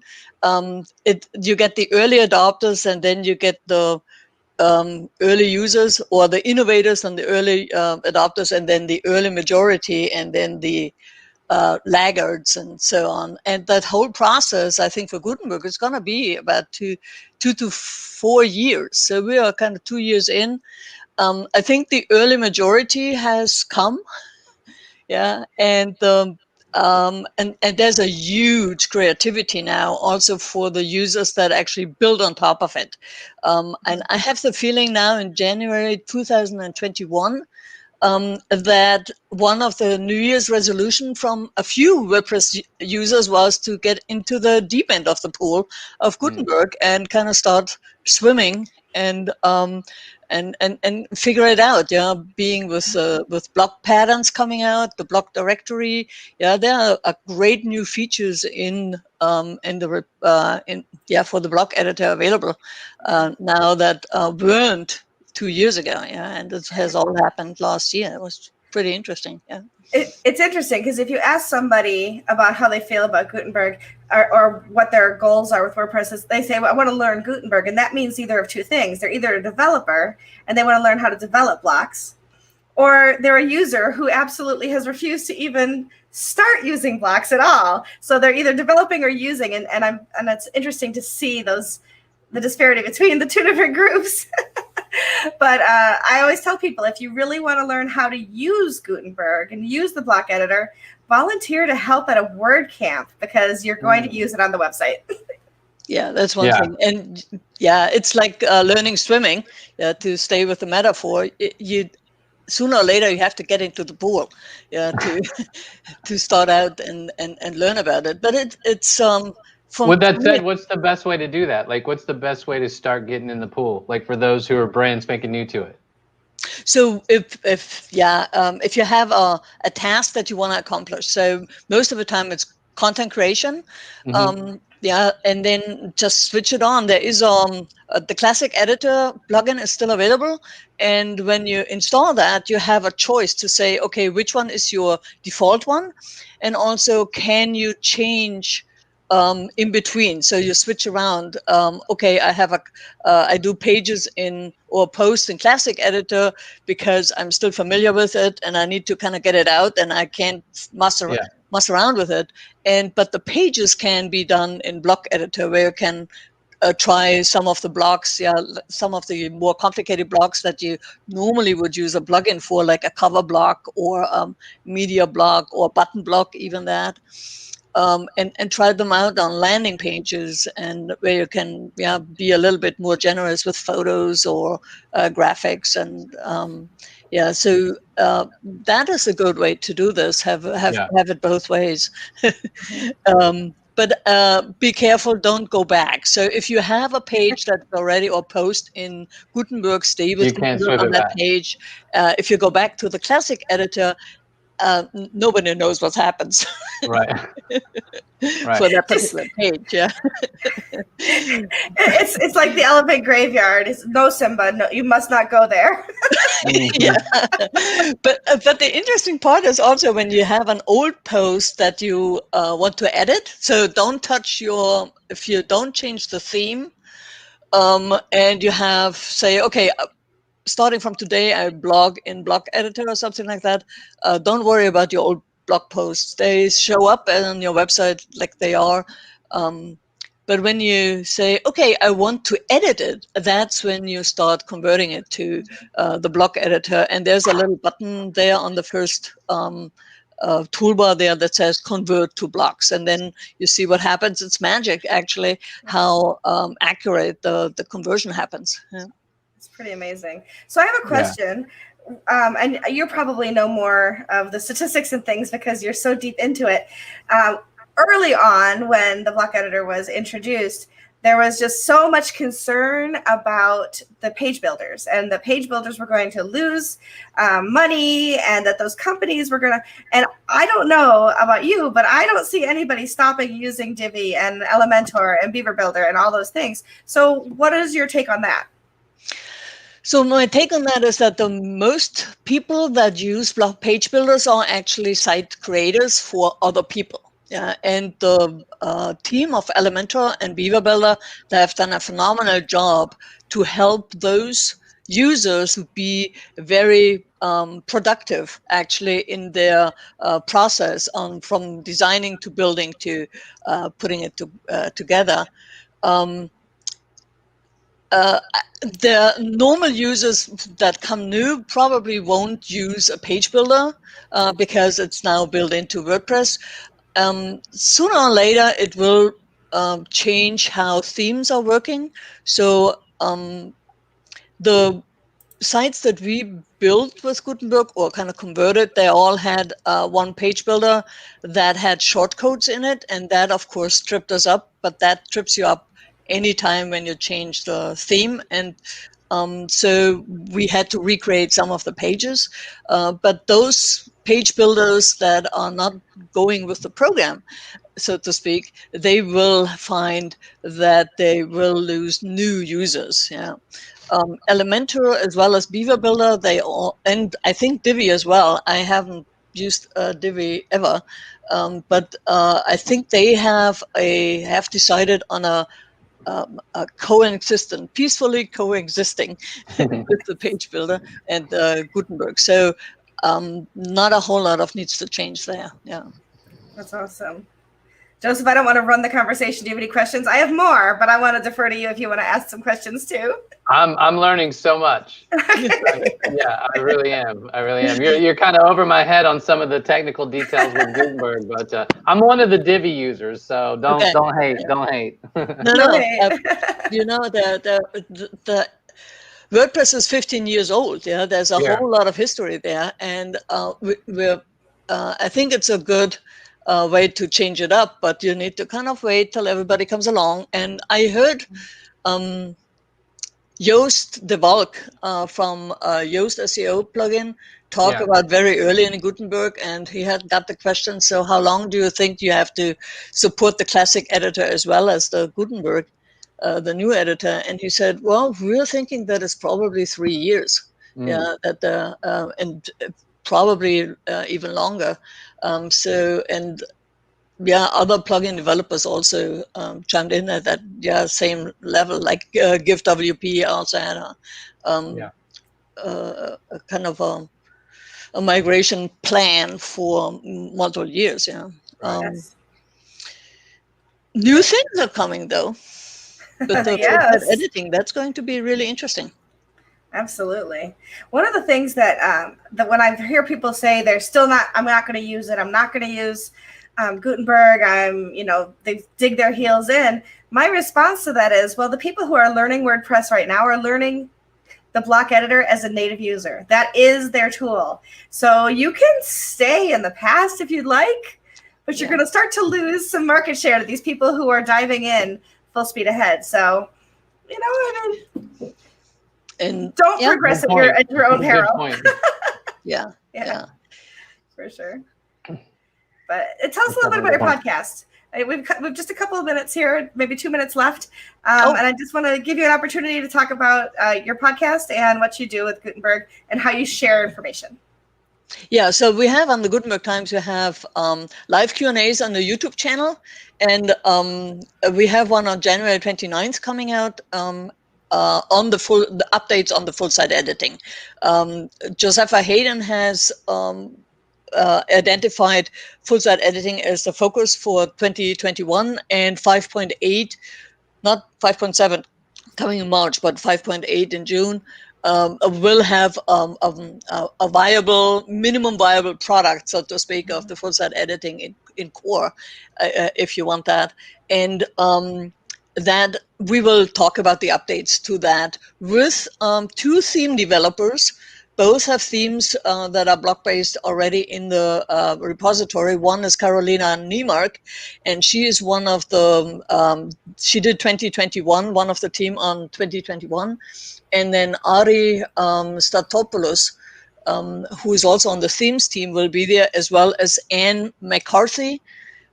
She runs the program, the full site editing outreach program, where site builders test alpha versions with a testing script. And we will talk about that. That's January 29th. And then 11 a.m. and it's 16 UTC. So, yeah. And the Gutenberg Changelog is a podcast that I have with my co-host Mark Urain, who's a designer on the team. And it's about a year and a half old. And every version that comes out, we talk about the changelog, not only the 2 things or 3 things that are in the release notes, but also the other items that are in there, like the bug fixes or enhancements or experiments, so people can, if they're interested, install the plugin and test things out. We also talk about what's actually in development, like the pattern directory is in development. That is similar to the block directory, so you can see it in your editor, inserter, and then move it over to the canvas. And for that, you wouldn't even need to install a plugin. It just kind of comes in like that. That's really cool. And the Meta team is working on it. And we're going to talk about that. Yeah. So it's every Friday. So Wednesday is the release. On Friday, we record, and it comes out over the weekend, depending on how our editor is available. But that's it's a bi-weekly changelog. Yeah. And the website for Gutenberg Times is GutenbergTimes.com. There you go. So there you can find all the information. Old school. Over there. Old school. That's the best way. Yeah. It's easy to find for sure. Mhm. Birgit, thank you so much for being with Thank you us for today. having me. Yeah, thank you. I learned a lot on that one. Yeah, I Excellent. really Well, appreciate great to meet it. you, and thank you for having me. And bye, everybody. Good to see you. Thanks. Thanks. Again, I want to thank our speakers today and our volunteers. I especially want to thank, in this room, I want to give special shout out to Neil. I'm going to probably not pronounce your last name wrong, Neil, but it's Neil Parek. I'm hoping I said it right. But thank you so much. He's got us all of our technology working the way it should be today. So I'm going to say also our thanks to our sponsors on the global stage, Fused and GoDaddy Pro, our continent sponsors, Bluehost and Watchful, our subcontinent sponsors, GoWP, Termageddon, and WP Buffs, our multilingual partner, Weglot. Please be sure to visit their tents and chat with them. We got another hour that you can still do that, and maybe win some prizes even, you never know. Also, thank you to our media partners and our micro sponsors. All of you have made this day possible, and it really does fill our big orange hearts. So thank you so much for being here. We are at the top of the next hour. In about 9 minutes, we're going to talk to Chris Lama, who's going to talk to us about selling access to content, a review of your options. So we'll be here with Chris again in just about 9 minutes. We'll see you then.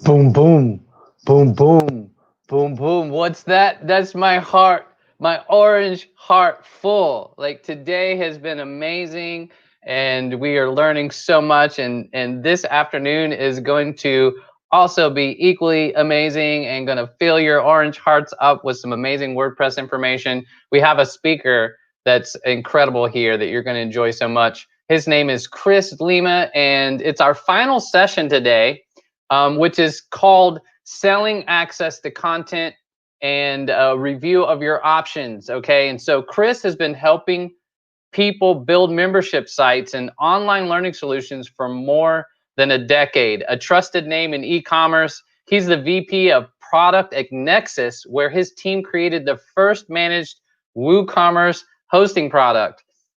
Chris will join us for a live Q&A session immediately following this. I can't wait for this after the session video. So please post your questions over here and comments in the chat, and we will definitely take them as soon as he is done. So without further ado, let's welcome Chris Lima to the stage.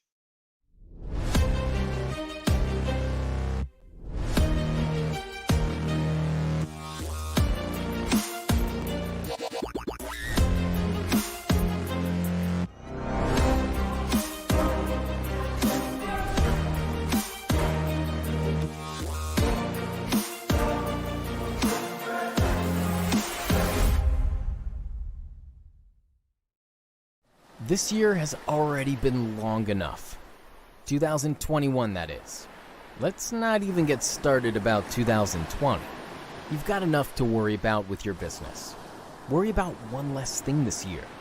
Your website hosting. Fused.com offers great support, performance, and uptime. Really, give them a try today. Hello, I'm Adam from GoDaddy Pro. We're thrilled to be a global sponsor of WordFest Live. It's a 24-hour worldwide celebration bringing the entire community together for an epic virtual event. The GoDaddy Pro team will be on hand to answer your questions on topics ranging from security to content strategy to everything WordPress. Keep following us to learn more about what they have in store. Plus, we'll be spinning the wheel and giving out prizes. It all happens on Friday, January 22nd.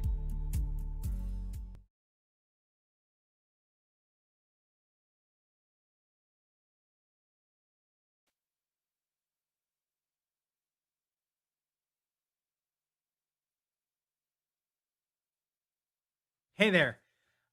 We're talking about selling access to content. And we're talking about doing this, of course, on the WordPress platform. And the truth is, you have a ton of options. That's what we're going to spend this half an hour going over your options. Now, if you've ever been at one of my talks, you know I don't normally start by talking about myself. And this is just a rare occasion because my background, specifically when it comes to this kind of content, is pertinent. I built one of the very, very first online learning platforms back in 1996. I also have spent the last 15 years building membership sites on WordPress. So the ability to navigate and compare all these different options is something I've been doing. I'm able to do it today because I've been doing it for a long time. So that's what we're going to get into. And to be clear, in order to do a comparison, you have to start with understanding what's the criteria. What is the playing field that you're evaluating on, right? And so what I'm going to do is cover 11 different features that I believe you need to have, or that you're likely going to want to have when you build out this ability to sell access to your content. You may discover that you only want 10 of them or 8 of them, but I'm going to cover the 11 that I hear most frequently when I'm working with customers and I'm helping them navigate and choose the right solution. The first one is that they have to be able to protect content. That's just a no-brainer. You want to make sure that people who pay get access and people who don't pay don't get access. But the nuance in here is that you also don't want to have to touch every single post and every single page. So being able to say all of these pages underneath this page get the protection, or all of these posts in this category get the protection, that will help you out a long way. You want short codes so that you can protect partial pages, But frankly, right, unless you're going to stick with a plugin for the rest of your life, that can also make it more complicated later when you want to change a plugin and realize I got to go find all these shortcodes. So, there's all this. I will say you get extra points, right? Depending on the nature of how you can message, like, hey, you don't have access to this. You don't want to just 404 them, right? You want to be able to say, oh, you don't have this. This is for paying members, and be able to put a custom link there that redirects them to where they could buy it, or it just directs them to, hey, you don't have access to this. Here's how you can get access to it. Also, when someone is a member and they log in, where do you route them, right? Do you have an ability to say, ooh, I know what program you're in, and then take you somewhere there? So little nuances to the protecting content. The second feature is the ability to collect money. And these days, it's not just about PayPal or Stripe. You may need other gateways depending on where in the world you're located. But also, the truth is, you want to be able to go daily, weekly, monthly, annually, right? Quarterly, annually. You want one-time payments. You want the ability to shape how you collect funds. And there's another nuance to this, which we call multiple payment plans, that we'll talk about later, okay? The third criteria, and you would think that more plugins do this well, most of them don't. And it's not the specific technical requirement of being able to say, I want to sell access to a single or to a specific set of posts. Everyone goes, okay, yeah, we can do that. And you go, right, but let's say I had 25 posts. Am I going to create 25 plans? What am I naming those plans? The access to this one page plan? And what happens when someone logs in then and they want to see the content they've bought, right? Like all the kludgy stuff happens after you go say, oh yeah, you can create a plan for that. So who does that and treats it as a first-class citizen? Who treats it properly and says, yes, we can do it well, and who doesn't, right? And that's what we're comparing here. Then we have the fourth criteria, and that is the ability to automate access. Now, for the longest time, I mostly categorize this as content dripping, right? That ability to say, if you sign up today, 3 days from now, you get access to this, and 10 days from now, you get access to that. But the truth is, the more I work with customers, the more I get all sorts of different requests. Like, yes, I want that for some content, but here's this other stuff that I just want to open it up on March 2nd and this other one on April 17th. And you go, okay, that's specific, but okay, we can do that. Regardless of when you sign up, these dates are going to open up this content. And that's one part of the automation. That's the content dripping part. But what happens if you're like, well, when I finish this material, when I get to the end of this one, I want to get access to other stuff, or you only get this bonus if you've done these other things. Those are milestone-based access, and sometimes it's not about opening up content. Sometimes it's about moving you from one program into another. And so the automated access or the automations of moving people between programs all becomes critical. So that's what you see here, right? That's the fourth one. The fifth one is marketing automation. And I'll be honest with you, for the longest time, most of these plugins just said, we support MailChimp. And you're like, yeah, but there's a lot more than MailChimp, right? You'll see here just on this list, there's a whole bunch of others, right? Drip and ConvertKit and ActiveCampaign and Aweber and Constant Contact and MadMimi and Maripost. I mean, it just GetResponse and Entreport. The list just goes on and on. And you can't expect a plugin to do everything and support everyone, but the more is better, right? A lot of times what happened in the early days is that plugins they would build their own little template structure and format so that you could go in and edit the emails that you wanted there. And that was it. The plugin took care of it. But emailing from your web host is not always the most effective. It's not always the most deliverable. And so then they'd punt to going out and using a third party. The problem with just plain, I'll do that in ActiveCampaign or I'll do it in Aweber, is that sometimes you have to be able to communicate back and forth, right? And so you need tags or you need custom fields, and all of a sudden it gets more complicated. So that's the world that we're living in there. All right. I think we're at the halfway point of these criterias, and that is the team or group access, right? I'll tell you a story. I was working with a guy a couple years ago, We did a launch in December. We did a follow-up launch in January. Each of these launches was a 1-week timeline. That's it. You get week, opens up, he sends it mail list. He preps the list, but he sends it out to them. They buy, and then the week is done and they close up. And we saw exactly how much revenue, and it was good revenue, but how much revenue we were driving in a week. And then we got to like late February, and I said, I think we ought to add team access. You can call it umbrella access, team access, child accounts. You can call it whatever you want. But at the end of the day, the notion is one person buys and gives access to a small group of people. In this case, we also said, well, since you're going to, have a 5-team member plan and a 10-team member plan, we'll give you 5 and 10 copies of the PDF workbook so they can each manage and do their own homework. That was it. All we did was made available multiple downloads of the same worksheet or set of worksheets, and we created a plan that was specific for 5 and another for 10. And there was no change in content. There was no change in big infrastructure, but that single change, right, doubled the revenue of that launch, right? We had 2 successful launches. The third launch, we doubled the revenue simply by introducing umbrella or team accounts. And that's because the reality is people feel a lot more comfortable, assuming you price it all right, they feel a lot more comfortable letting their team have access without sharing their own personal password, right? They feel a little bit like maybe that's wrong. But when you just say, no, you have 5 people, buy access to 5 people, it works out great. Now, the next one is the request I get almost all the time. It's ridiculous how often I get it. And it's also ridiculous how few solutions offer this as a first-class feature. And that is this notion of being able to say, you get access to what you pay for. So if you start today and you pay for this coming month, you get access to that month. And if you pay the following month, you get access to that. If you pay for the year, you get access to the whole next year. But that doesn't give you the right to go backwards in time. It doesn't give you the right to look at the historical data, right? And so I may want to charge extra for that, or I just may want to lock it off. I worked with a guy about 3 years ago where he had this massive, massive historical content, and he's like, they don't deserve it unless they've been a customer that long time.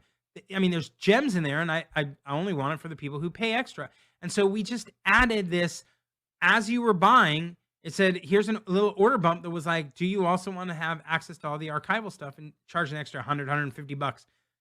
Everybody bought it, right? I mean, it was just ridiculous how many people bought it. And it was just like adding extra money, like gravy on top. Here you go. Boom, there you go.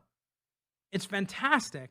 But it's because, right, this notion is, I want to be able to protect that, lock it down, and only make it available to the people who deserve it, people who have paid for it.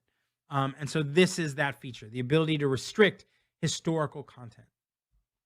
Okay, we're past the halfway mark, and we're talking about articles and courses. Now, I wrote about this the other day on chrissummit.com, where I said, look, I was interacting, right? The last couple weeks, last part of December, early January, I've been working with a client to launch a new online solution, an online platform.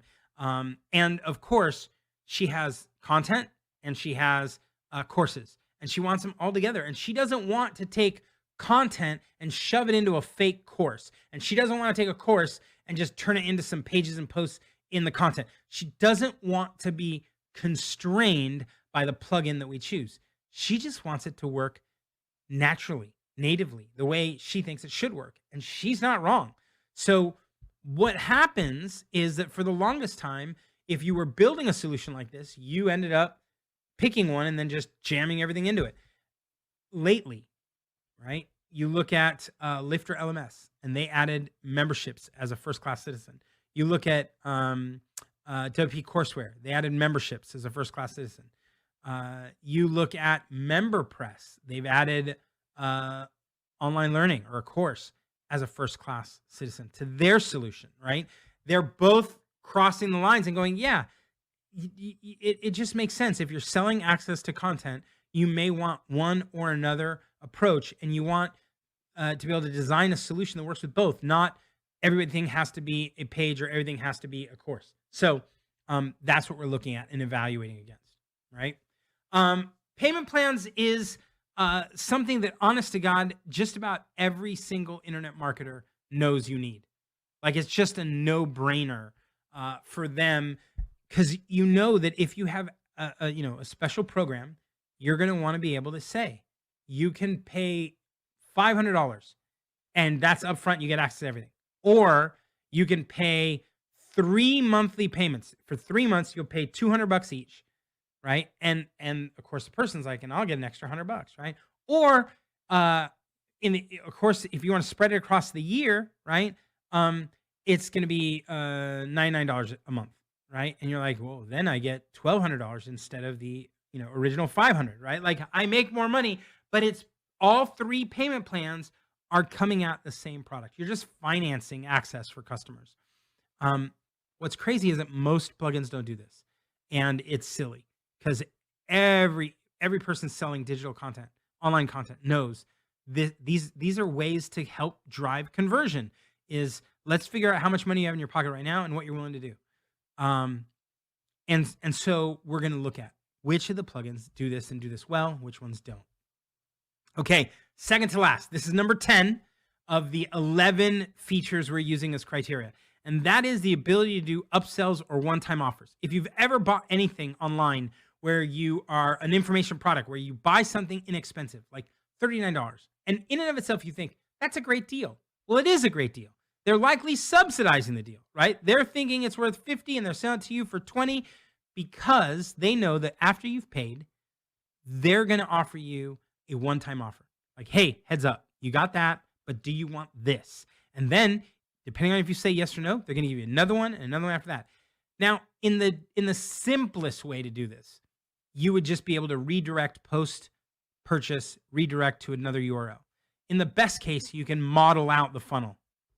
And of course, if you're using WooCommerce, which not everyone is doing, but if you were using WooCommerce to sell this stuff, you can always just go get another plugin and drop it in an extension like Cart Flows and do it for you. But what we're looking at is, do any of these platforms offer this natively so that you can do it within the platform? And the last, and I know we've spent half of our time looking at this criteria, but the whole point is there's no way to know what you're judging if you don't know what the scorecard is about, right? So the last component here is it friendly for a developer? Meaning, if you say, I like this, but I want it on the right side instead of the left, or I want it to say this instead of that, or can you hide this part of it? All of that is something that eventually a developer has to get involved and use the hooks, the filters, the native parts of how to code in WordPress to suppress something, change something, adjust something, to tweak it. And that's when you're going to discover whether the person who wrote or the team that wrote this plugin likes you or hates you, right? Is how much they've opened it up and made it easy for you. That's what this criteria is about. So that's, we spent 15 minutes talking about the criteria in a 30-minute talk. I told you this is where we're going to spend our time, is doing a comparison. Well, the truth is that a majority of the work is understanding how you're grading it. Creating this rubric is critical. You may not have the same rubric as I have, right? You may add something like, well, I need member directories. That wasn't on my list. I rarely get that request, so it's not in the top of my list. But you may decide that's what I need, and I don't need historical context. That will change how you compare the available options, right? But what I did was I took this 11 and then I compared 14 different solutions.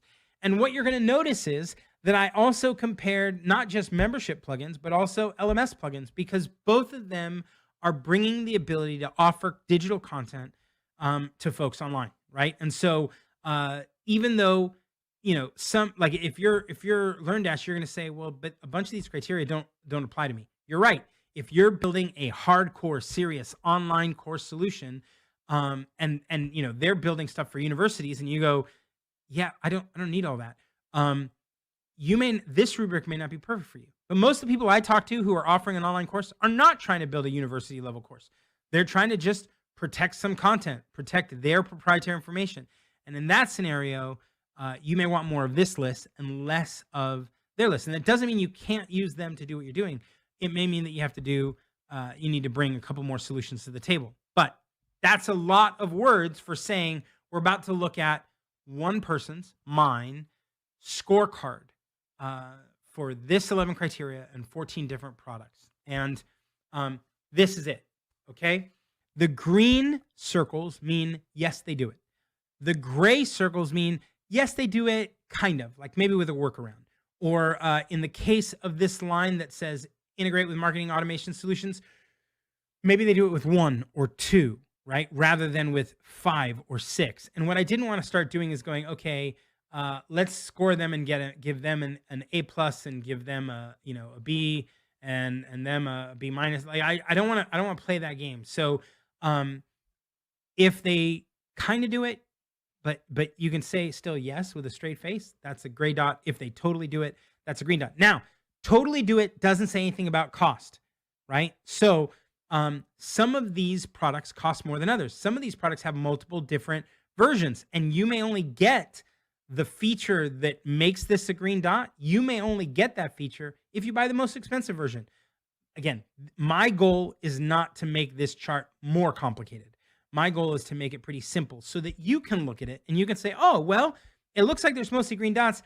Let me go check it out myself, right? So this is a jumping board, a starting point for you. It's not the end destination that says this is the end all be all to it. You're going to have to go look at it. But that said, what you're going to see is on the very left, Access Ally has just every dot knocked off. And on the very right, Ultimate Member has 5 dots, 2 of which are gray. And you're going to go, oh, well, that must be the worst. No, it's not the worst. Remember, I told you, if your thing is all about member directories, they're awesome. It's just that's not one of my criteria, right? And if you're not charging any money, they're even better, right? But if you want to charge money, then you need to integrate with WooCommerce. You need to buy an extra piece. Then you got to configure it. And then the WooCommerce needs the payment gateways. And you can see why that's a gray dot. It's a little more work.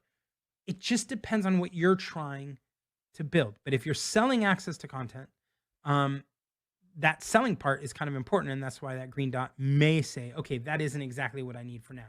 So this is the chart, right? This is it. And in the last 10 minutes of our time here, right, what I want to do is just tell you a little about these, right?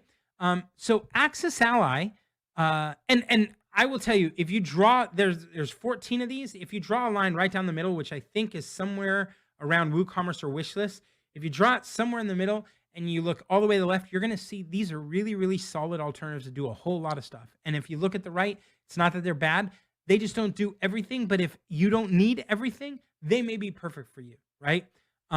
There's also a reason why some of this stuff, historical, content member as a membership and as a course, payment plans, upsells, one-time offers, and developer stuff, you'll see the bottom half of this chart, right, on the list here. You may say, I don't need any of that. So suddenly, if you take even up to team-based groups, if you take the second half of this list out and you just look at the top 4 or 5, you may discover almost everything has dots. And then suddenly you're like, wow, so then I have a lot of options. So it just depends on what you need. But depending on that, right, if I needed something and I needed something that did everything, Access Ally is going to be at the very front of the list. They do it all. Yes, there's that one gray dot because they need me to use my CRM and a tag to be able to make the historical content available in a certain way. And you go, yeah, okay, that's a little bit of a workaround, but everything else is solid. For them, being able to do a one-time offer or an upsell, it's a first class, it's a primary part of their platform. Being able to sell a course, but also sell membership is a primary part. There's no workarounds here. It's totally solid.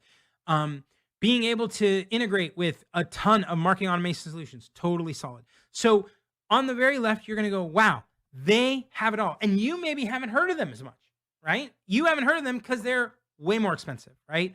Than maybe some of the other plugins that are available. If you go down, look at WP Members, been around a long time, super solid plugin, does some very basic things and does it really well. And it's free. And you pay a little extra for some of the other add-ons, but it's a fantastic plugin. But if you can get something for free or very inexpensive, then the Access Ally might have just been too expensive for you to look at. But the truth is, when you compare it to everybody else, you go, wow, they're super solid. And fairly intuitive, right? Like, I mean, it's because there's a lot there, you're going to spend a little time on it, but fairly intuitive. Digital Access Pass is a name you may not have heard of in a really long time. They're one of the OGs. They've been around a long, long time. The challenge was never what they could do. The challenge was that it took a little bit of work to make it happen, and you had to kind of know it to be able to do it. There was not a lot intuitive about it. They have redone the inside of the the admin side of the plugin. They've made it a lot easier. There's still a ridiculous amount of things you can do with it, and so that can also mean, wow, you're going to spend some time trying to figure this whole thing out. I will tell you this: they have some white glove services where you can buy 3 hours or 4 hours of time to have their experts go configure it. And I would tell you, there is nothing, to stop me from doing that. I would totally do that if I were building a DApp site, because they know it. They know it inside and out. The team there is super solid. Every time I'm like, hey, I wonder if DApp does this, Vina's like, yeah, it does. And then she clicks 6 times and I go, oh, wow. I know I didn't even look over there, right? So it's there. It's solid. You just may want the white glove service to get it done. The third on the list is Lifter LMS.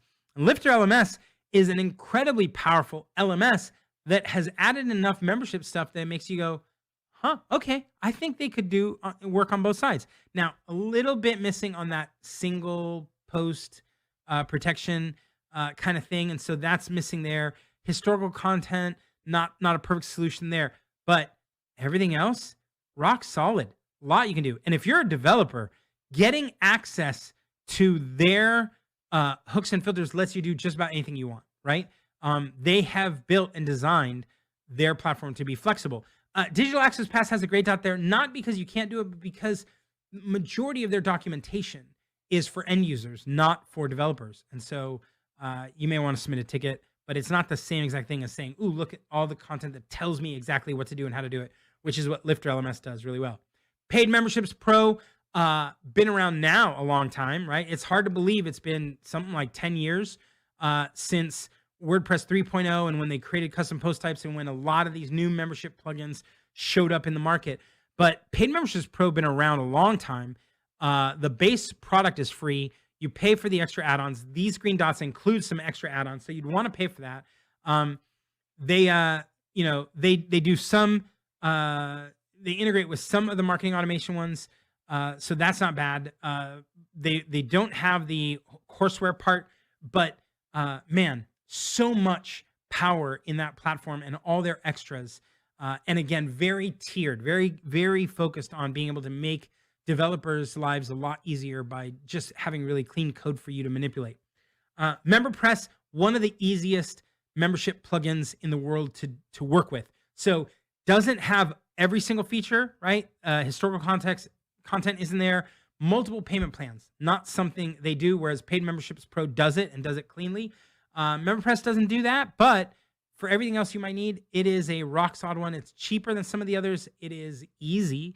And so they have introduced now that you can do it with, courses or memberships. So they're one of the ones that made that tweak to add that feature so they can span both. Something well worth looking at.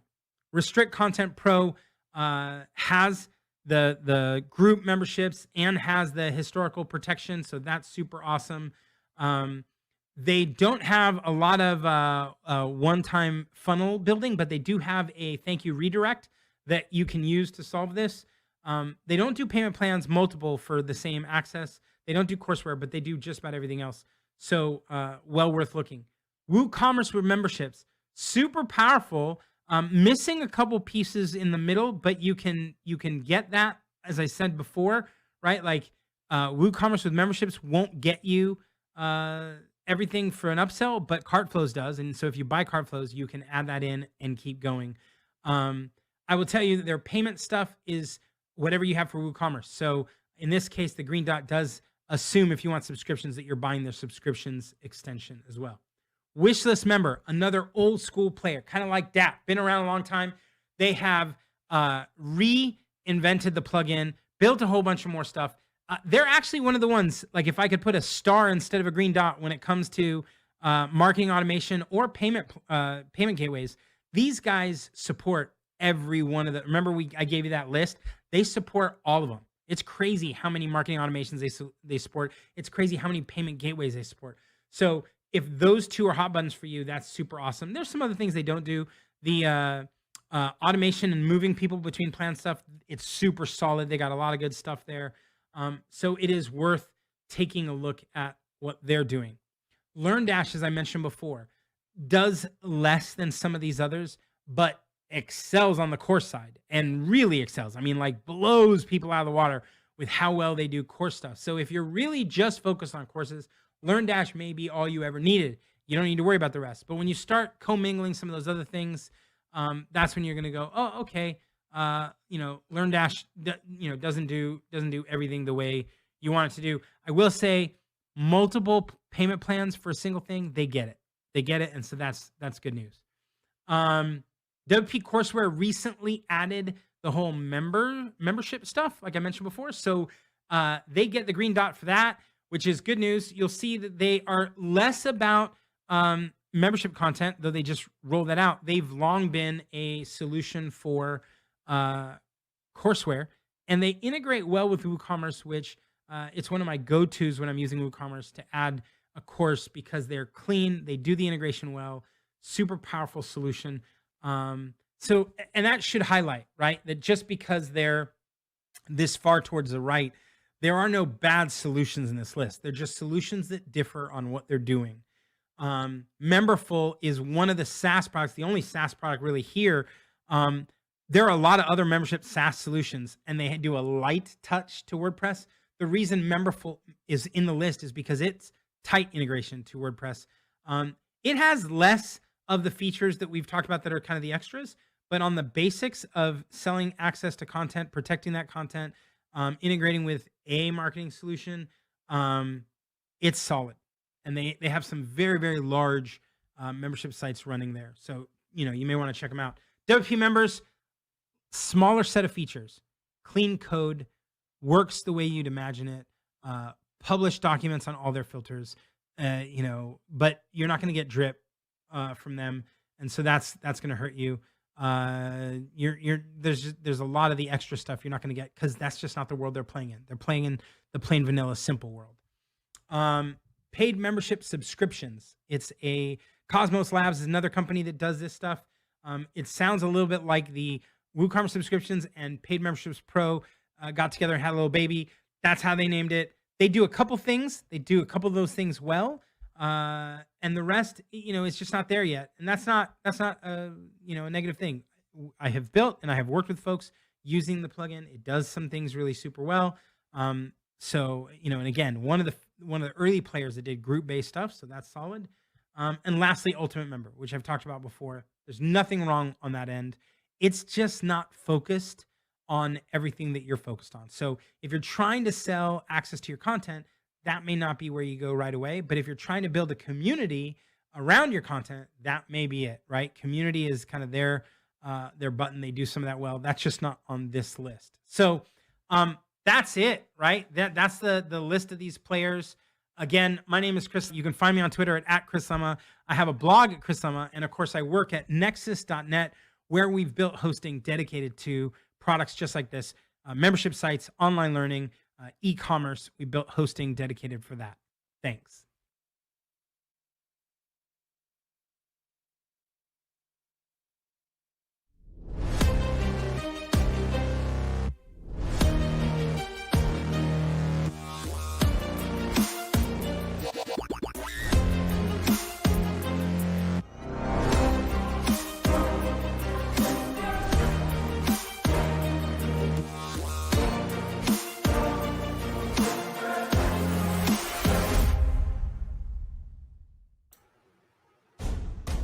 At Bluehost, we think it should be easy to share your passion with the world. Since you worked hard to build your business, you shouldn't have to build your website. And if you ever need help, we're here for you 24/7. We know people depend on you, so you can depend on us. And of course, we believe that whether you're big or small, global or local, your website should grow with you and go anywhere your passion leads. Bluehost. We'll power your website, you power the world.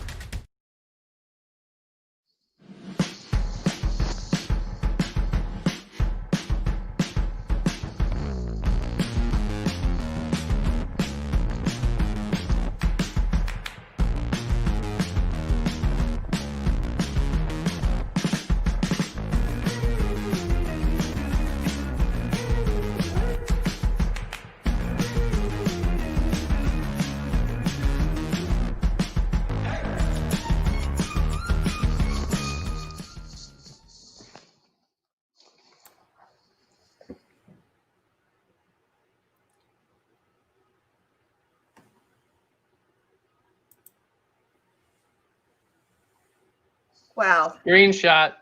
Got a screenshot. Let me say that when they always say last but not least, Chris Lemma's the person they're talking about, because there's no way you can anchor like a 24-hour event like this one and then have Chris Lemma bring it all in with some serious information. So yeah, that was phenomenal. Yeah, I think we were chatting about the information, and he basically stole all the thunder and gave all the details. Like, oh my God, he's unpacking it right here live. What are we going to ask him? Like, we have no questions. He gave so much information. But yeah, I know. But I think we have a few things we can still discuss with them. So let's bring him in and let's chat with Chris. So amazing. Let's do it. Awesome, hey, Chris. Thanks so much for being here with us, for, pulling it all together at the end of WordFest here. It's so good to have you. It is great to be here. Thanks. I'm still awake. I didn't have to stay up 24 hours straight. Yeah, it's been a long 24 hours. I am a little on the punchy side, so bear with me if I'm a little silly today. But it's been a great event, and it's been so amazing to have such a huge group of volunteers, our sponsors, and that our speakers have, done pre-recorded sessions like you have, and that we have you given of your time and your energy and your knowledge to help other people in the WordPress community and to further Big Orange Heart. So our gratitude for you, for sure. Oh, it's my pleasure. Yeah. So we have a few questions I want to ask you. So we didn't actually get any in the chat because you dropped so much knowledge. Everybody's like, well, he gave it all away. Like, he listed everything. Yeah. I know you. I know you love your charts. I know you love your spreadsheets and things like that. So that chart was phenomenal. And I hope people are screenshotting that thing so that they can use it going forward. And of course, the playback will be available. You've got some great comments here. When you craft a talk like this, right, where you're going to talk about some different stuff, you need one screen that whether I'm in person on a stage or whether we're doing this virtually, that you go, okay, this is the screen where the cameras come up, the phones come up, and they're like, click, click, click, right? You go, you need one screen, because if you spread it around, people just get tired. Like, oh, I had to click this screen and this. But if you can get one screen that has it, then you're in good shape, right? Yeah, everybody will take that home. Yeah, it's definitely the quintessential moment. There's one data missing from there that I would have liked to have seen, is the price data. Yeah, but I won't do that. And here's why. Oh, okay. Because you will get anchored on price before anything else. And so imagine if I just put one row before all the green dots, one row that says, here's the price. Well, the truth is, in order to put the price first, I would have to put the price that gives you the green dot, right? Because it's not always the first, like you go buy a product and it says, well, it's $99, $169, and $299. And maybe you need the $299, right? So then you put, okay, it's $299. But then you go to another one and you're like, well, it's only $99, but it's actually $99 per month. So $99 per month, are you going to put 99? Are you going to put 99 / per month? Or are you going to put 99 times 12, right? And put that number there. And if you see something that costs $1,200 and you compare it to $169, you're going to be like, well, hold on, I just want the cheap stuff. So what I want you to do is I want you to evaluate and decide what you need most and be convinced that this is the right product. And then once it's there, once you've picked and said, I think these are the two I should compare, these are the three, then you might let price become one of the factors you care about. But if I put price up front, you're just going to go, okay, my budget is under 200, and then I'm just looking at these over here. Yeah. Absolutely. Now, is the answer to your own personal question on this, does it hinge on what kind of content you're delivering too? Like, is it different if I'm delivering an ebook versus music versus a membership, that kind of thing? So is that going to be impacted as well?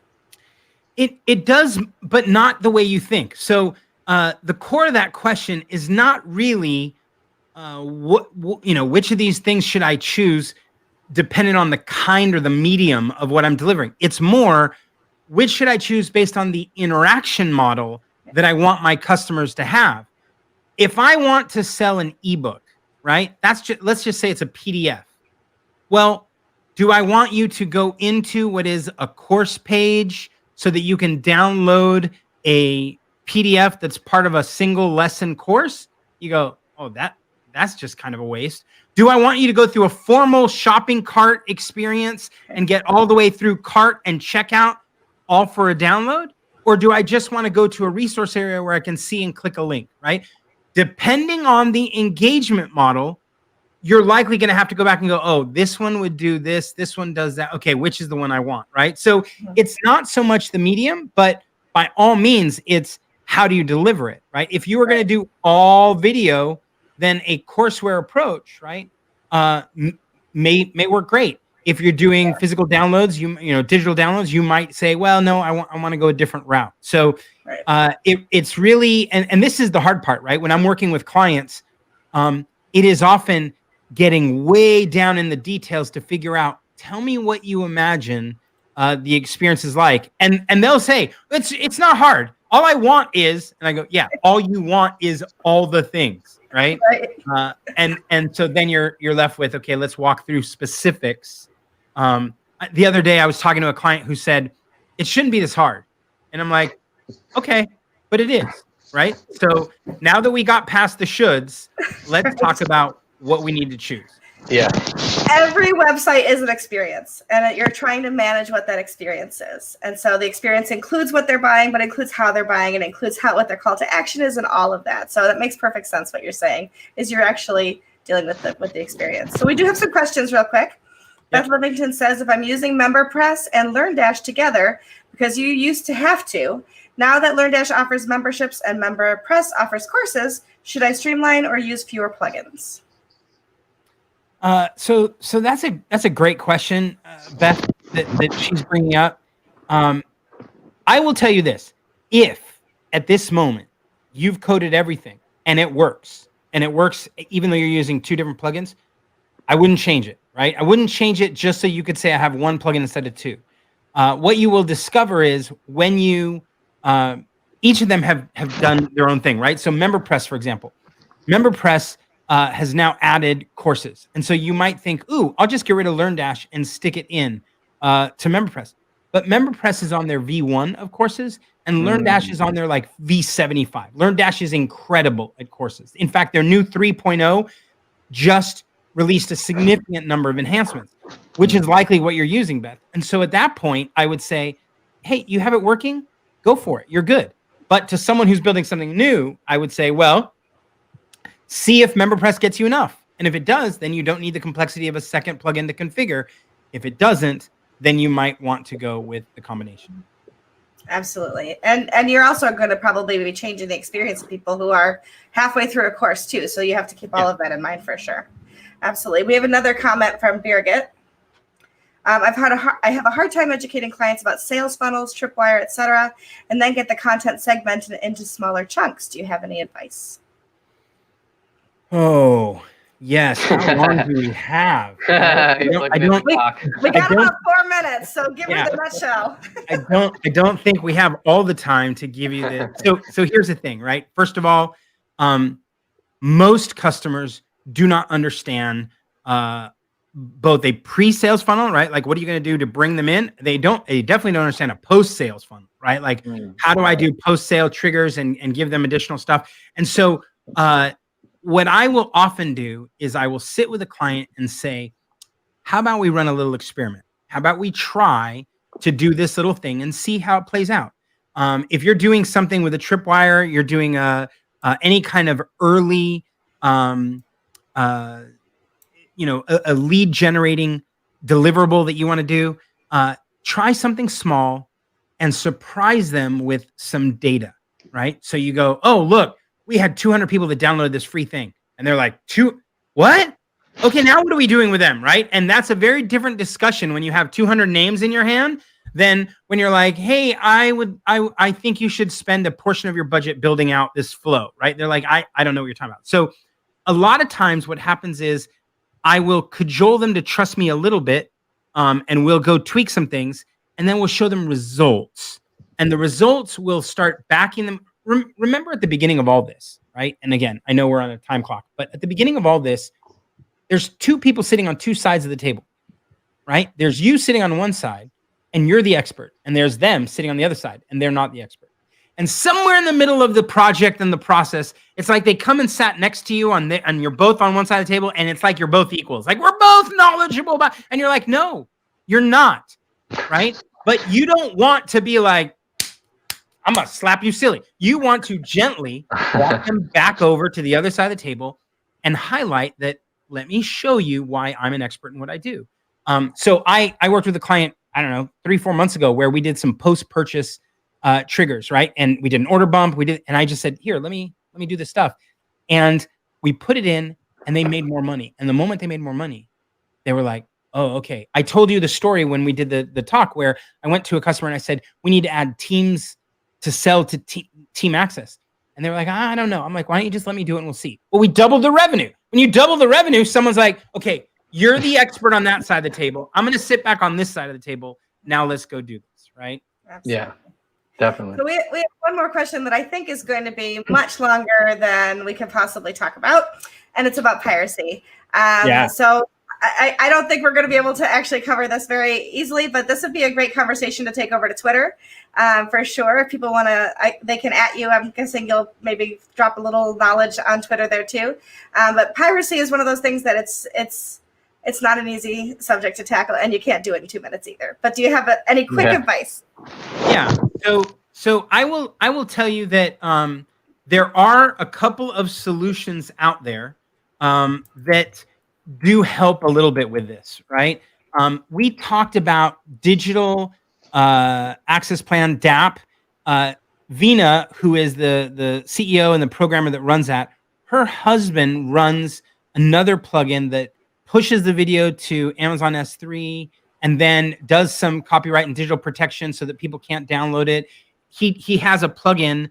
Their website is Wicked Cool Plugins, and I wrote about this on chrislama.com, but probably I'll have to go back and look for it, right? Anyway, but Wicked Cool Plugins, go check it out because they have a plugin that could potentially help you. Excellent. Chris, thank you so much for being here. Thanks for spending some time with us this afternoon and for your support of Big Orange Heart. I appreciate it very much. I want to do excellent. Yeah, it was great. I also want to thank my co-host this afternoon. Joseph, thank you so much for being here with me. It's been fun. Yay.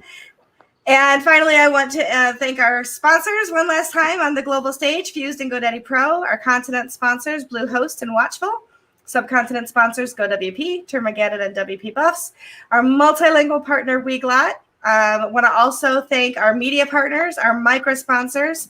I want to thank the volunteers and all the speakers, of course, and my co-organizers of this event. Thank you so much. You make all our Big Orange Hearts full. And I know Neil has one final thing to put up on the screen for us because he asked me to.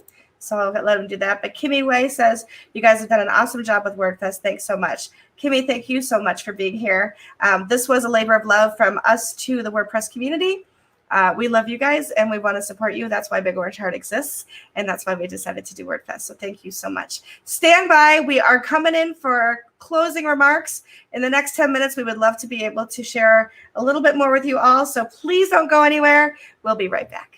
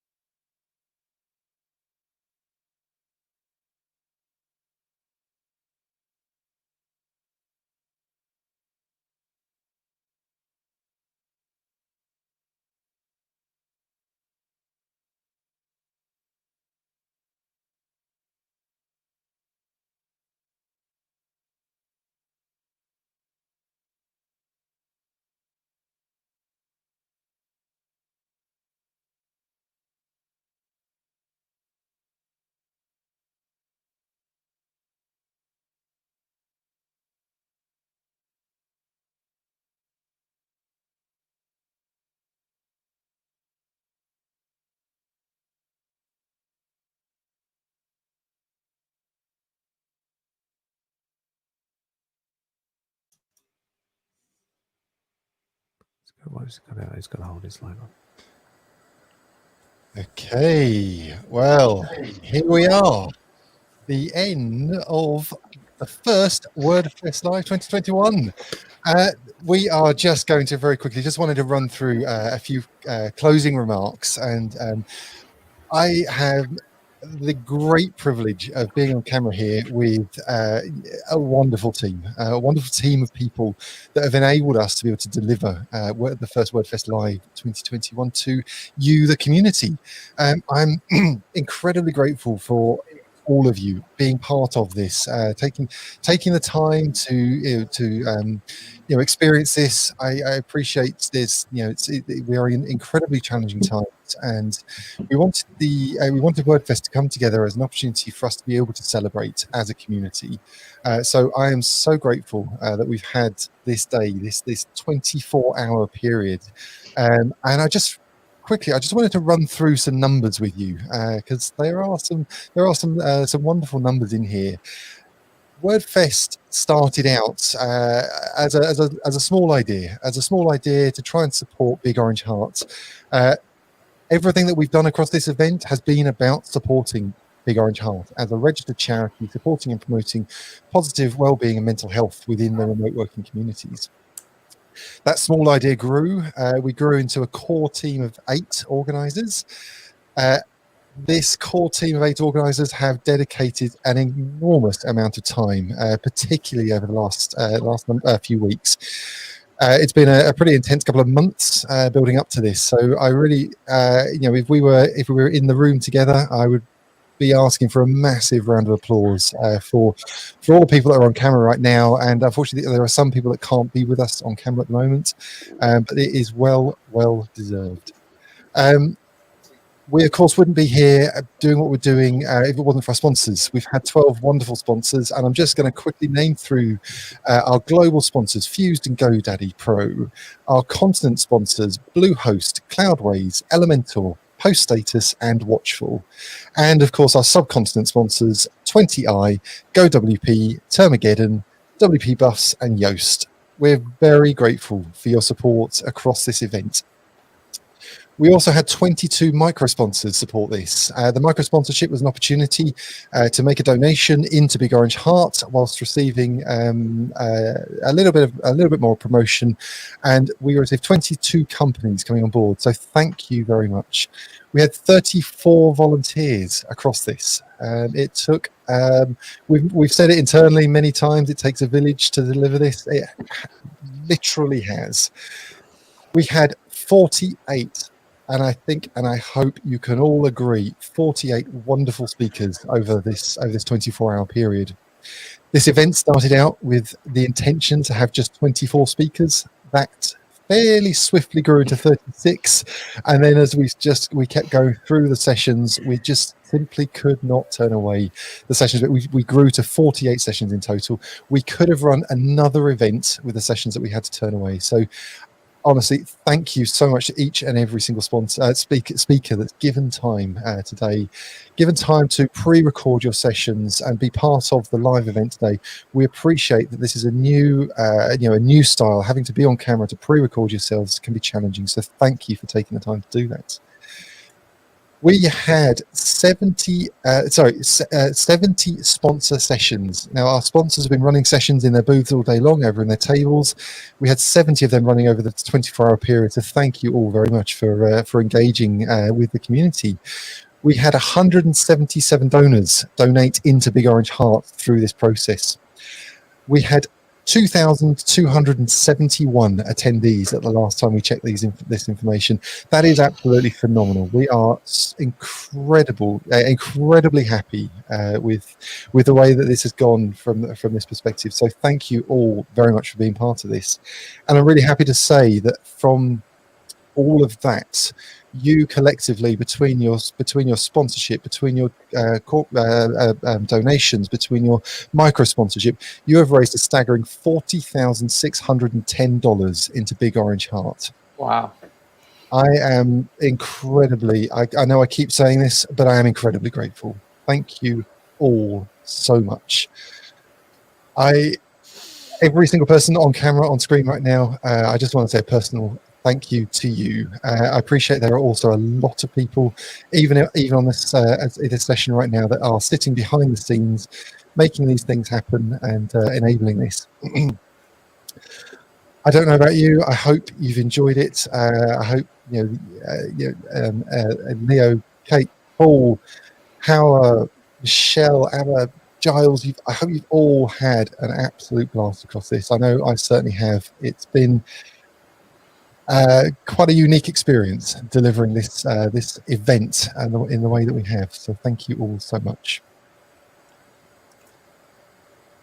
I don't know if any of you have any last words that you want to share with the community before we... Yeah, I do. And that's just to say, Dan, a really big thank you to you. Yeah. You've worked tirelessly over this last, I don't know how long. So thank you. Absolutely. Couldn't have done it without your leadership. Yeah, very welcome. It's been spectacular, and I genuinely hope for everyone out there watching this, you've been able to enjoy this event. I'm really happy to say that all of the sessions are now publicly available. So the best way to find all of the videos that we have that we've displayed today, if you visit wordfest.live/schedule. On the schedule, you've got the links in there to the various sessions. You will find all of the recorded sessions on there. Everything is available right now. If you are on my.wordfest.live, we are going to shut this platform down. I'm sure a few of us might jump into a tent or two just to quickly catch up before we shut down, but it will be shutting down. So if you want to catch up on the sessions, as I say, head over to wordfest.live/schedule. This feels weird. What do we do? Shut the thing down. We've got shut down.